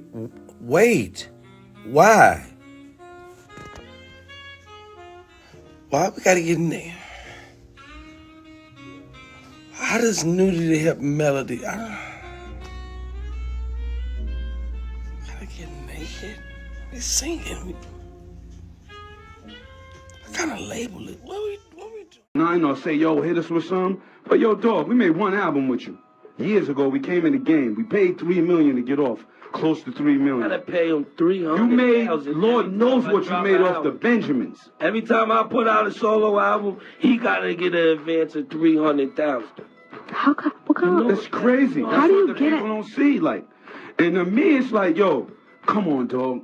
You on MTV, VH1, $1 million parties, Sean John, Justin's, this and that. We did one album with you, dog. You Benjamins, Lord, No Way Out from the Benjamins sold something crazy. You made something crazy. You made your money back off of that. And when we came in the door, our advance was between the three of us was like 100 G's. And you charged us $3 million to let go. And you had our publishing for half for 10 years now. And we've been trying to, we've been quiet. You know, people be like, y'all wild, or y'all got So behind the scenes, you've been dealing with this for a long time? We're on our 7th lawyer. Is that Puffy on 11? Puffy's on 11. You want to talk to him? Hell yeah. Okay, should I go now straight live, or can I get to, let's just go live. Let's go. Hello? Yeah. Hey. What's up? What's up? I mean, Hey, yo, check this out, man. The last time y'all did this, man, y'all did the whole campaign, let the locks go and all that. Y'all ain't want to be down with Bad Boy, so we let y'all go. Y'all want to be down with us, we let y'all go, we keep it moving. But to get on there and portray like somebody got to go and steal and rob and be shysting, y'all, that ain't really correct, you know what I'm saying? First of all, I'm at my office right now. I'm always accessible. Y'all ain't got to get on the radio and do certain tactics and do certain things to ever holler at me. Daddy Kiss, last time I saw you, I told you, let's get together, let's talk. You know what I'm saying? I told you I'm accessible. I said if anything don't come, if there's somebody standing in the way for you expressing yourself, or any of y'all expressing yourself, y'all can come get at me directly. You know what I'm saying?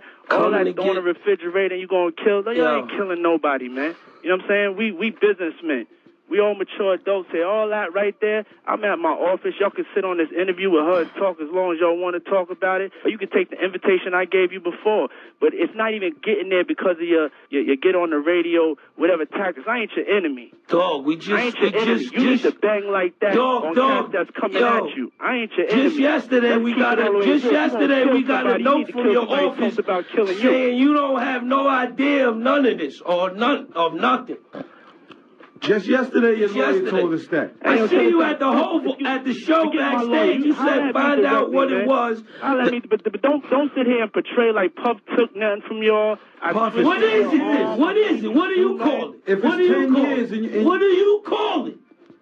And don't say we can come to your office or do none of that, because we can't do none of that. We can't handle it no other way but with lawyers, and you know that, so don't get on the radio and act like a tough guy or none of that. Wait, you know how we can settle? You acting tough. I'm in my office. So why don't we stop talking on the radio? No, you want people to stop talking because you just don't want to know the truth, dog. We made one record with you. Money, Power, Respect. It's 10 years later, and you still got half of our publishing. Now, there's no way you can make it justifiable that you deserve half of our publishing. You ain't saying nothing to my face. We just at the concert. You ain't saying nothing. What are we going to do, saying it to your face? Get sued? What do you want us to do? We can't touch. We can't be violent. Or none of that. We can't even have. You saying all this, dog? 2 years ago, Levels in Miami. Let's recognize real. Y'all know where the office is at. There's a big sign on it. I'm gonna be here. The whole National Guard's downstairs too. Cut it out, man. We can't talk in this. I'm a grown ass man, man. You're a coward. And I don't take nothing. You're a thief, You're a coward. Don't say you're a thief. Okay. You're a Come thief. to the office, man. Come to the office so we can straighten it out there. Yo, how we just 3 guys you don't even mess with. You had your Ace Boom publishing. You call me whatever you want. You won't let his publishing I'm go. at the office. You don't let your man's publishing go. We're going to argue in front of New York. That's the way you want. Do you own your man's publishing, dog? Nothing to y'all, man. Do you own your man's publishing? New York could believe it or whatever. I don't Do you own your man's publishing? And I can sleep good at night because I ain't never did nothing to y'all. And if y'all ever want to... Dog, you had a whole bunch of artists that don't like Puffy. That's it. Dog, you had a bunch of artists whose careers never went right with you, dog. Be for real, dog. Look at the list. Look at your list. We don't want to be violent. You the artist that did best for yourself. Look at your list, dog. Look at all the artists you dealt with. Look at the situation they dealt with. You know, 12 not happy with you gone. Faith not happy with you gone. We not happy with you gone. Bass not happy with you gone. Wow. All right, he's hung up. He's gone. He's finished. Shine jail. He says that, but what do you mean you ain't a thief or robbing? Dog, it's 10 years. We made one album with you. You got half of our publishing. Don't try to get on this phone with you a tough guy, because all you do is direct us to the lawyers. And you said that we had a face-to-face with this man in Miami, Levels, 2 summers ago. You know what he said? Yo, Dog, y'all been through a lot, I know that. I know y'all felt it never went right with me. I feel like I got wrongs to right. This is what he said out of his mouth. This is what he said out of his mouth. You the one who came back coming to see if we want to get signed and do all that again. We want our publishing, dog, and we got a right to that. It's been years now, years you had our stuff. Nobody, pardon us.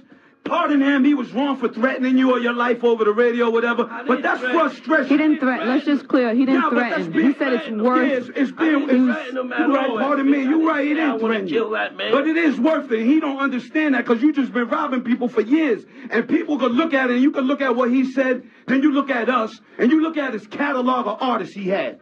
And you sit back and do the homework yourself. You go home, forget what we said, forget we the streets, we the locks. This is how we voice our opinion, and this is how we voice our opinion because we ain't corporate. We ain't industry, so we got to let the streets know that. One interview, he revealed that he knew how Diddy and Jay moved around in the industry, and he made it clear that he wanted nothing to do with that kind of lifestyle because he was a family man. Ain't never been. And watch this, Bun. I'm gonna say this too, you niggas out there think this shit is cool, but it ain't cool.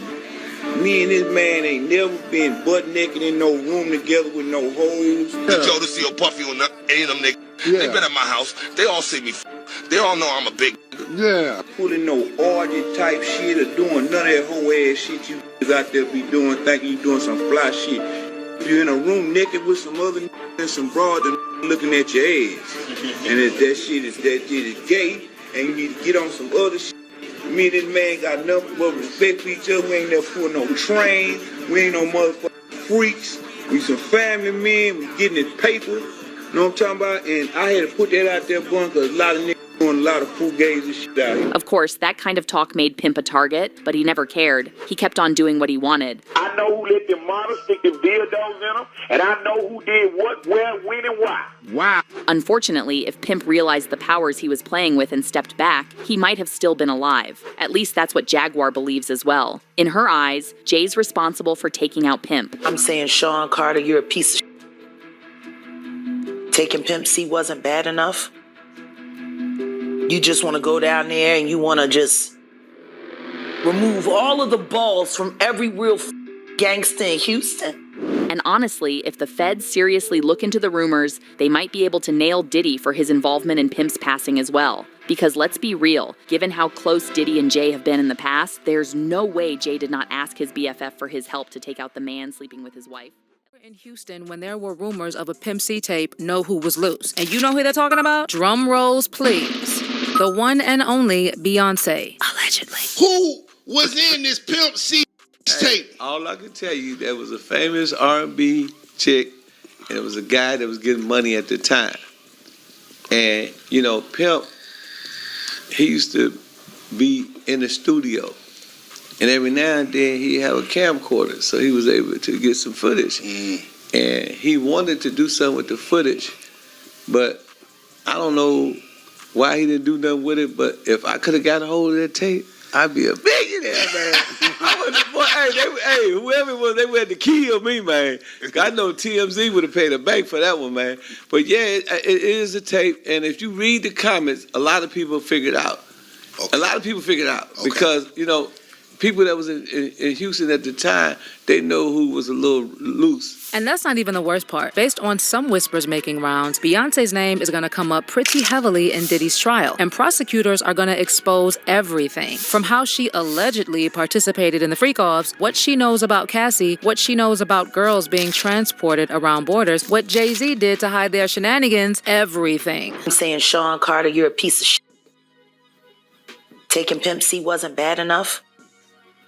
This is what I'd do if I had to lose. Patient together multiple times, know all his kids, and not be complicit or at least aware of the illegal extracurricular activities Diddy is facing trial for. So of course, it wouldn't be surprising if both Jay-Z and Beyonce are called to the stand. And while the prosecution may largely focus on the relationship between Diddy and the Carters, we know how these trials go. And most of the time, they unearth seemingly unrelated skeletons just to make a connection. Now, in Beyonce's case, what I I've heard is that the prosecution intends to paint her as one of the girls who was being transported across borders. And to do that, they're gonna have to bring up Beyonce's alleged dark past. And I'm talking about everything from when she truly started dating Jay-Z, like her age at the time, to intimate activities she has participated in, similar to freak-offs. Guys, that's where Pimp C and their alleged tape comes in. Okay, just for a bit of background, back in the day, Pimp C first signed to Jive Records in 1992 as part of UGK with Bun B, and they released their major label debut album, Too Hard to Swallow. The group then followed this with their second and third major label albums, Super Tight in 1994 and Ridin' Dirty in 1996, both of which charted in the Billboard 200. The group also received national attention in 2000 after being featured on Jay-Z's hit single, Big Pimpin', which peaked at number 18 on the Billboard Hot 100 and number 1 on the Rhythmic Top 40. Then they went on hiatus for the first half of the 2000s, and both members pursued solo careers. Unfortunately, in December 2007, on Jay-Z's birthday, Pimp C was found dead in his hotel room, with a coroner's report attributing his death to complications stemming from heavy consumption of lean and his pre-existing condition of sleep apnea. As for what exactly happened, Pimp C had been staying in the Mondrian Hotel in West Hollywood, California, where he had been working on new music and performing with Too Short. On the morning of December 4th, 2007, he was scheduled to fly back home, where his wife was waiting with his cousin at the airport to pick him up. And after not hearing from him the morning of the scheduled flight, his wife called the hotel and requested that they check on him. Based on reports, the hotel staff discovered Pimp C unresponsive in his hotel room, where paramedics pronounced him dead shortly after. Well, here's where it gets interesting. According to DJ Paul of 3-6 Mafia, Pimp's manager described seeing Pimp's body laying down like he was praying, but there was blood around like he was hit. They thought he was probably hit in the head, but they didn't know what happened because there was blood everywhere. Based on what DJ Paul said, Pimp was knelt down like he was praying, and the candles were all the way burnt down. So they knew he'd probably been dead for a day or so because he always lit those candles to sleep. We even had someone like Too Short saying that he found the circumstances of Pimp C's death a little sus when he told Hip Hop DX, "I can't believe it's 10 years and I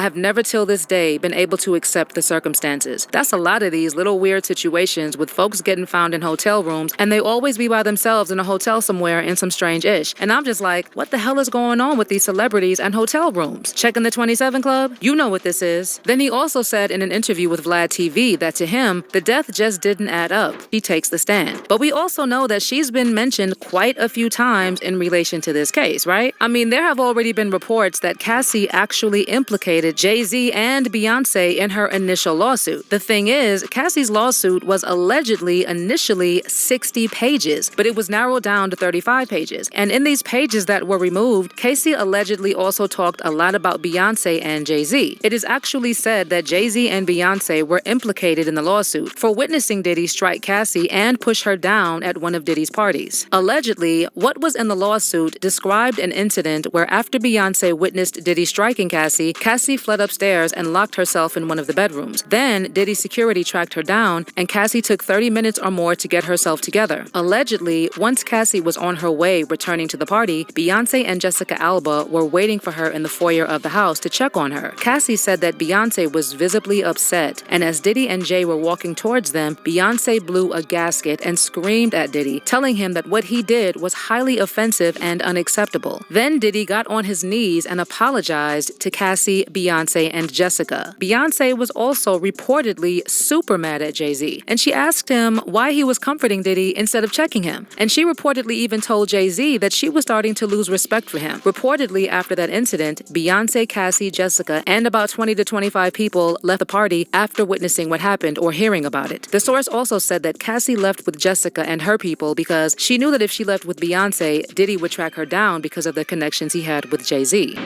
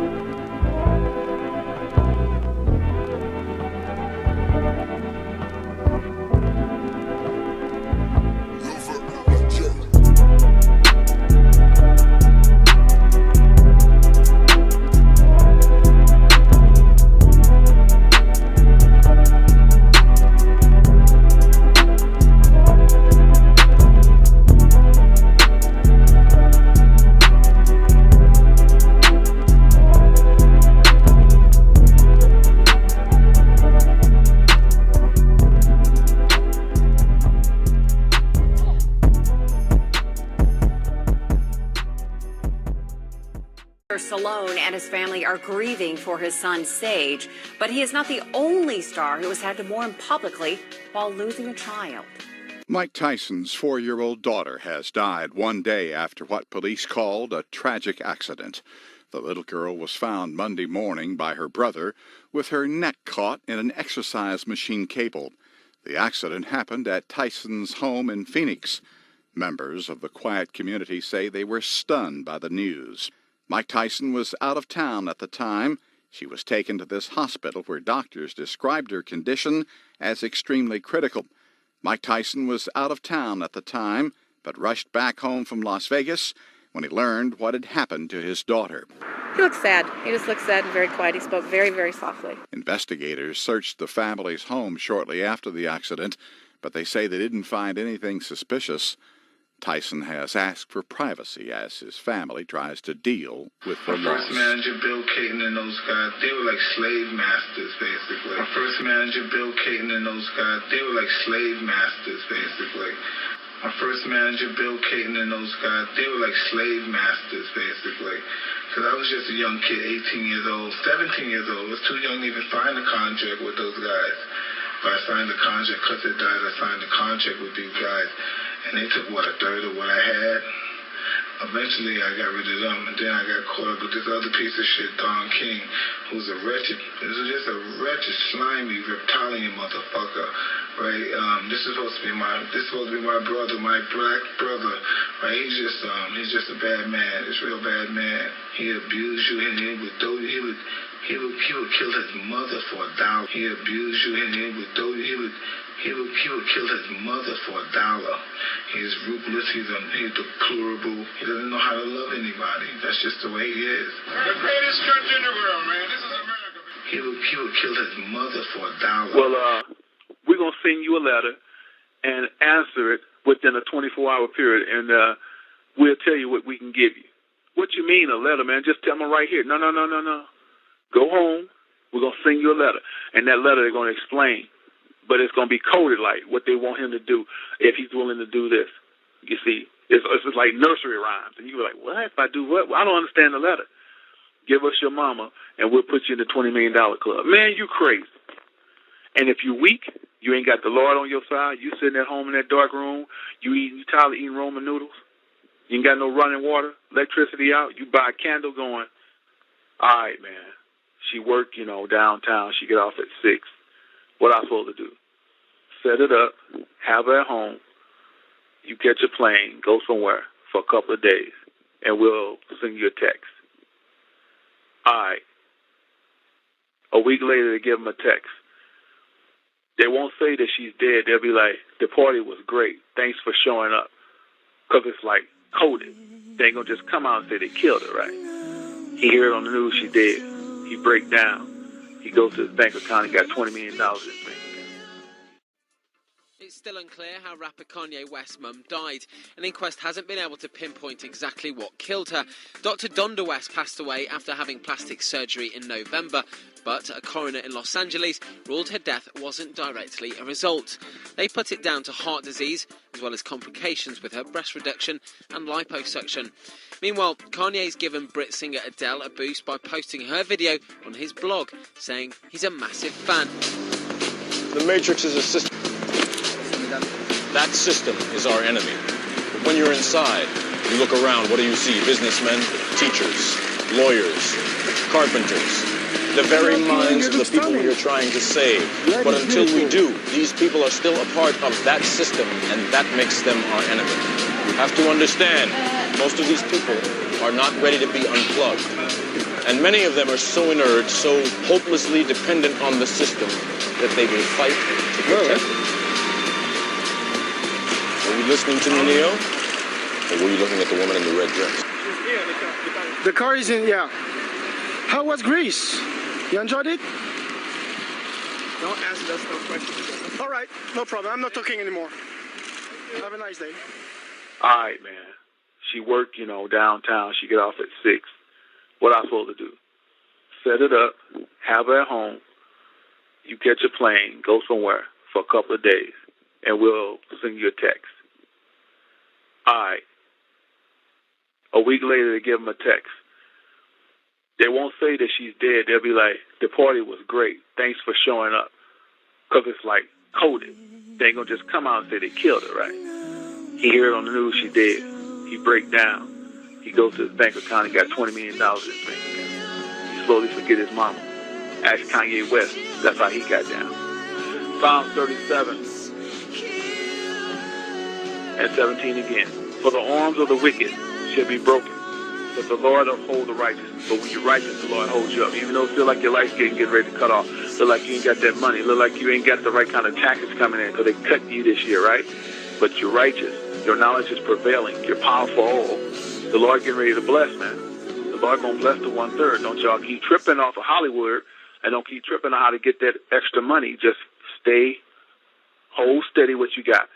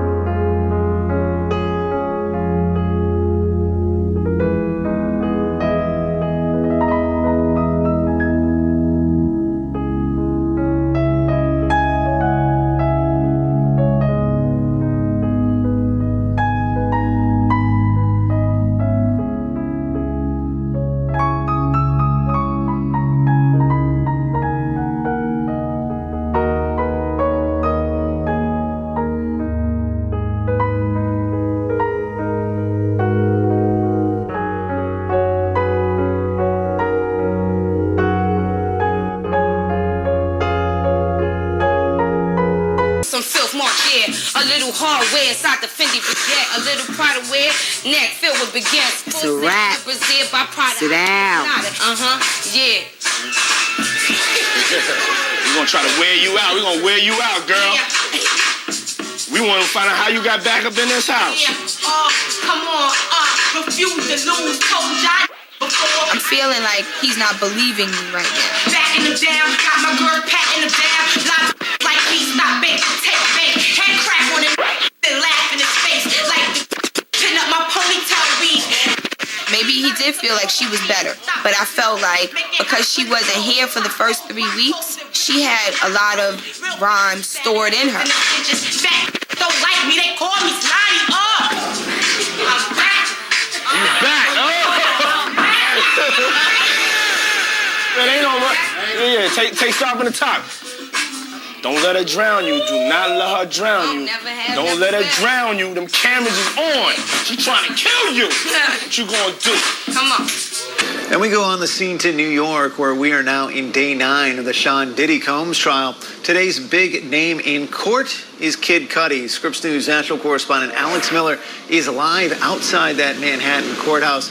And Alex, you've been talking about the potential role that Kid Cudi could be playing into this case. We know you've heard his name a number of times. What did he add to the prosecution's case today?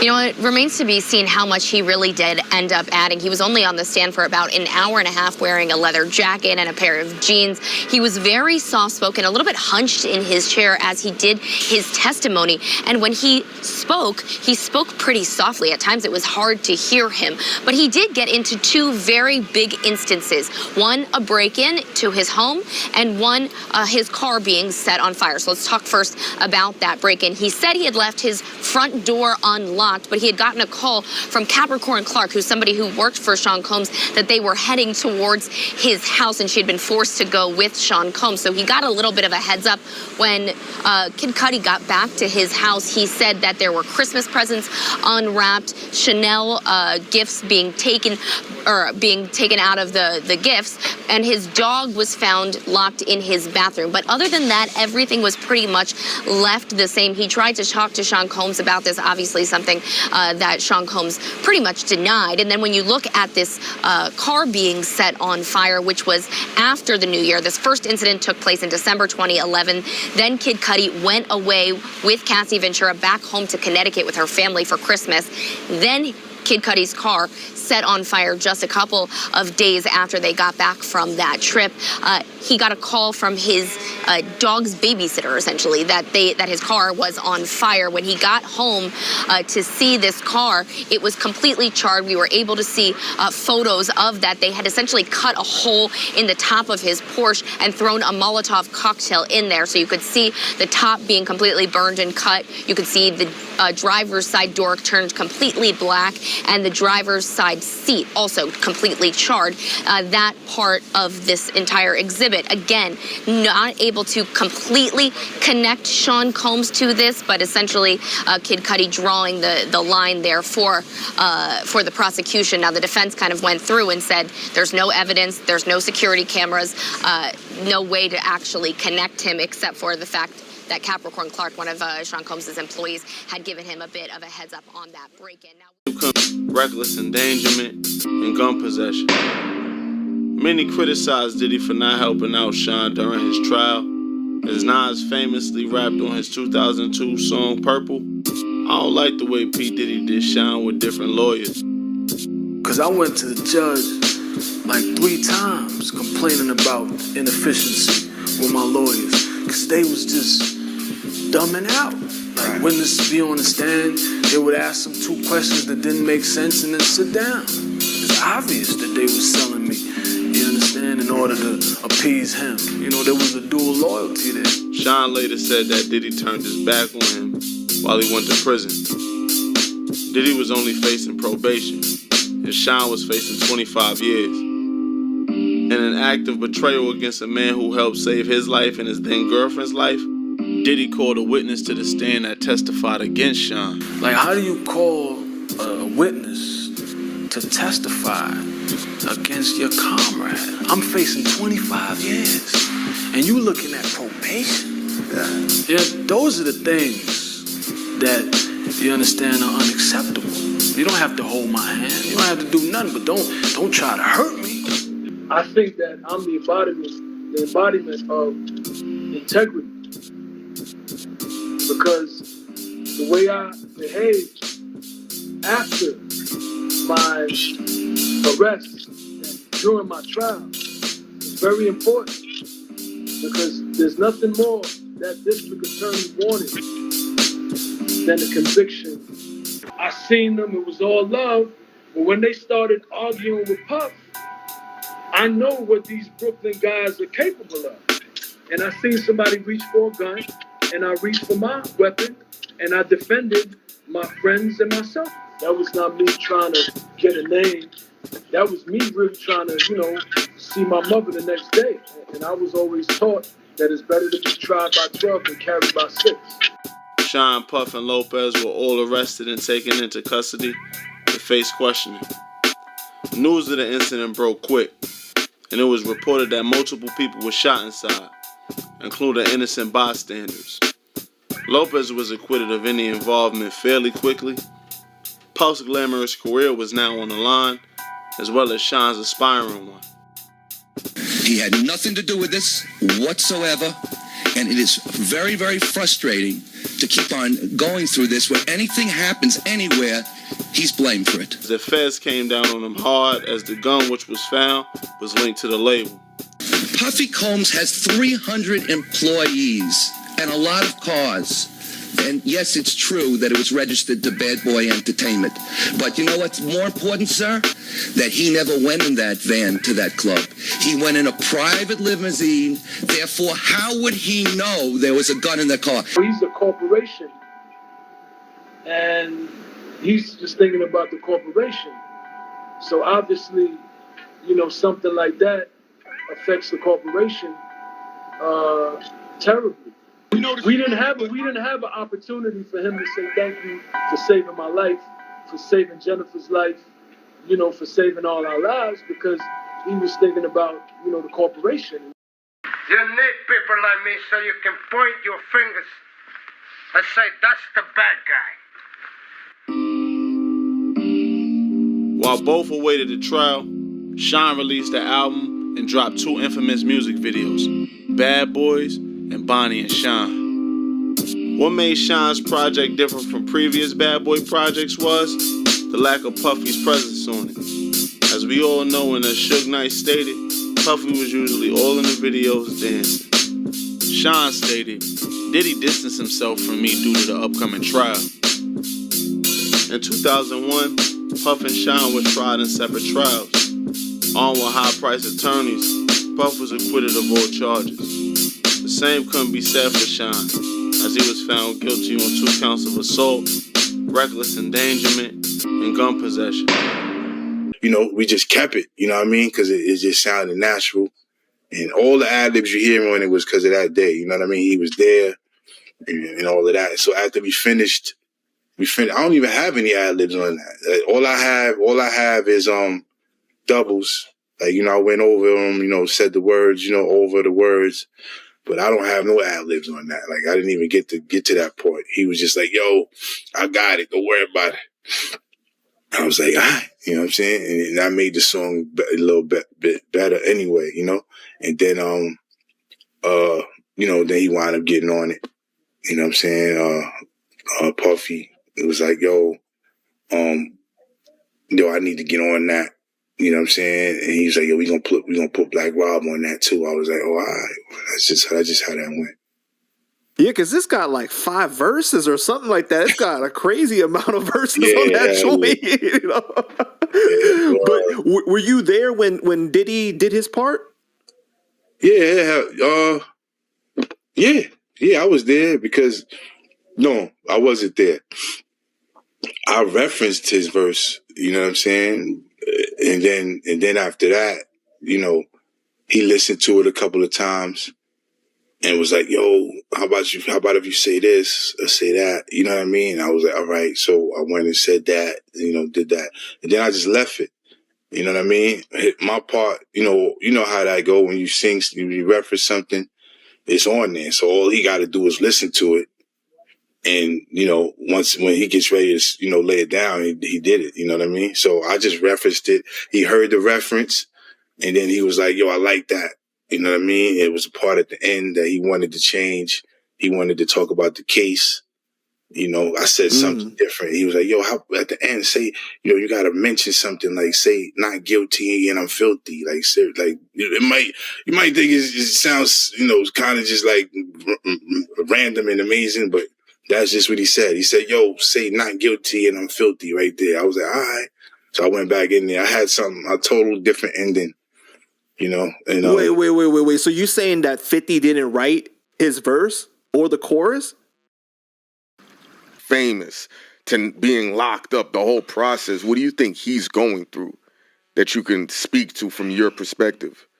Man, I can't imagine. That's what I say. I can't imagine. That's an ill answer, man. Yeah, because you went through it. I was who I was, but he's who he is. Like, so everything is times 100. Yeah, he's top 5 in the world. Nigga. Yeah, like come he's on. top 5 in the world. I can't even imagine like how they're treating him, like what he's doing, like, you know what I'm saying? Like, I don't know. How was you being treated though? I mean, as far as like, in jail, people are regular people, like, you know what I'm saying? So they'll treat you, sometimes they'll look out, extra food or extra, like, and that's just on the small levels, you know what I'm saying? Like, there's people that done, minor things or they just heard of you, but like somebody like him, that's just like a prominent figure in our culture, like, you know what I'm saying? So I don't know what they doing in there. Like, they probably don't even allow certain officers to even be around. Like, you know what I'm saying? So I don't even know. He was, the status he was, you know what I mean? Like, to see him in the studio at work was amazing. I caught up with Travell Coleman, known to his many fans as hip-hop artist G. Depp, near his Harlem residence about 2 weeks after he was released from Fishkill Correctional Facility. The former Bad Boy Records artist made his name and his fame with his hit Special Delivery with Diddy and with other songs. He turned himself into police in 2010 for a fatal shooting he'd committed in 1993 and did 13 years in prison.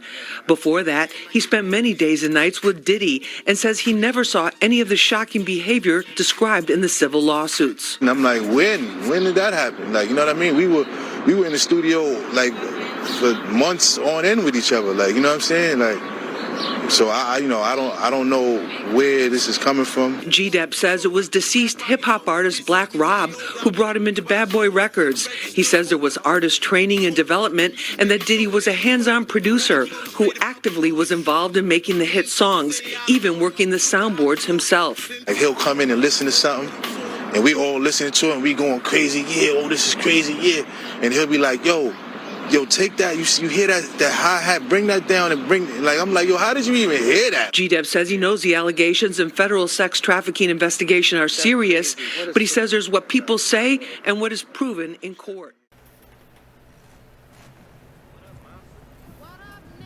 So you see, in this whole thing here, I'm going to talk about this before I close out, is, I seen the arguments talking about Cassie is the victim. And I think that that's trash. And the thing is, when you see something, like I see a club, I know that there's gang members in that club. I know that there's prostitution going on in the club. I know that people get robbed outside that club and all this, but it's a fun time and it's big and it's a famous, hood famous spot. If I go in there, I can't, and me knowing this, seeing this, I can't be surprised that I get involved in some foolishness, that I get jumped in there or something. I can't be like, oh, I never seen that coming. I wasn't at the doctor's office. I wasn't at, at work and it happened. I'm going to a spot where I see that that's what it is. See, we don't really hear about things at the ground level, but you gotta understand, these entertainers know about each other. It isn't, when you hear the rumors and stuff, sometimes you get to E. Some of those things been going around the industry, like R. Kelly messing with underage girls. That's nothing new. If for most of us black, we knew about it. So just like we knew about that, there's other rumors that people know, and some of them are true. Some of them are true. They may not come out till later, but some of them are true. Some of them they'll keep under wraps. But she knew what she was getting into. She left her husband to get with a rich rapper that was known to be around all the things we just went over. All the violence, the strife, the this, the that. And then, okay, even if you want to say, benefit of the doubt, she was a victim. Well, when do you stop being a victim and start being a volunteer? Year 1, year 2, year 3, year 10. And you know, and I'm just seeing a lot of arguments for, and it's like I could say two things. Number one is the same argument used for her. Okay, she was, you know, mentally this and that and depended on him, and you know, she was messed up from all the trauma. Can't we say the same thing about him?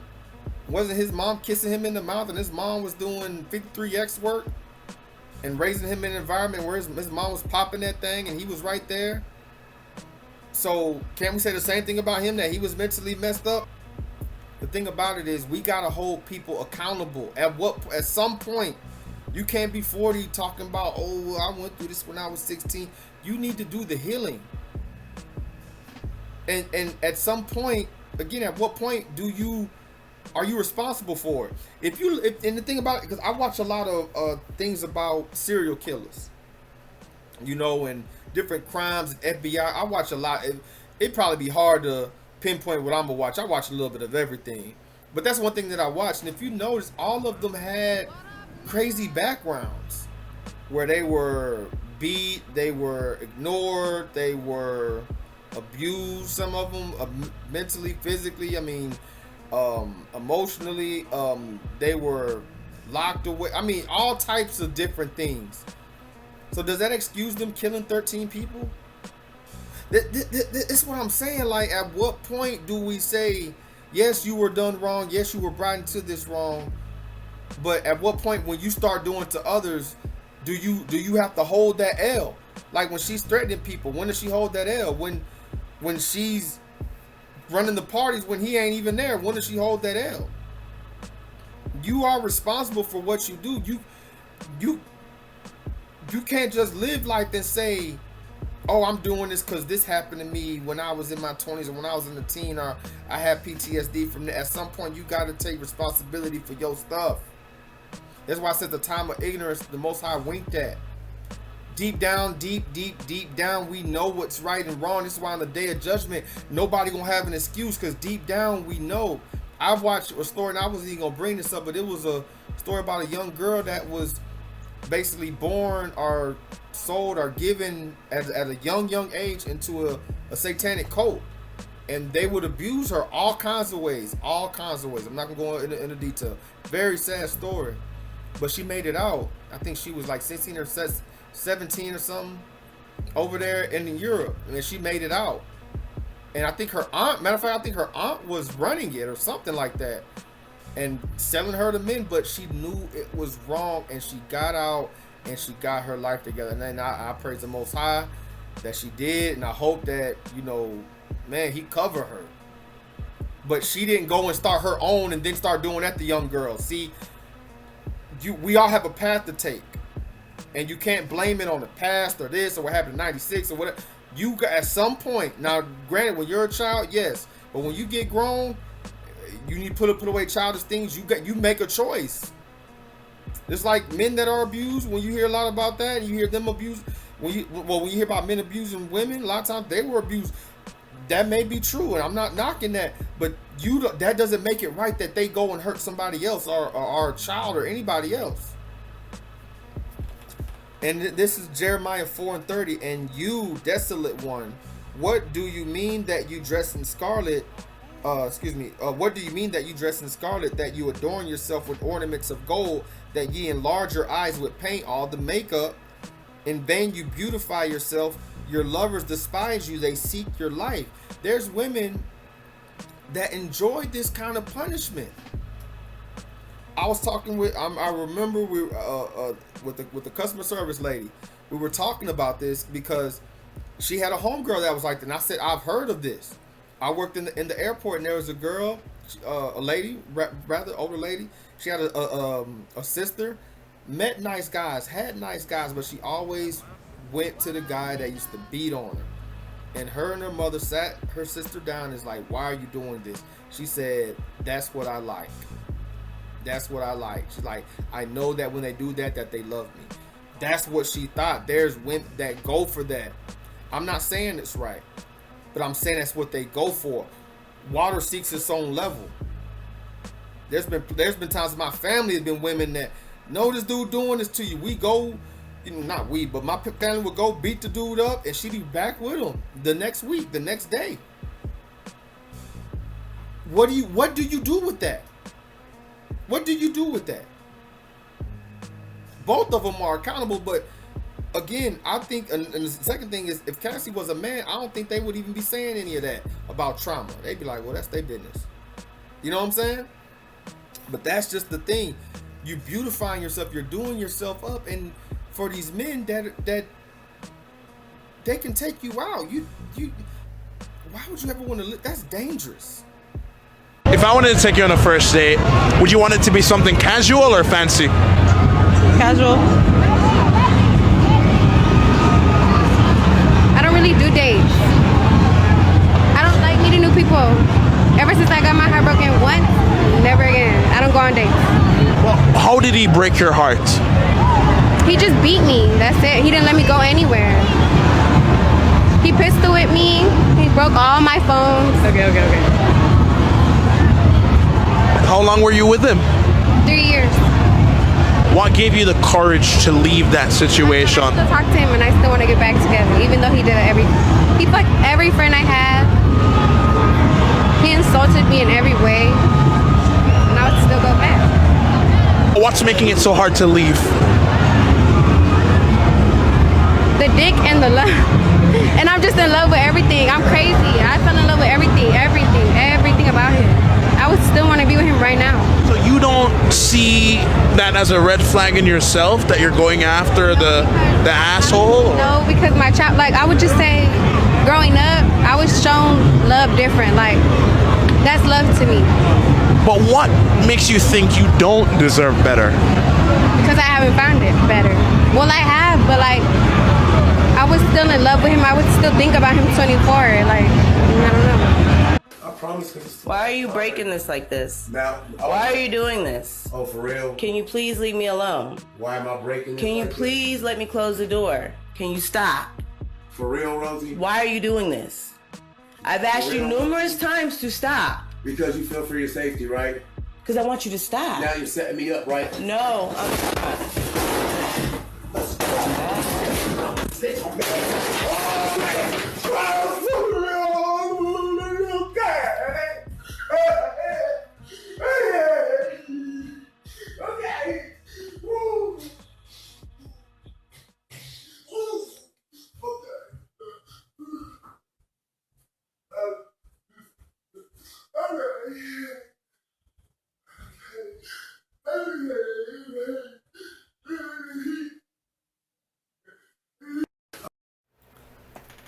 And I say that not to be harsh on her, but it's just the fact that on Judgment Day, you're gonna have to answer for what you did. You're not gonna be able to tell the Most High, oh well, you know how my auntie did me, how my uncle did me, how my mom, my dad did me. He gonna say, yeah, I know. Who else would know more than him, right? But what about what you did when you was doing this? What about what you did 10 years later when you were in a whole new environment and you started doing X, Y, and Z? That's what you're going to have to answer for.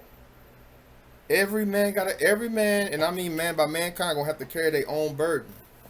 So, yeah, is there grace? Yeah, there's grace. But if you doing wickedly, you best believe you're going to have to answer for it. You understand? You know right from wrong, like I said, innately. This is why every knee going to bow. You ain't gonna have nobody, well, I ain't gonna bow, I don't know him. No, deep down you know the truth. Deep down we all know the truth. The only difference is, are you gonna accept the truth? That's the only difference. So let's get to this conclusion.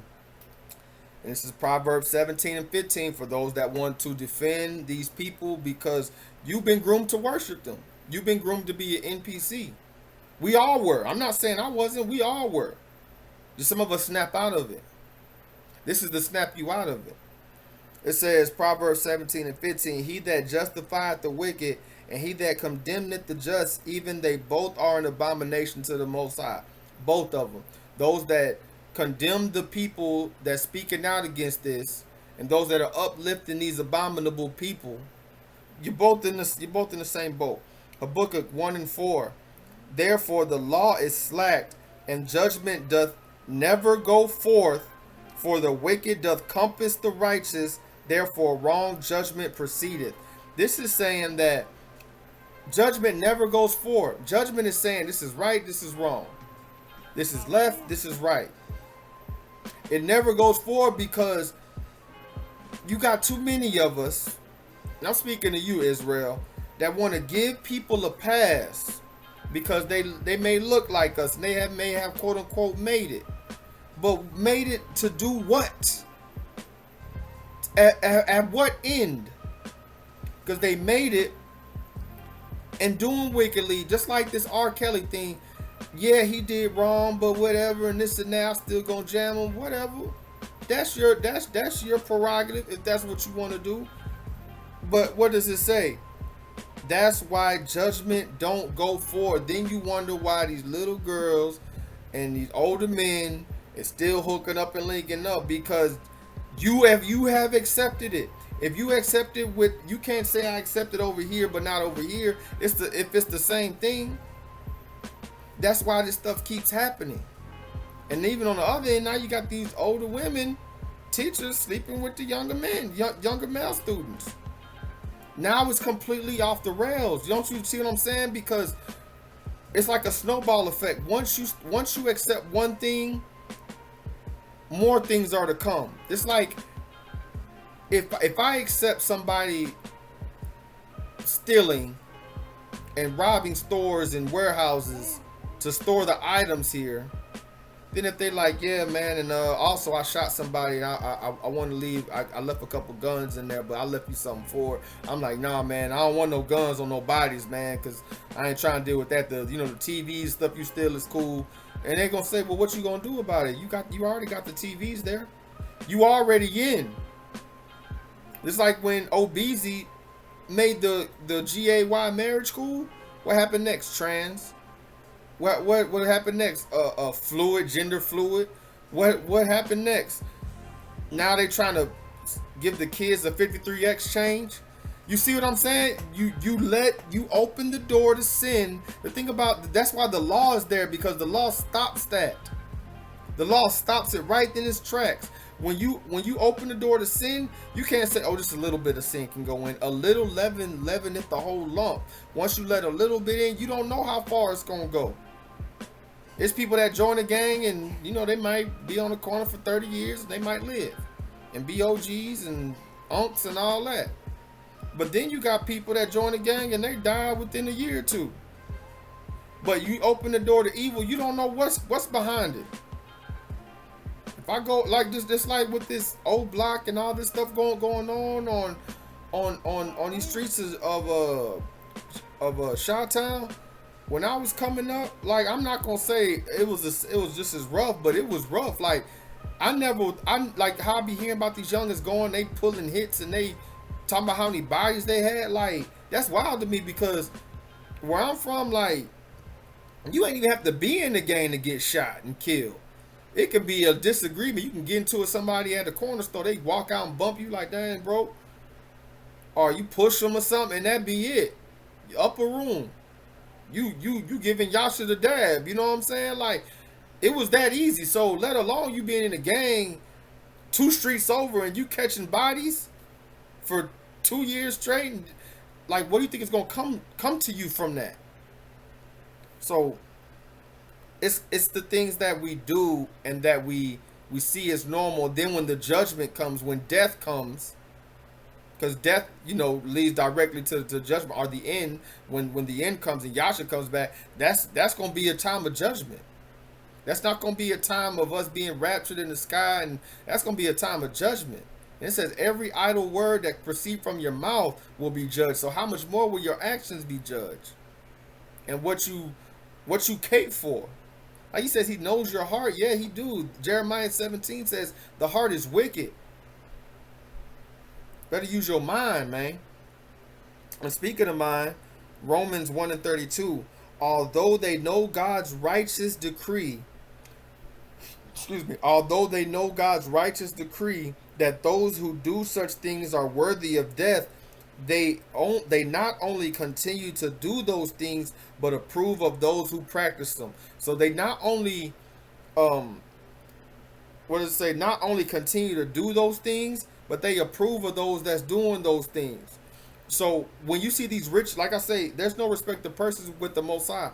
When you see these rich people going to war and having 53X parties and Hieros, Gamos, and doing all that Diddy stuff I just showed you, when you see them doing all that, and you sit up here and you live in your life and you promoting, oh, it's cool for girls to get on OnlyFans, and you promoting it's cool for men to be whoremongers, and you promoting all this foolishness, the Most High judges you the exact same. Just because they rich, you get the same judgment. Because why? You're doing the same things. Are you promoting the same things? This is why it's important that we separate ourselves from this foolishness. Because it's only going to lead to destructions. We can, you don't believe me? Look at society. Look at what's viral. Look at the new hottest artists. Go look at TMZ. Go look at World Star. You don't have to believe me. But you better believe the truth. Because the truth is the only thing that's going to make you free. Nobody else, nothing else. With that, I bid you peace, shalom, and I'll catch y'all on the next one. Peace, Israel. Armageddon music. Fresh off the press, baby. Catch me in traffic. Southside militia. Bunch of niggas acting Hollywood and not celebs. Saying thoughts be going viral, playing hard to get. This that elephant in the room thinking. Who told you Big Shirley could fit that two-seater? Who told you coronavirus the new fever? False prophets be lying, but I'm a true seeker. Need Alahayim Balmer cause they weapons for me. Frankie Beverly and Mays, look at California. This a labor market. You can check with corporate before they check for warrants. And the next informant, church is really loyal to the Vatican. Won't hit us from reporters with their cameramen. Like Beyonce surrogate boys carry it. Like I ought to be recording this in Nazareth. Prophesying to the wind, yelling the incoming. Tinted up and humming. Up to 1000.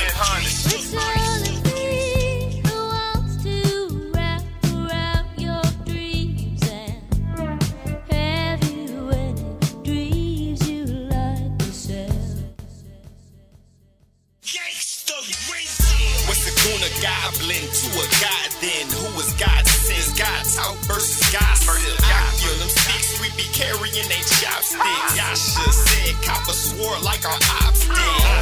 This time be moving like a Mach 6. They done turned the whole country to a mosh pit. Grown women think it's cool being toxic. Grown men broke, hating that is nonsense. Topic of every discussion seems scam-like. A lot of gaslighting. Watch the gas price. Tried to tell them it was written by the handwriting.